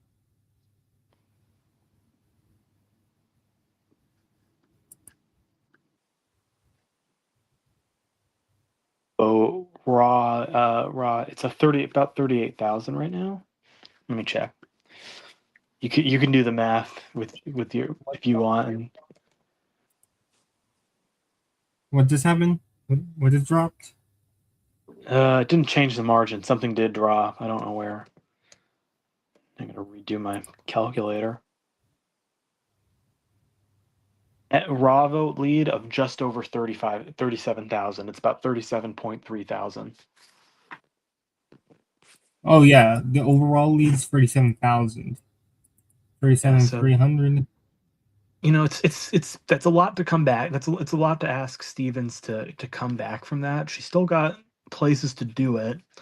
I think maybe Genesee County is a place where she could gain quite a bit. She's up 9 there right now, but there's still quite a bit outstanding. That could be a promising spot for her. But it could also be that this is just It could be Well, no, 'cause just Genesee- all eBay vote. But she's been gaining in Genesee for a while now. Yeah. Yeah.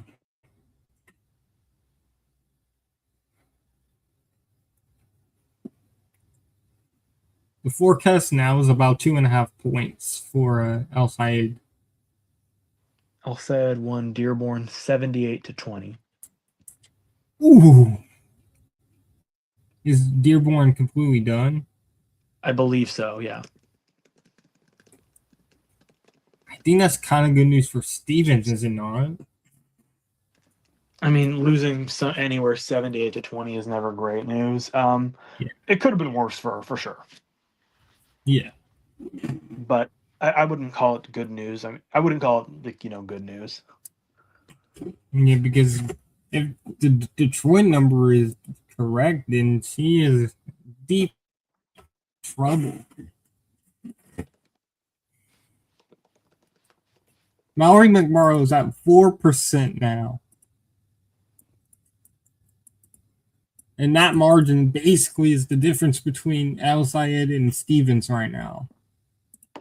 And you wonder how many of those were people who voted for her prior to her dropping out and just didn't change their vote, and how many people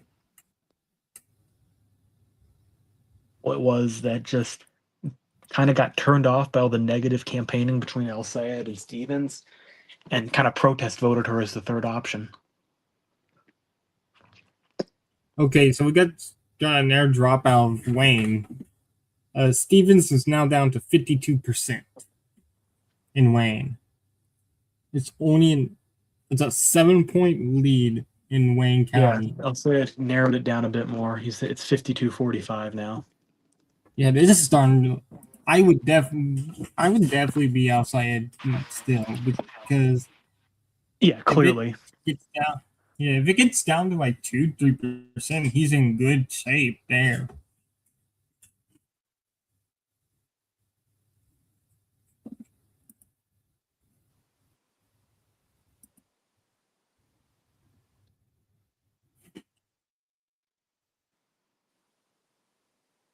I think Stevens probably wants to gain in whatever's left. And they just said it's down to 94% in Kent, so who knows?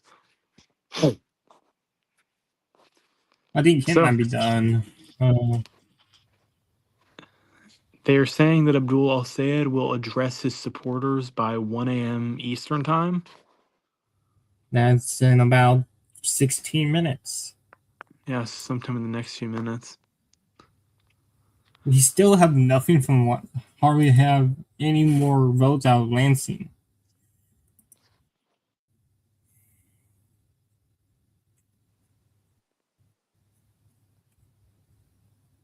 Oh, we got an airdrop. Stevens is gained somewhere. It wasn't Wayne. Maybe Macomb. Oh, wow. It Macomb. was Big game, Macomb. Oh, Macomb. boy. Yeah. He's only down 3 there. It still doesn't really do much for the calculus. He's still down 3 points.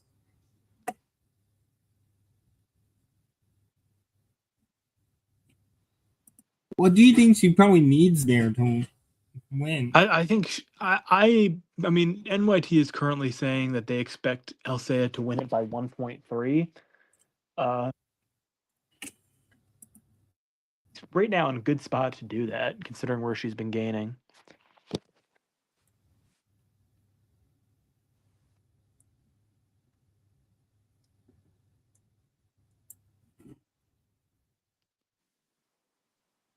She needs to I think she needs to probably flip Macomb, and she does have a real good shot at doing that. Yeah.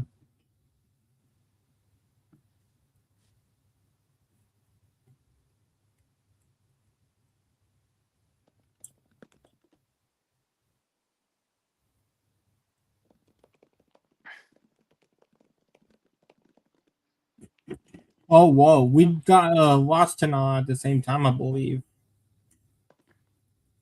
It's still 62-35 for Abdul. I don't think they dropped anything, unless I'm missing something.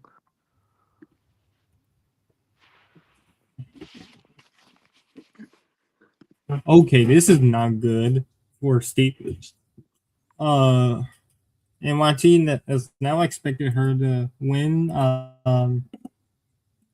by about 2 points.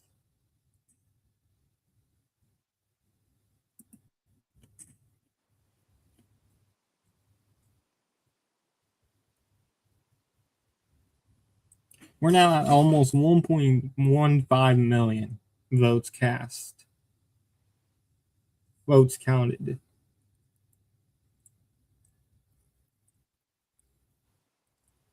I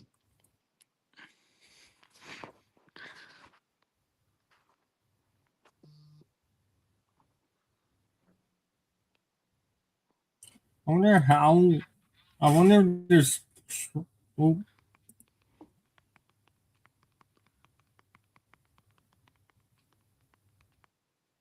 their roll counting just came in because Abdul lost somewhere, but Stevens didn't. Dang.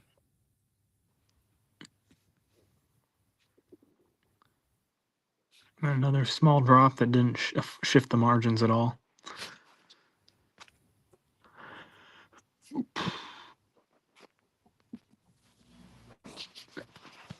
Oh, Jackson came in a bit. Stevens' margin there dropped a little bit.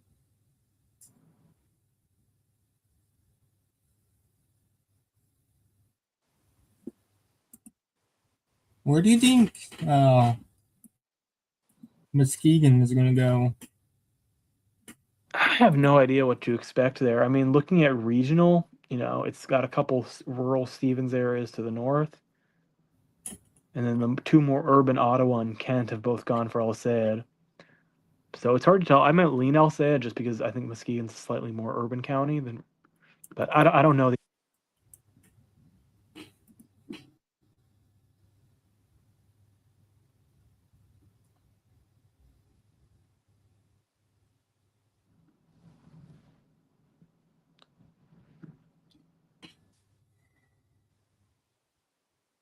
From Vote Hub on the Wayne County drops, and I'll quote this. Some good drops for El Sayed in Wayne County per DDHQ. This is referring to what's been coming in over the last hour or so. And he says, could be number one, these precincts are coming in everything at once, and this race is over. El Sayed could even come back and win Wayne. Or number two, this is just E-Day vote coming in, and Stevens is building up a lot of uncounted Wayne absentee votes. He says he's not sure whether it's one or two, and he can't figure it out based on what the Wayne website is giving him right now. So, some things to think about.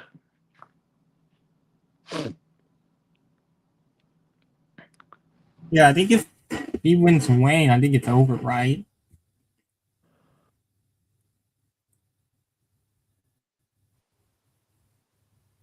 Went to win Wayne Would you for it say to if be he over. wins Wayne? Yeah, do you think if he wins Wayne, do you think he wins? He doesn't even need to win Wayne to win. Yes, if he Yeah. wins Wayne, it's 100% over. It'd be icing on the cake. On the alternative side, if this really is all election day vote coming in and there's still a bunch of absentees, we could see a Haley Stevens late surge where she boosts her margin back up, and suddenly this is a real jump ball statewide again.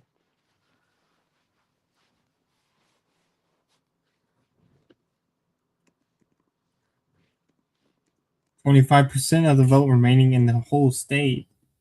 So his raw vote lead is now just over 33,000. So that make him drop is really good for Stevens.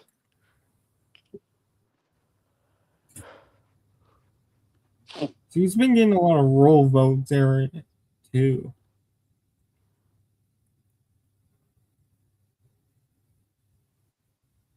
Oakland is looking like it. We haven't gotten any much from updates out of Oakland. I think Oakland is pretty much done.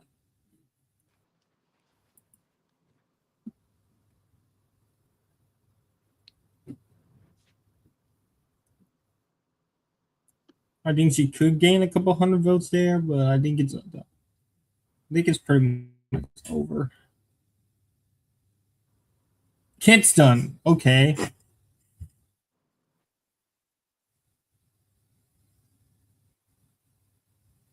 So Kent's done, Oakland's done. So Haley Stevens is also expected to speak to reporters at some point in the next 15 to 20 minutes. I don't know if El Sayed has actually started speaking yet. Gonna get a couple speeches. I don't think anyone's gonna declare victory right now at this point, unless something big changes.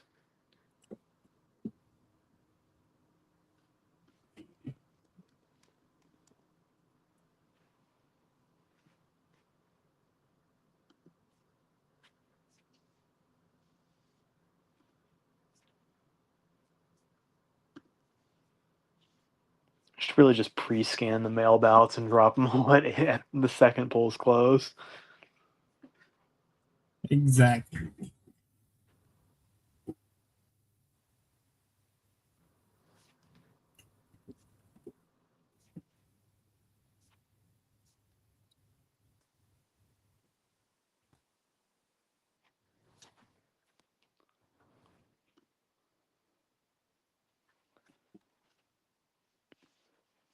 What's taking so long in Ingham County to drop votes?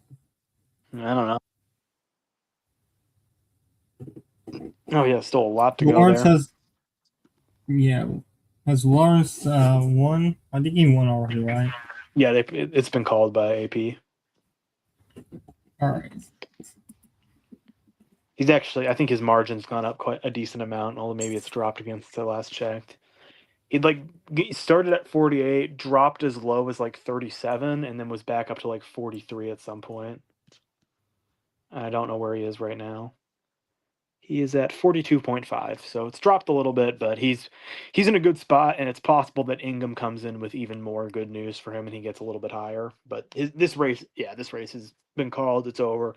Even if it hadn't been called, I would have kind of functionally called it. There's just 72% in. I just don't think there's like a path with how split the moderate vote is, but very much a oh my god moment for the DCC and moderates. They couldn't coalesce behind one candidate.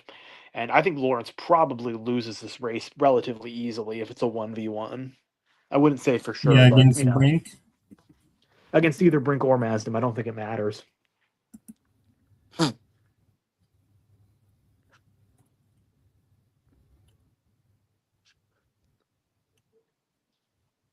I think if Slotkin had stayed out, I think Brink probably would have won comfortably. I don't know. Lawrence was leading in polls by that point. Summer just came in, and it looks like LC's margin decreased a little bit. It wasn't in Wayne. Oh, I don't know where it was. I was looking at the 7th district. I was some rural counties.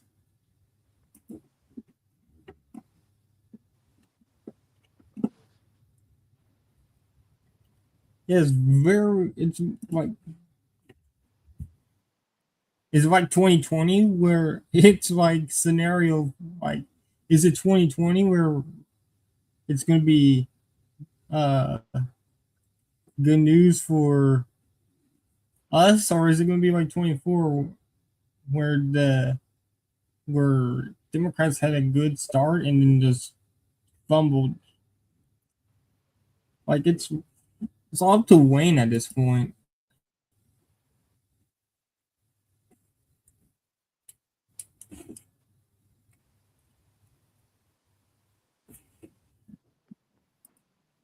I feel like Mike Rogers is happy that this is close, but still, I think even with this type of year, I think Rogers is starts off as an underdog no matter what. Like if he couldn't win in 24, what was that? I'll say it's going to have to do work to unite the party. Yeah. As we get some of the rural counties, I think a couple of the rural counties that hadn't reported yet. Ogima just reported after not coming in for a while.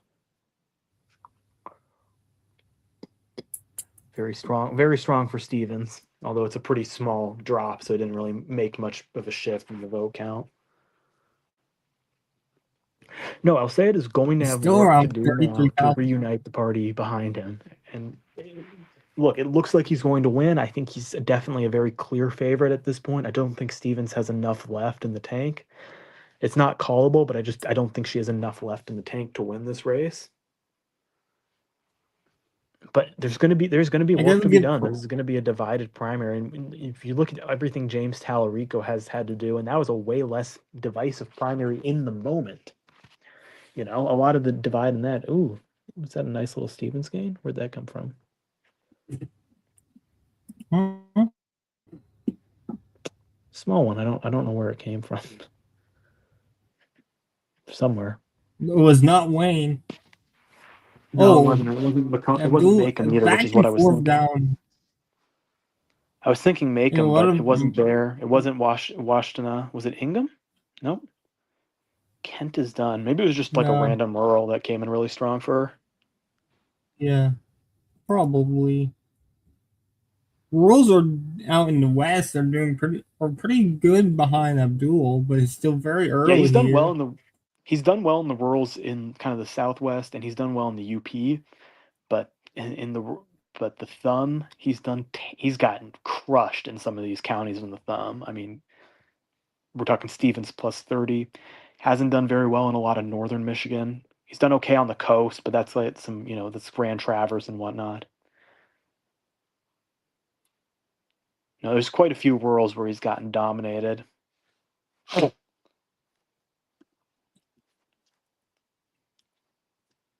We're now over the 5 hour mark, by the way, Dante.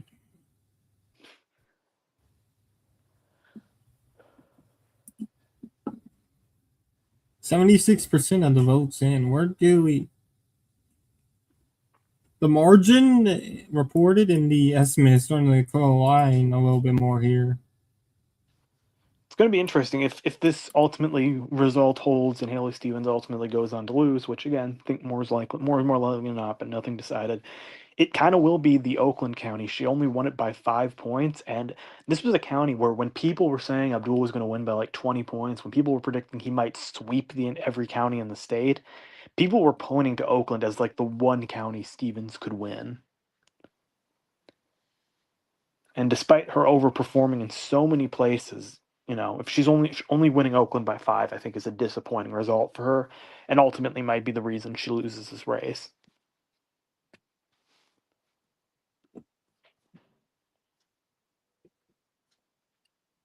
Her margin in Wayne is 14,000.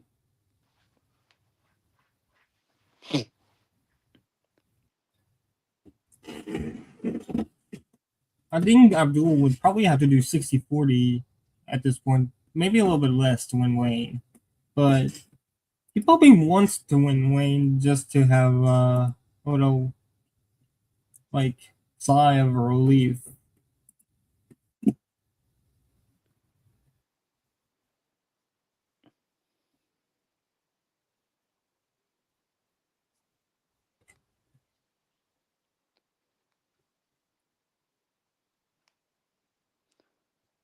I think where she's gaining, it's not gaining enough at this rate.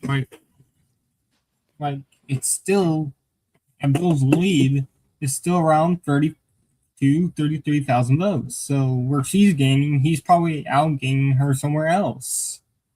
Like Tom Wayne in a what was that? Tom Barrett in Michigan 7th with a bit of a sarcastic congratulations to Lawrence, saying, "I want to congratulate Will Lawrence on winning the Democratic primary tonight. We welcome him to the race, and unlike Bridget Brink and Matt Masden, we will not underestimate him."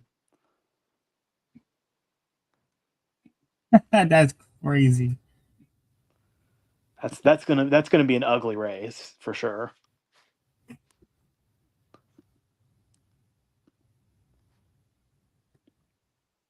I think based on the environment, Barrett is the underdog, right? We'll see. They're taking a bit of a risk with Will Lawrence.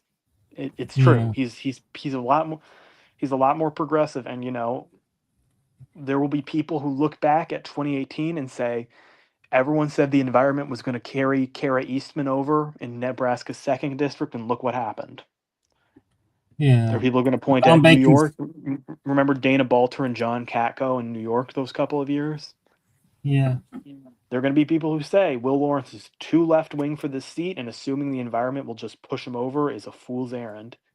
Those people might be right. Those people might be wrong. I'll say I don't think Tom Barrett is Don Bacon. I don't think Tom Barrett is John Katko. He's an incumbent. He's Because got that advantage, but I don't think I don't think he's those guys. Those were different types of Republicans than he's not what Brian Tom Barrett is. Fitzpatrick. He's not Thomas Fitzpatrick. Ryan Fitzpatrick, my bad. Either. Yeah, no, but Tom Barrett is a party line Republican, and we'll see. It looks like Haley Stevens has spoken. She's on stage. Hillary Schulten, her family is there. Debbie Stabenow is also there. Stevens says she's feeling good about winning, but is obviously not declaring victory, just, kind of telling supporters to hang in there, although I think, she sees what we're seeing as well. I think no calls made. She's giving her Kamala and Hillary type speech. Well, it's bad when they are it's bad when when you're down, you're saying we have to look at the vote. We have to wait a little bit longer. Obviously during the pandemic, yeah, but 24? Technically, that was the John Podesta speech in 2026. In 2016, yeah. And then Cedric Richmond in 24.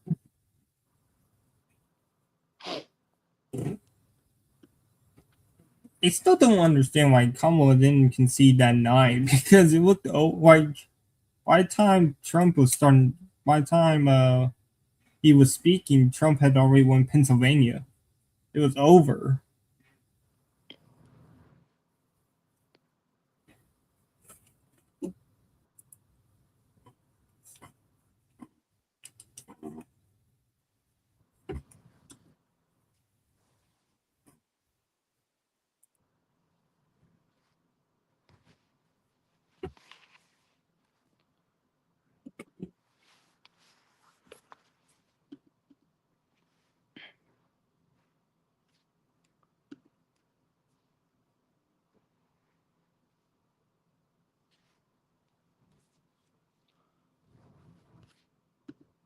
This has gone on for 5 hours. A little bit of an interesting question here right now with McMorrow at 4%. Good chance El-Sayed gets less than 50% of the vote. Certainly Stevens would if she were to win.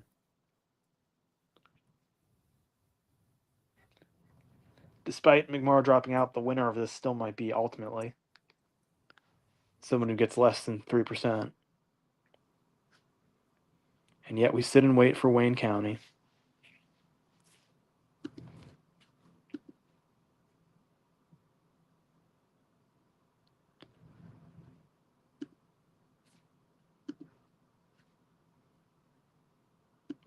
Outside, this is approaching the second longest stream in the history of the channel. The second longest was the Super Tuesday stream we did 2 years ago, and then the first was my 2020 stream, which lasted 6.5 hours.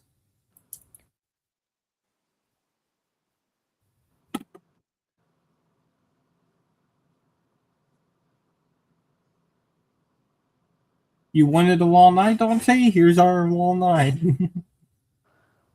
I certainly didn't. I still haven't taken a shower.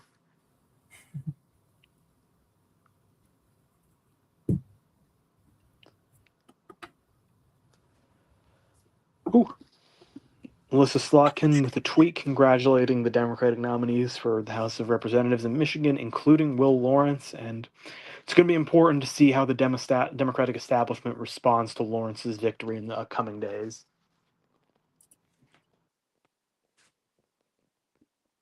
Have we gotten an update in the 13th? No. E+5. No, there hasn't been an update in some time.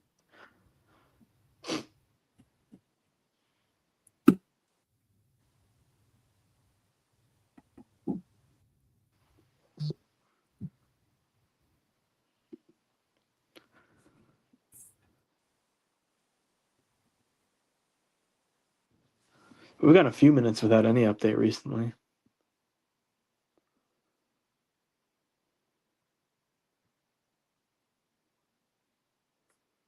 Zach hasn't posted Zach from VoteHub as yet hasn't posted anything.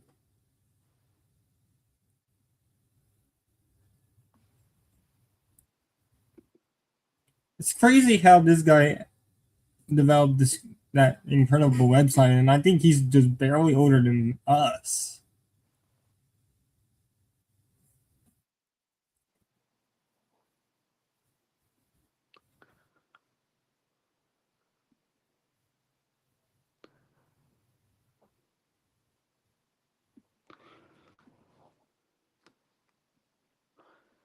I'll say it comes out, has spoken to his crowd in Detroit. He has not declared victory. All right. And yeah, he's just saying we got to. He's saying there's still time. It's going to take a lot of time to count the votes. So a couple of speeches just telling everyone to wait.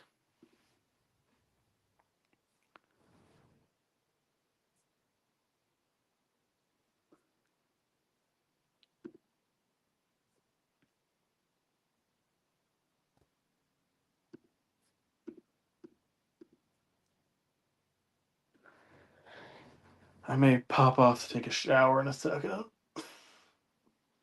I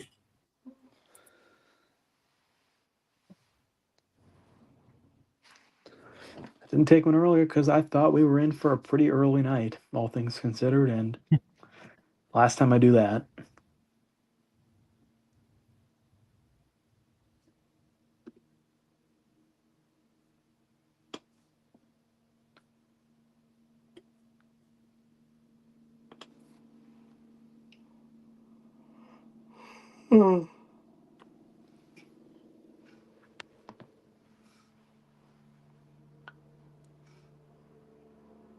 Wayne County has just been dead silent.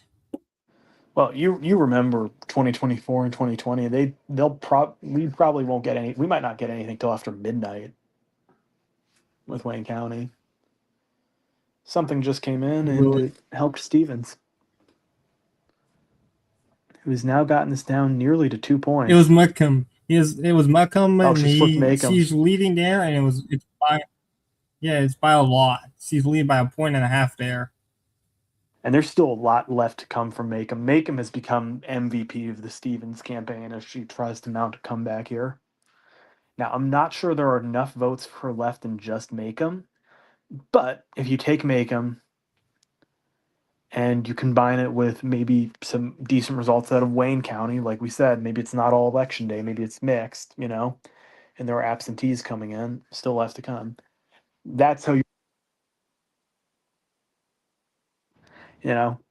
maybe she does decently in what's left in Ingham or Washington. Maybe not decent, but does it's a wash in those counties. Abdul doesn't gain anymore, right? I'm just trying to put together the math here, and I'll say just fell a little bit, and we're at about a 2-point margin. Oh my goodness, this is tight. And another vote just came in. And All right, I'm gonna drop for a second to take a shower. I might just put myself on mute and come back in a minute, if that's okay with you. all right. That's If good. I'll just you remove turn you up, from feel free to the turn off the stream. stream. We'll see. Yeah, But I'll leave myself on just in case. Let I me come know back when in you just be a minute. back. Yeah. I'll just leave it on. All right.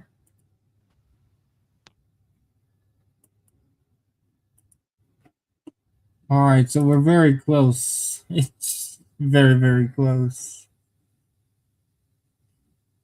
Macomb County just really boasted Stevens there.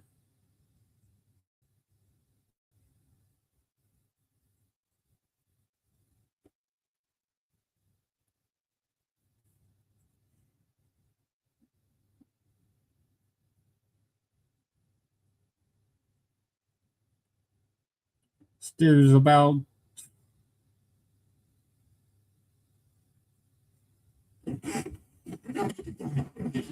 all right, so let's pull out the marker right quick here. We're at 79% here.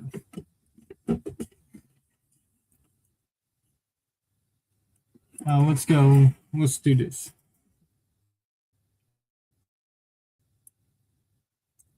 In Wayne,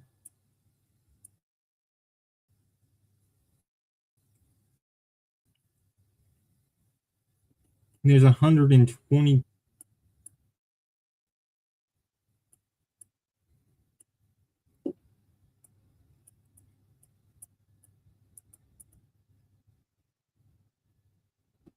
All right. In Macomb, there's 34,000.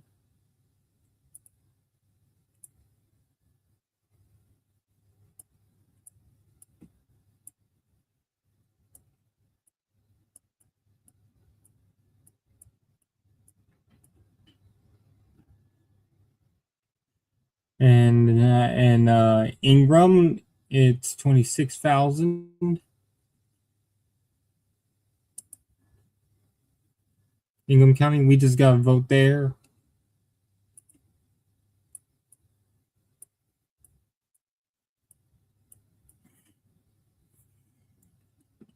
Ingham County,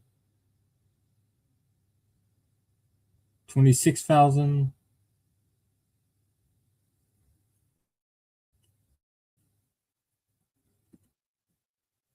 Oh, whoa.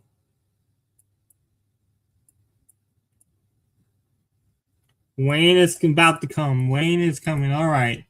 Wayne incoming.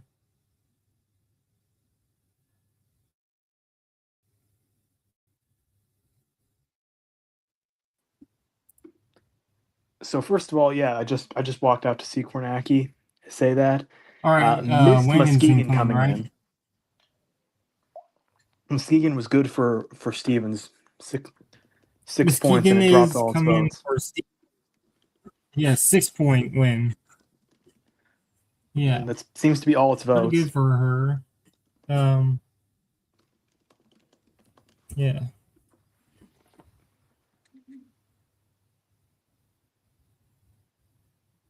Was that Wayne County? Currently, Wayne I think is that was 14. Wayne County.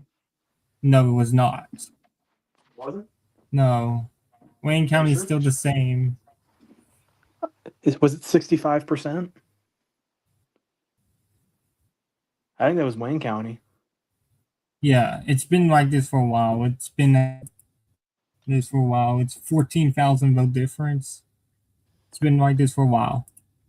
If Wayne County just reported, because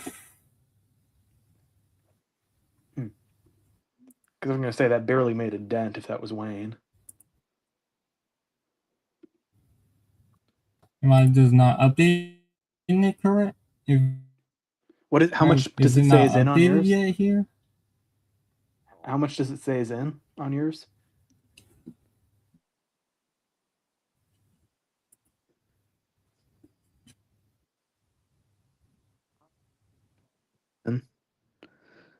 No, I think we have the same map. What was that? I'm pretty sure that was. Don't think I couldn't hear you. What?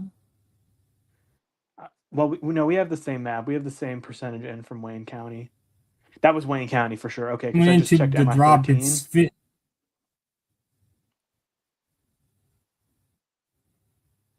So we got a real. We just got a small drop out of Wayne. Yeah, and El Sayed is. I mean, he's holding up. He didn't gain. Literally but he didn't lose ground either. Wayne. It was pretty much a wash.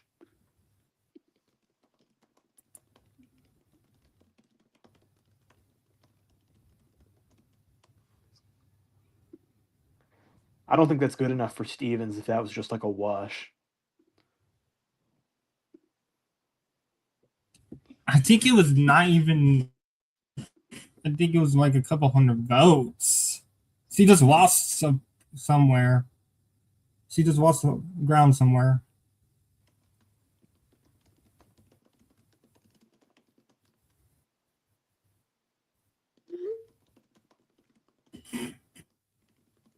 I think it was only like a couple hundred votes. Oh my God, MI13. This is so funny because in any normal year, MI13 would have been like the race of the night. with what's going on out there. My computer is just breaking on me right now. Stevens has gained votes in Wayne. Just a little, but She not. just gained about 1,500 votes. Yeah. Difference statewide. It was basically a wash. Well, that's Yeah. not good enough for her because she needs to be gaining right now. Oh, but she still has Macomb, so I don't know. Maybe a wash is fine.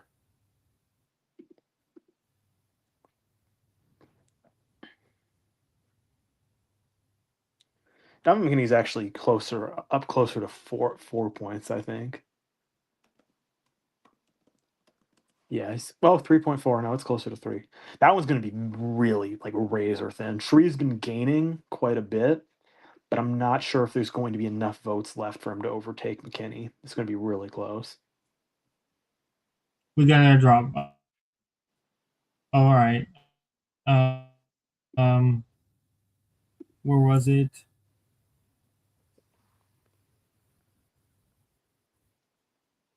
We continue getting votes counted. Not moving the stick much. Wayne's down to 101,000 votes.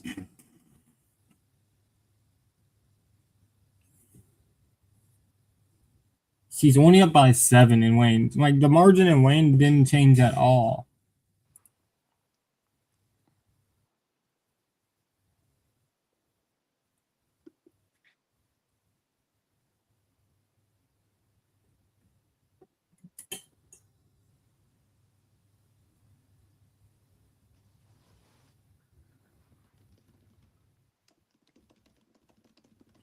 I still favor Al Sayed, but this is going to come down to the wire.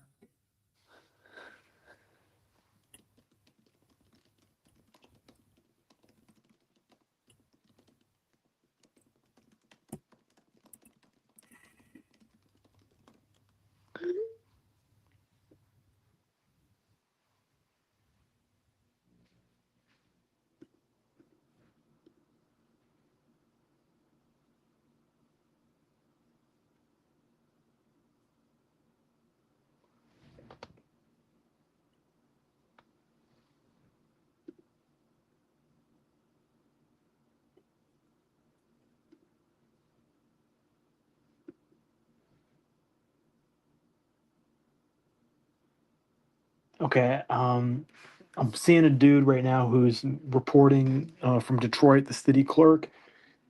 He was saying at the time that last batch of Wayne County votes was probably going to be the last batch of absentees. On paper, good news for El Sayed, right? Oh no. But he just said there's Yeah, that's another new brutal. round of absentees. Apparently they just announced a new round of absentees. About 3,500 will be there in about 10 to 15 minutes. So I have no idea how many absentees we have in Wayne County right now. What the fuck? I'm gonna.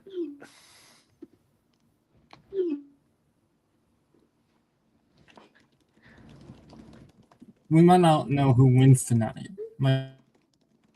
I'm being so dead ass. Okay, I'm gonna run to take. I'm gonna take my shower now, and I will be back. I'm gonna try and do it in 10 minutes so that this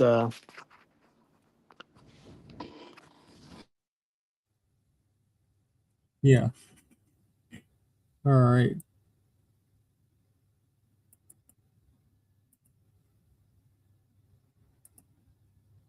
All right. So Dante's off to take a shower, but we do not know what's going on in Wayne. We just announced that 3,500. There's going to be at least 2 more batches of absentees in Wayne County, and now one that's already there, and then another one that's coming in about 15 minutes. So we basically have.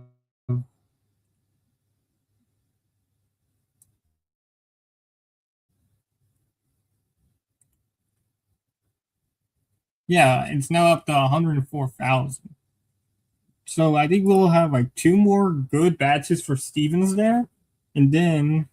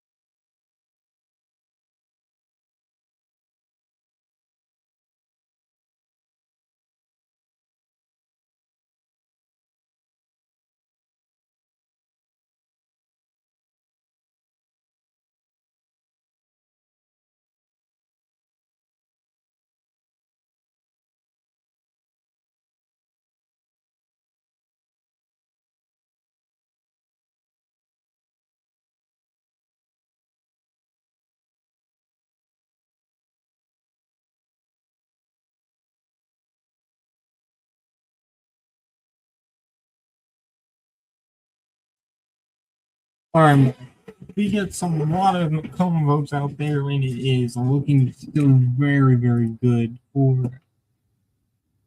Even though Stevens' game there he's starting to run out of time.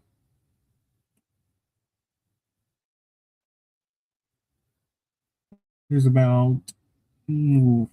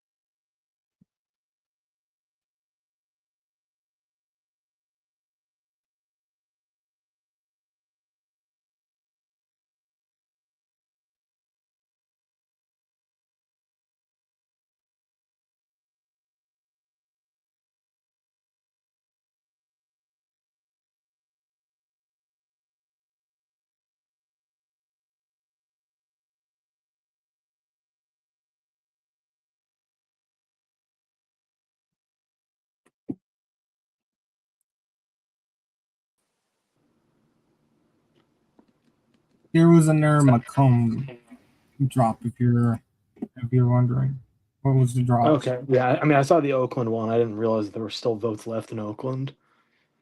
Looks like the Gladwin has still not Well, reported. I'm just going to assume Stevens would gain a few of 100, maybe a couple hundred votes there whenever that comes in.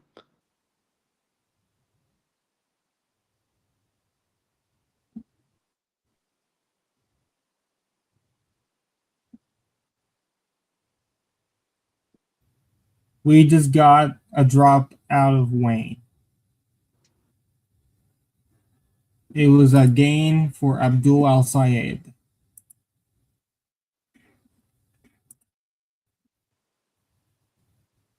Must have been kind of small. Gotcha. Yeah. But it ended up bringing the margin back to down to 6 points there. Yeah. We should start keeping track of the raw vote total change in Wayne, honestly, at this point, since that's how close this race is. But All right, that'd be Wayne decent. Stevens is starting to. It's 111 to 97 right now.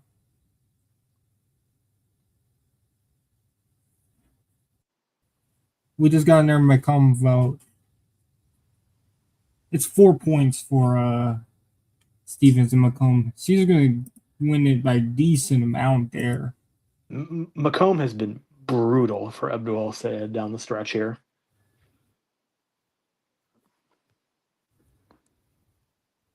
And there's still votes to come. So, yeah, no, Macomb has been. At this point, Wayne I don't County is think we kind of got in held Ingham Stevens. County. Yeah, Wayne County and Oakland.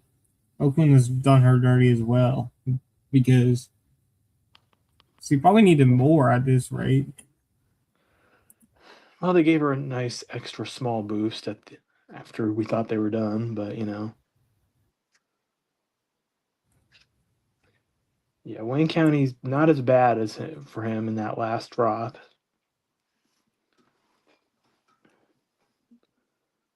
So we continue to just. This race could be within 1 point.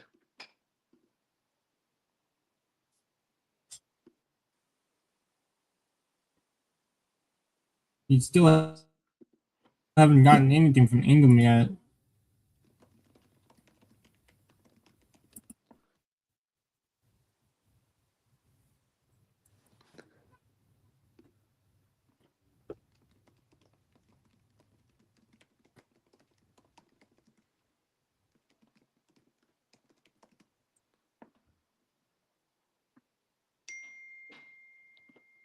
Getting their drop, I think, just now. The margin, which they haven't been these last few.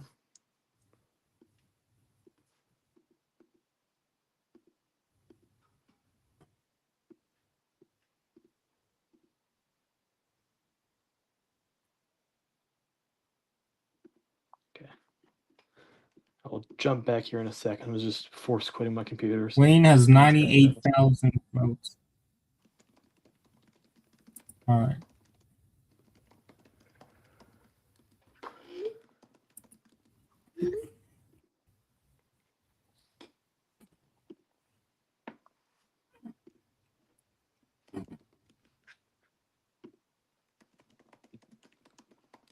Ooh. One of those elections that just kind of tires you out. As Abdul Sayed leads statewide, raw votes is now down to just over 20,000. And look at those 52,000 McMorrow votes. Looming quite large right now on both sides.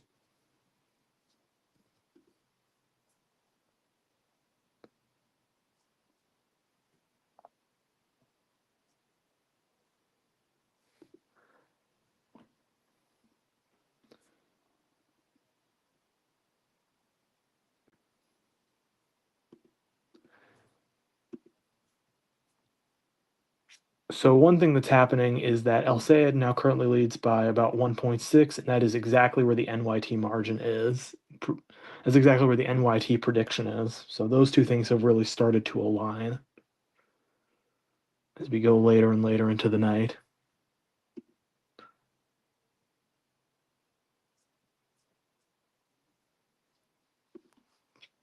What a massive polling miss. Colossal, and yeah, that's interesting to think about. Just a colossal polling miss. It looked like El Sayed. Did he Wayne just came in. or did he lose? I can't tell. Wayne, I gotta pay no, better attention to this. it was a It's loss. 1.5. It's- Stevens gained. Okay, well, I think he lost. I think it went from 1. Gained I think it went from 1,000 1.6 votes. to 1.5. Yeah. Stevens Stevens a has little bit. lost, has gained 1,000 votes in Wayne.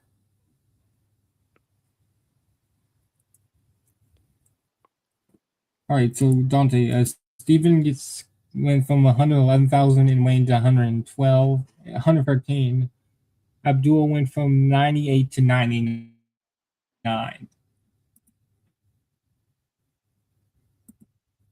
I don't think that was a good drop for Stevens. If it was a pro Stevens, what was that?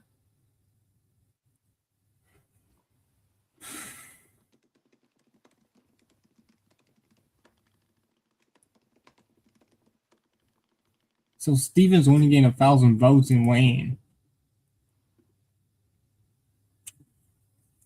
An amount to go, I would say. And there is something of a question of like what's going to happen in these remaining votes that come out of Washtenaw, Ingham. Are those necessarily going to be El Sayed favorable? I don't know that we know that. We know that Makeham's probably gonna burn him again.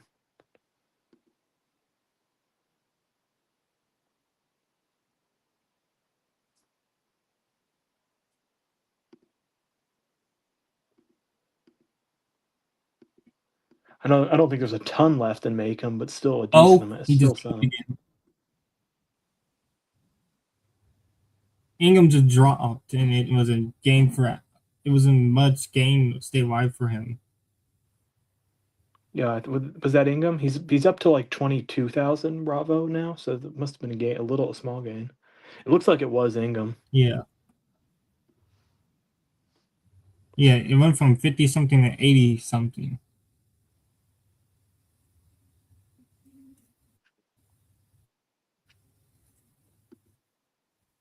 Yeah, Ingham now has only 12,000 votes to report. Washtenaw has 23,000. Janice has 12,000. Macomb has 27. Wayne has 90. That's such a big piece there on Washtenaw because right now, New York Times is keep predicting that Abdul Sayed is going to win those vote. The estimated vote left in Washtenaw, there's about 21,000 left. If he doesn't, if it looks maybe more like some of the votes that came out of Macomb later, that's where this really gets close.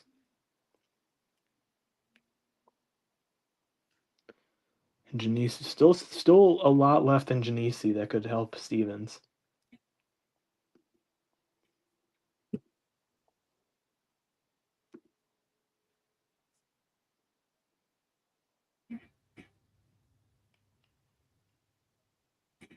they're reporting only 95,000 votes left in Wayne. So we're gonna get a Wayne drop pretty soon, I hope. A decent Wayne drop.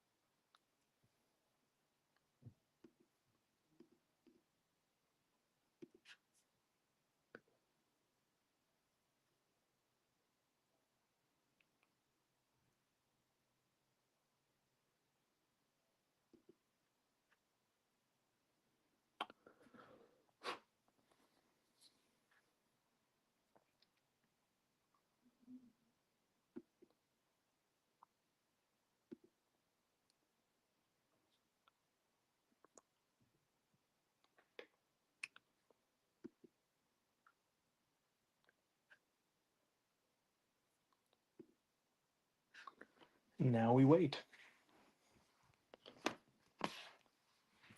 And yeah, I mean, based on what the NYT is saying, it looks like we have sizable vote drops. I mean, you said Janice, yeah. Washington, still a decent amount left in Ingham, over more than 10,000. Good amount left in Wayne, good amount left in Macomb, and that's about it.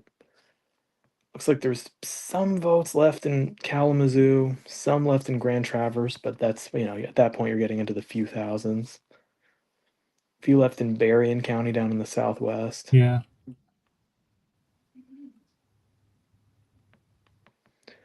Kent seems done. I think Oakland should be. I think Oakland should be done, but the last time I said that, you know how it went. Yeah. What do you think Stevens needs to get here to in Wayne? Like, what do you think she needs to do in Wayne for the Well, next it's drop? tough because we don't know what votes are outstanding, but I think a lot of it depends on the final margin in Macomb County. Right now, I think Stevens is, I think she's doing enough in Wayne to stay alive. I don't think she's doing enough in Wayne to become the favorite, though. One of those situations. She's staying within striking distance, but if Wayne were to make her the favorite, I think she would have to be winning by more than she's winning it currently. Certainly not, losing ground to El Sayed. Certainly no updates where he's winning it.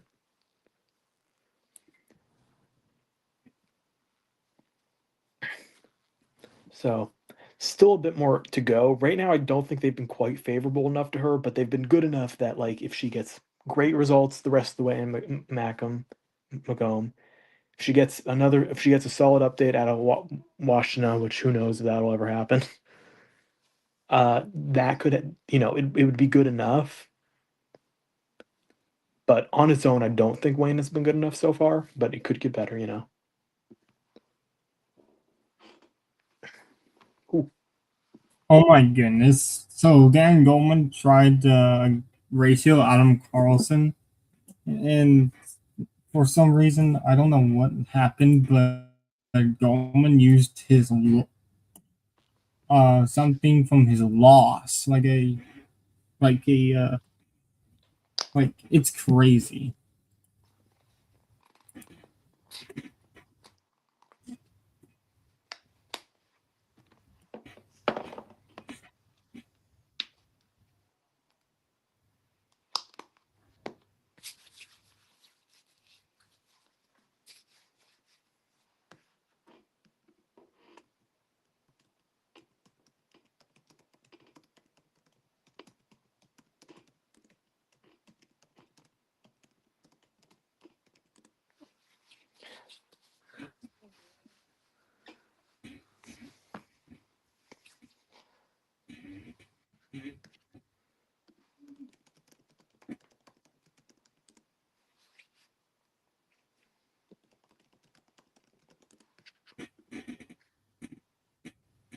Looks like Alsea just gained. Was that Wayne? I think that was Wayne County.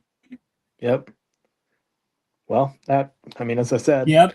He's now she within needs. 5. She cannot afford count. I was, as I said, the ones where she was winning it weren't quite good enough on their own. Certainly.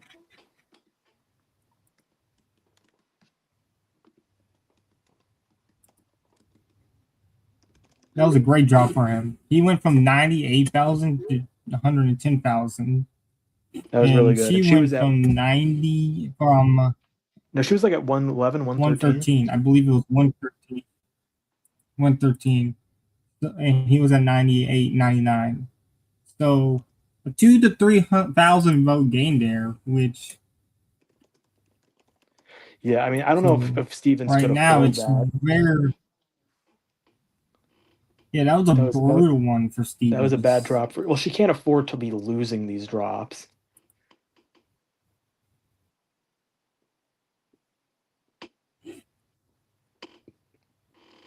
And we have the reached estimate has this now point, increased from 1.5 to 1.7. and we've reached this point. Abdul Sayed in the 2026 primary has received more raw votes in Dearborn than Kamala Harris did in the 2024 election.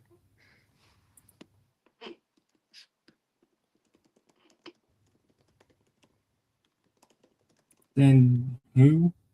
Kamala Harris in the 2024 general election. That's true. What the fuck?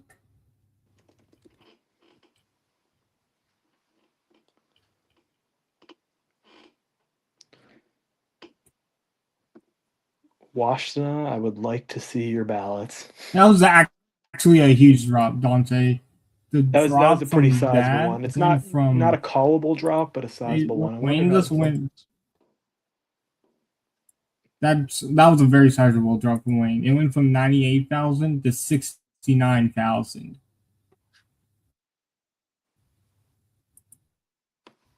That was not obviously not what Stevens wanted to see. Right. But we continue to wait, knowing that she's going to gain from Macomb again at this point. We just know that at this point, I think. Continue to wait and see what might happen in Genesee County, where there's still votes outstanding. Can she do anything in Washtenaw? She can make up for one loss in Wayne, but she needs to, she needs to find that she needs to find where she's going to do that now.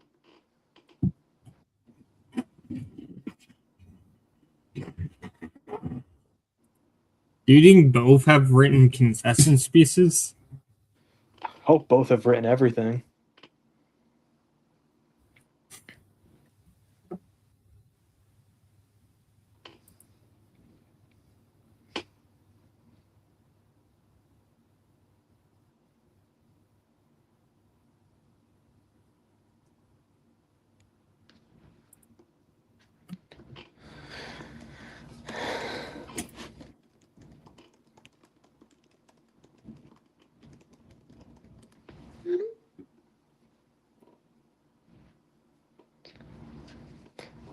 Someone pointed out online, and it's true. And it looks like that she's not. The New York Times seems.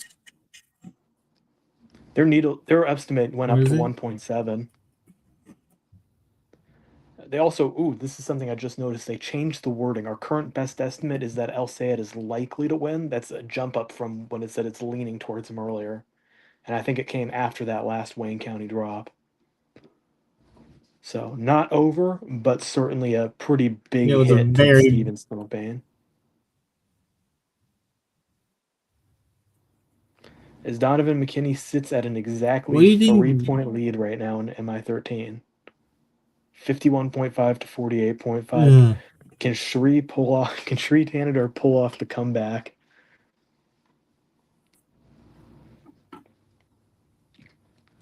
We sit and we watch. It would be the comeback of the century, honestly. Like a couple of weeks ago, it seemed like he was dead in the water. Like nobody liked him. Like reporting was like the Triple C was leaving him. Gladwin County is pissing me off. Can it just count its votes at this point? Come on, let's fill up the map here.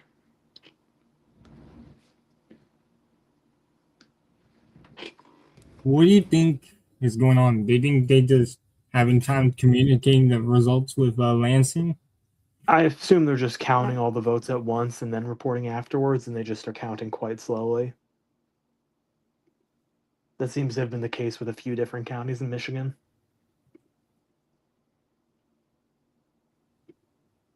I still think there's a path for Abdul to maybe even win Wayne.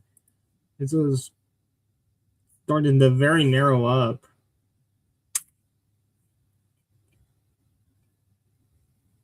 It's McKinney's raw vote lead on MI13. Let me check that right now. Under 3,000. So another big batch of absentees like that goes well for Sri there can definitely make that difference. I'm not sure if they ever counted the 3,500 absentees that I mentioned before I left to take the And there, shower. Abdul just gained. Abdul just gained. Full 2 point It was an lead. airdrop and Was it? Where was this? an airdrop in Wayne. Was it It was an Wayne? airdrop in Wayne. Oh, it was Wayne. Yeah, and he just Yeah, gained he another point. gained. Oh my gosh, Wayne is coming in quickly. I don't Oh, that was know if that was Washtenaw. Wayne. That was No, Washtenaw. it Washtenaw just went up was to 88%, and basically a wash Washtenaw. there for Stevens. In- Didn't touch the results. Yeah, he gained. Ugh, starting to look very bad for her. Back to back horrible results for her. She needed to, like, she needed to find, like, Yeah, I think she just gained somewhere.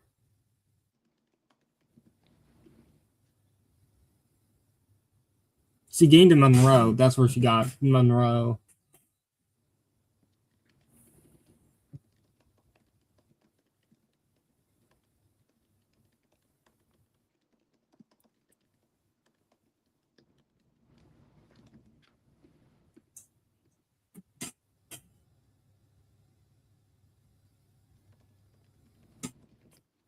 I feel like Haley is starting to run out of time here.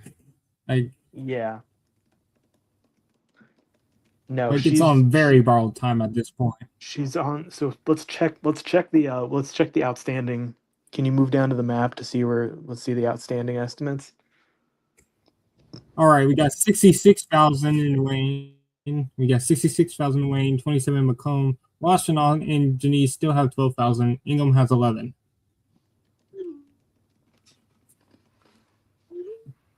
Yeah, so those are like big ones. Ingham, yeah, 11,000.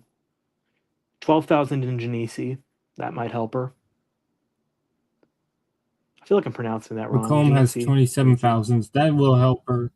That'll help her too. Genesee, Macomb, Macomb is maybe Wayne. But I don't know because based on this estimate, Abdul probably still has some votes to gain in Ingham, and he still has some votes to net in Washtenaw. And I don't know that she's on track to make that up. I think Kalamazoo may have dropped because it had a bit higher estimate, and I didn't notice it dropping.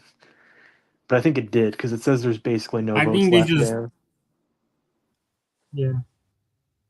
Kornacki is saying it's Kornacki's starting to say that it's almost impossible. He basically has called it. I don't think NBC News has called it yet. Did we But get an I Ingham do. draft? I don't. I still see the math at this point. I see the math. No, we did not. It's really difficult math. Ingham is. Yeah, it's horrifying For the math at this NYT, point. it's Stevens plus about 4 points in Wayne County. The NYT is saying it's going to stay Stevens plus 4. That's not good enough. Let me go. I've got Kornacki on in the other Yeah, room. Let me go listen to him. She needs to be gaining, not. All right.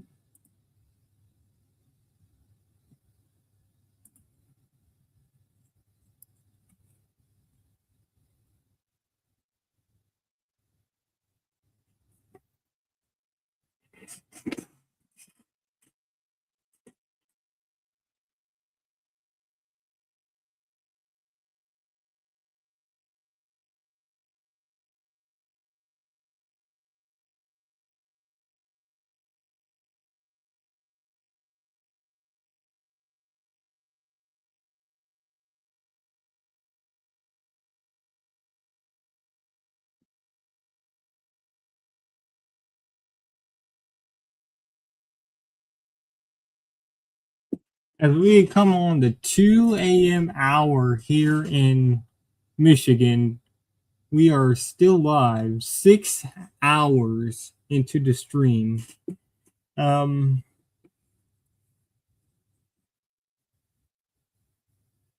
has turned into election morning.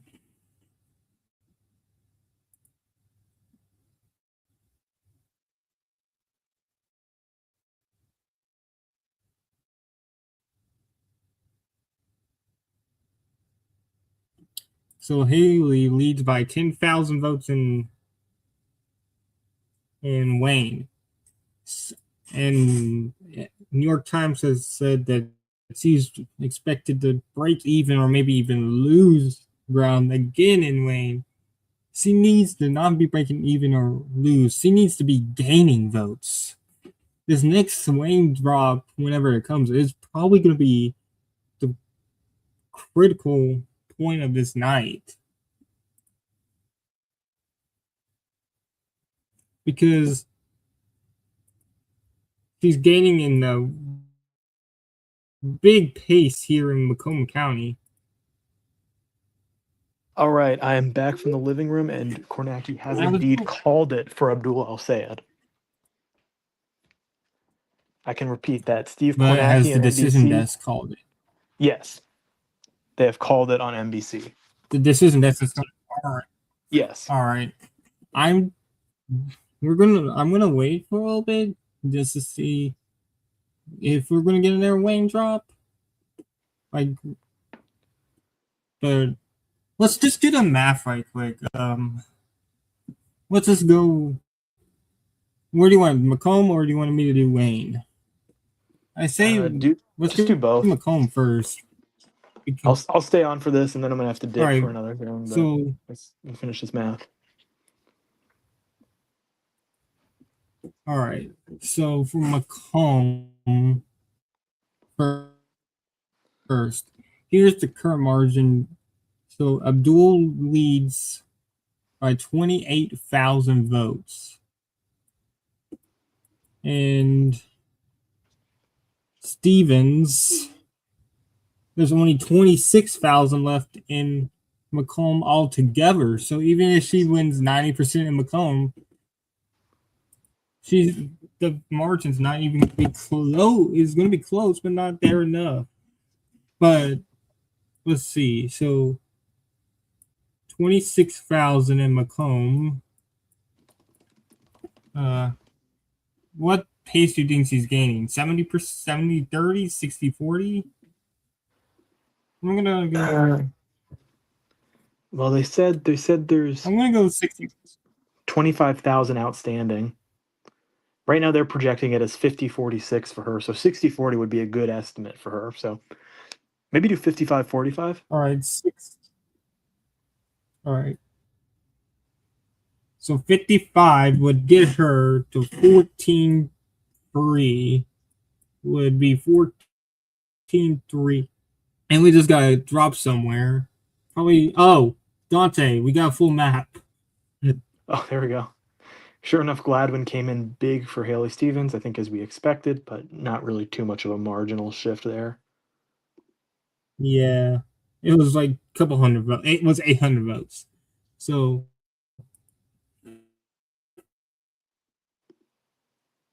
this is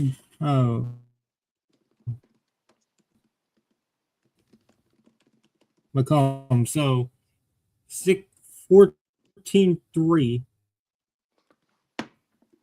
would put Abdul at 11.7.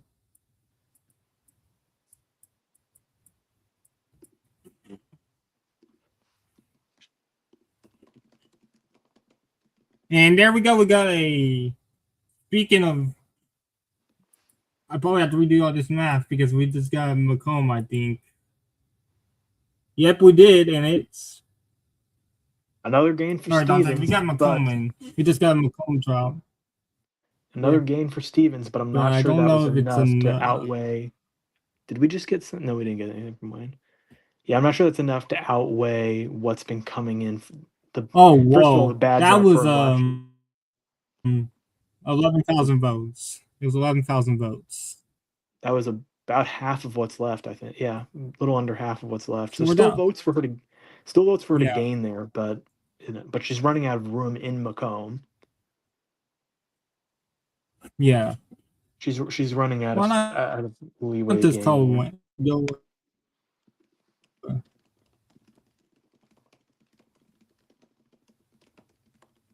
Or 1,000. Let's just redo this. So there's 15,000 left in Macomb.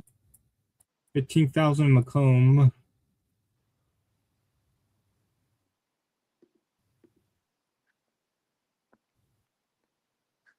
Yeah, that was a horrible. She needed more, but 15. Let's just continue.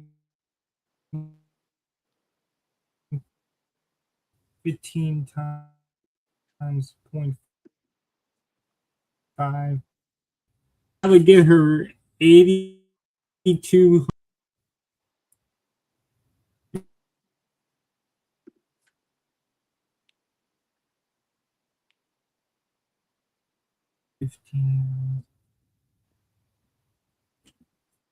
It'll be 67.50 for Abdul.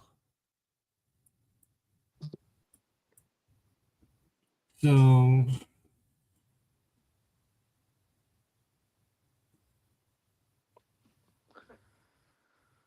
that would be a net of 1,500 votes. That would only net her 1,500 more votes.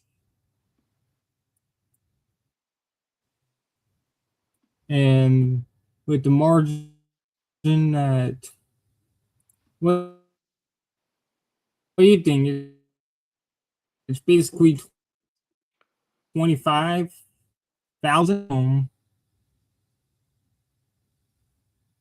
If it goes, she would only net 1,500 votes, and she's down 25,000. Yes, it's basically not. She needs something now, Wayne. Yeah, I mean it's still going to be decided by Wayne Like she County. needs But the percentage that she gain needs has out. gone way up over the last few minutes. What?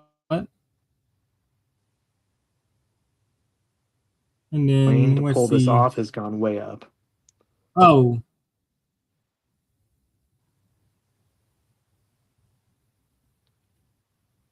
For who? Stevens? Or Said? Stevens.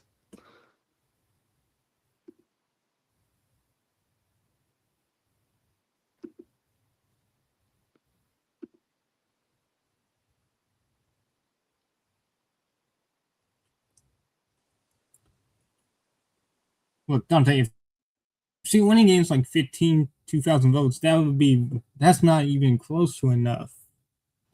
No, absolutely not. Again, the ball game is in Wayne. She would But need that ball game has become incredibly difficult for her to pull off. Mathematically, is it possible? Yes, and that's why I think you've seen AP call it, and that's why you've seen some networks call it and some not. But I don't think there's enough left. I don't think she's going to win it by enough. I don't even know that she's going to necessarily win what's left in Wayne.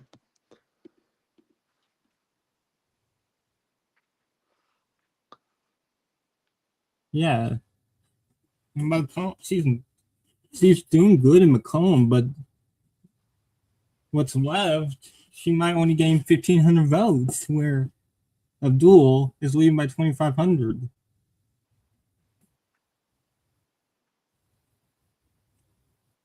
I feel like we're close to an official call at this point. Like,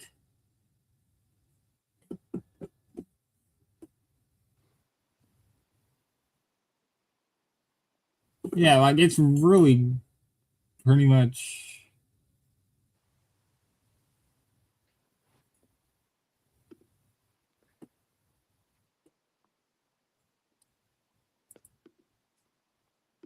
Generational Kornacki night.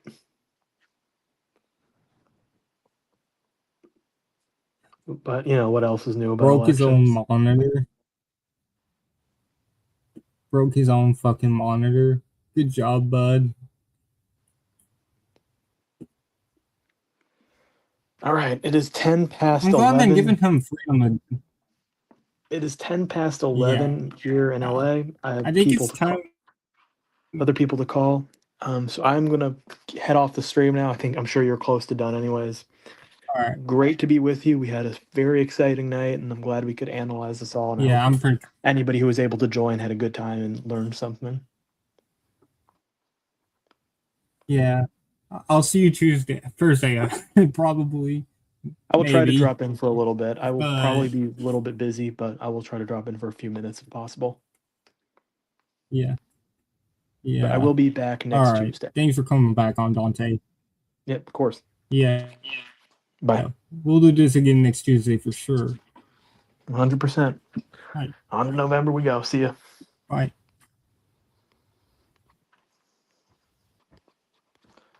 All right. All right. So.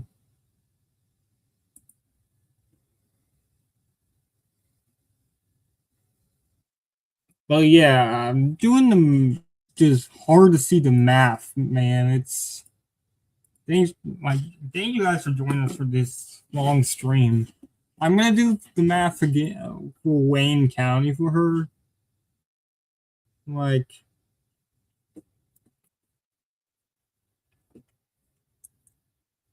let's just say it's 2,500 votes. So let's just say 1,500 votes. It's 2,400 is the margin if Macomb goes the way I was doing. So Wayne has 69,000 left.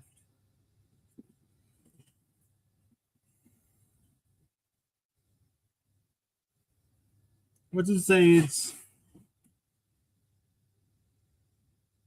50. It's a 5-point race. So let's just go times 0.52. Let's just say it's 50-50. If it's 69, so it's all right. So 69,000. Let's say she wins at 64. So 69,000 times 0.60. But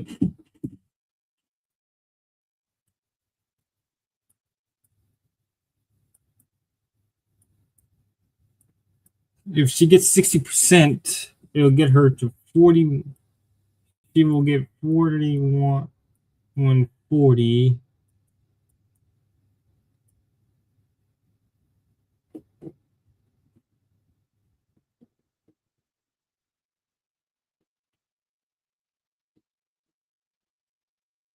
$41,400. It would get Abdul to 27,600.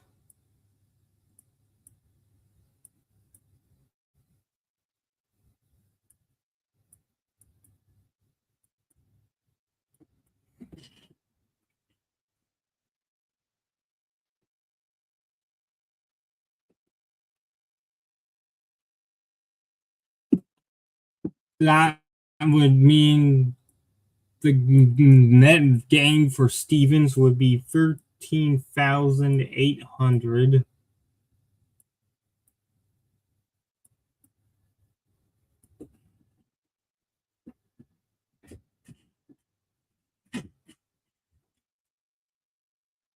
$13,800. And if I put in, if the Macomb number stays at 55.45 and it's a 1,500 off, it'll be 24,000. 13,800. It's not even going to be enough. The margin would be 10,200. So not even 60% of all the rest of hours going to Stevens would get her up to the lead. That would mean he would need a big dropout get Janice, which is it's 13,000. So you would need to win almost 80% of the Janice at that point. I don't see a mathematical path at this rate.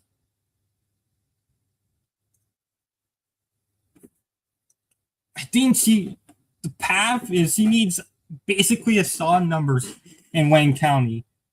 She would need the solid numbers in Wayne. She would probably need the solid numbers either Wayne or either in Macomb and in Janice. It's basically wraps for her. Not even thinking the areas where Abdul was winning and where he could gain. She put up a very good fight, surprised a lot of people, but the math, she has a path. She would need to win by a solid numbers, like 80-20, and at any place she's winning to win this primary. It's basically over. That's what I'm saying. And that's where I'm going to end it, folks. What an incredible night. We went for 6.5 hours. Thank you to Dante for being here. I'm going to go get some sleep. I'll be back on Thursday, most likely for Tennessee. Hopefully it's less long than tonight. So I'm going to leave it there. Abdul wins. It's going to be close. He needs to do something to unite the party after this brutal campaign and very close election. The campaign, Stephen certainly is saying, man, I wish I'm going to be feel real sick about that moral number. It's been an honor joining you guys for this. Thank you so much for watching. Good night.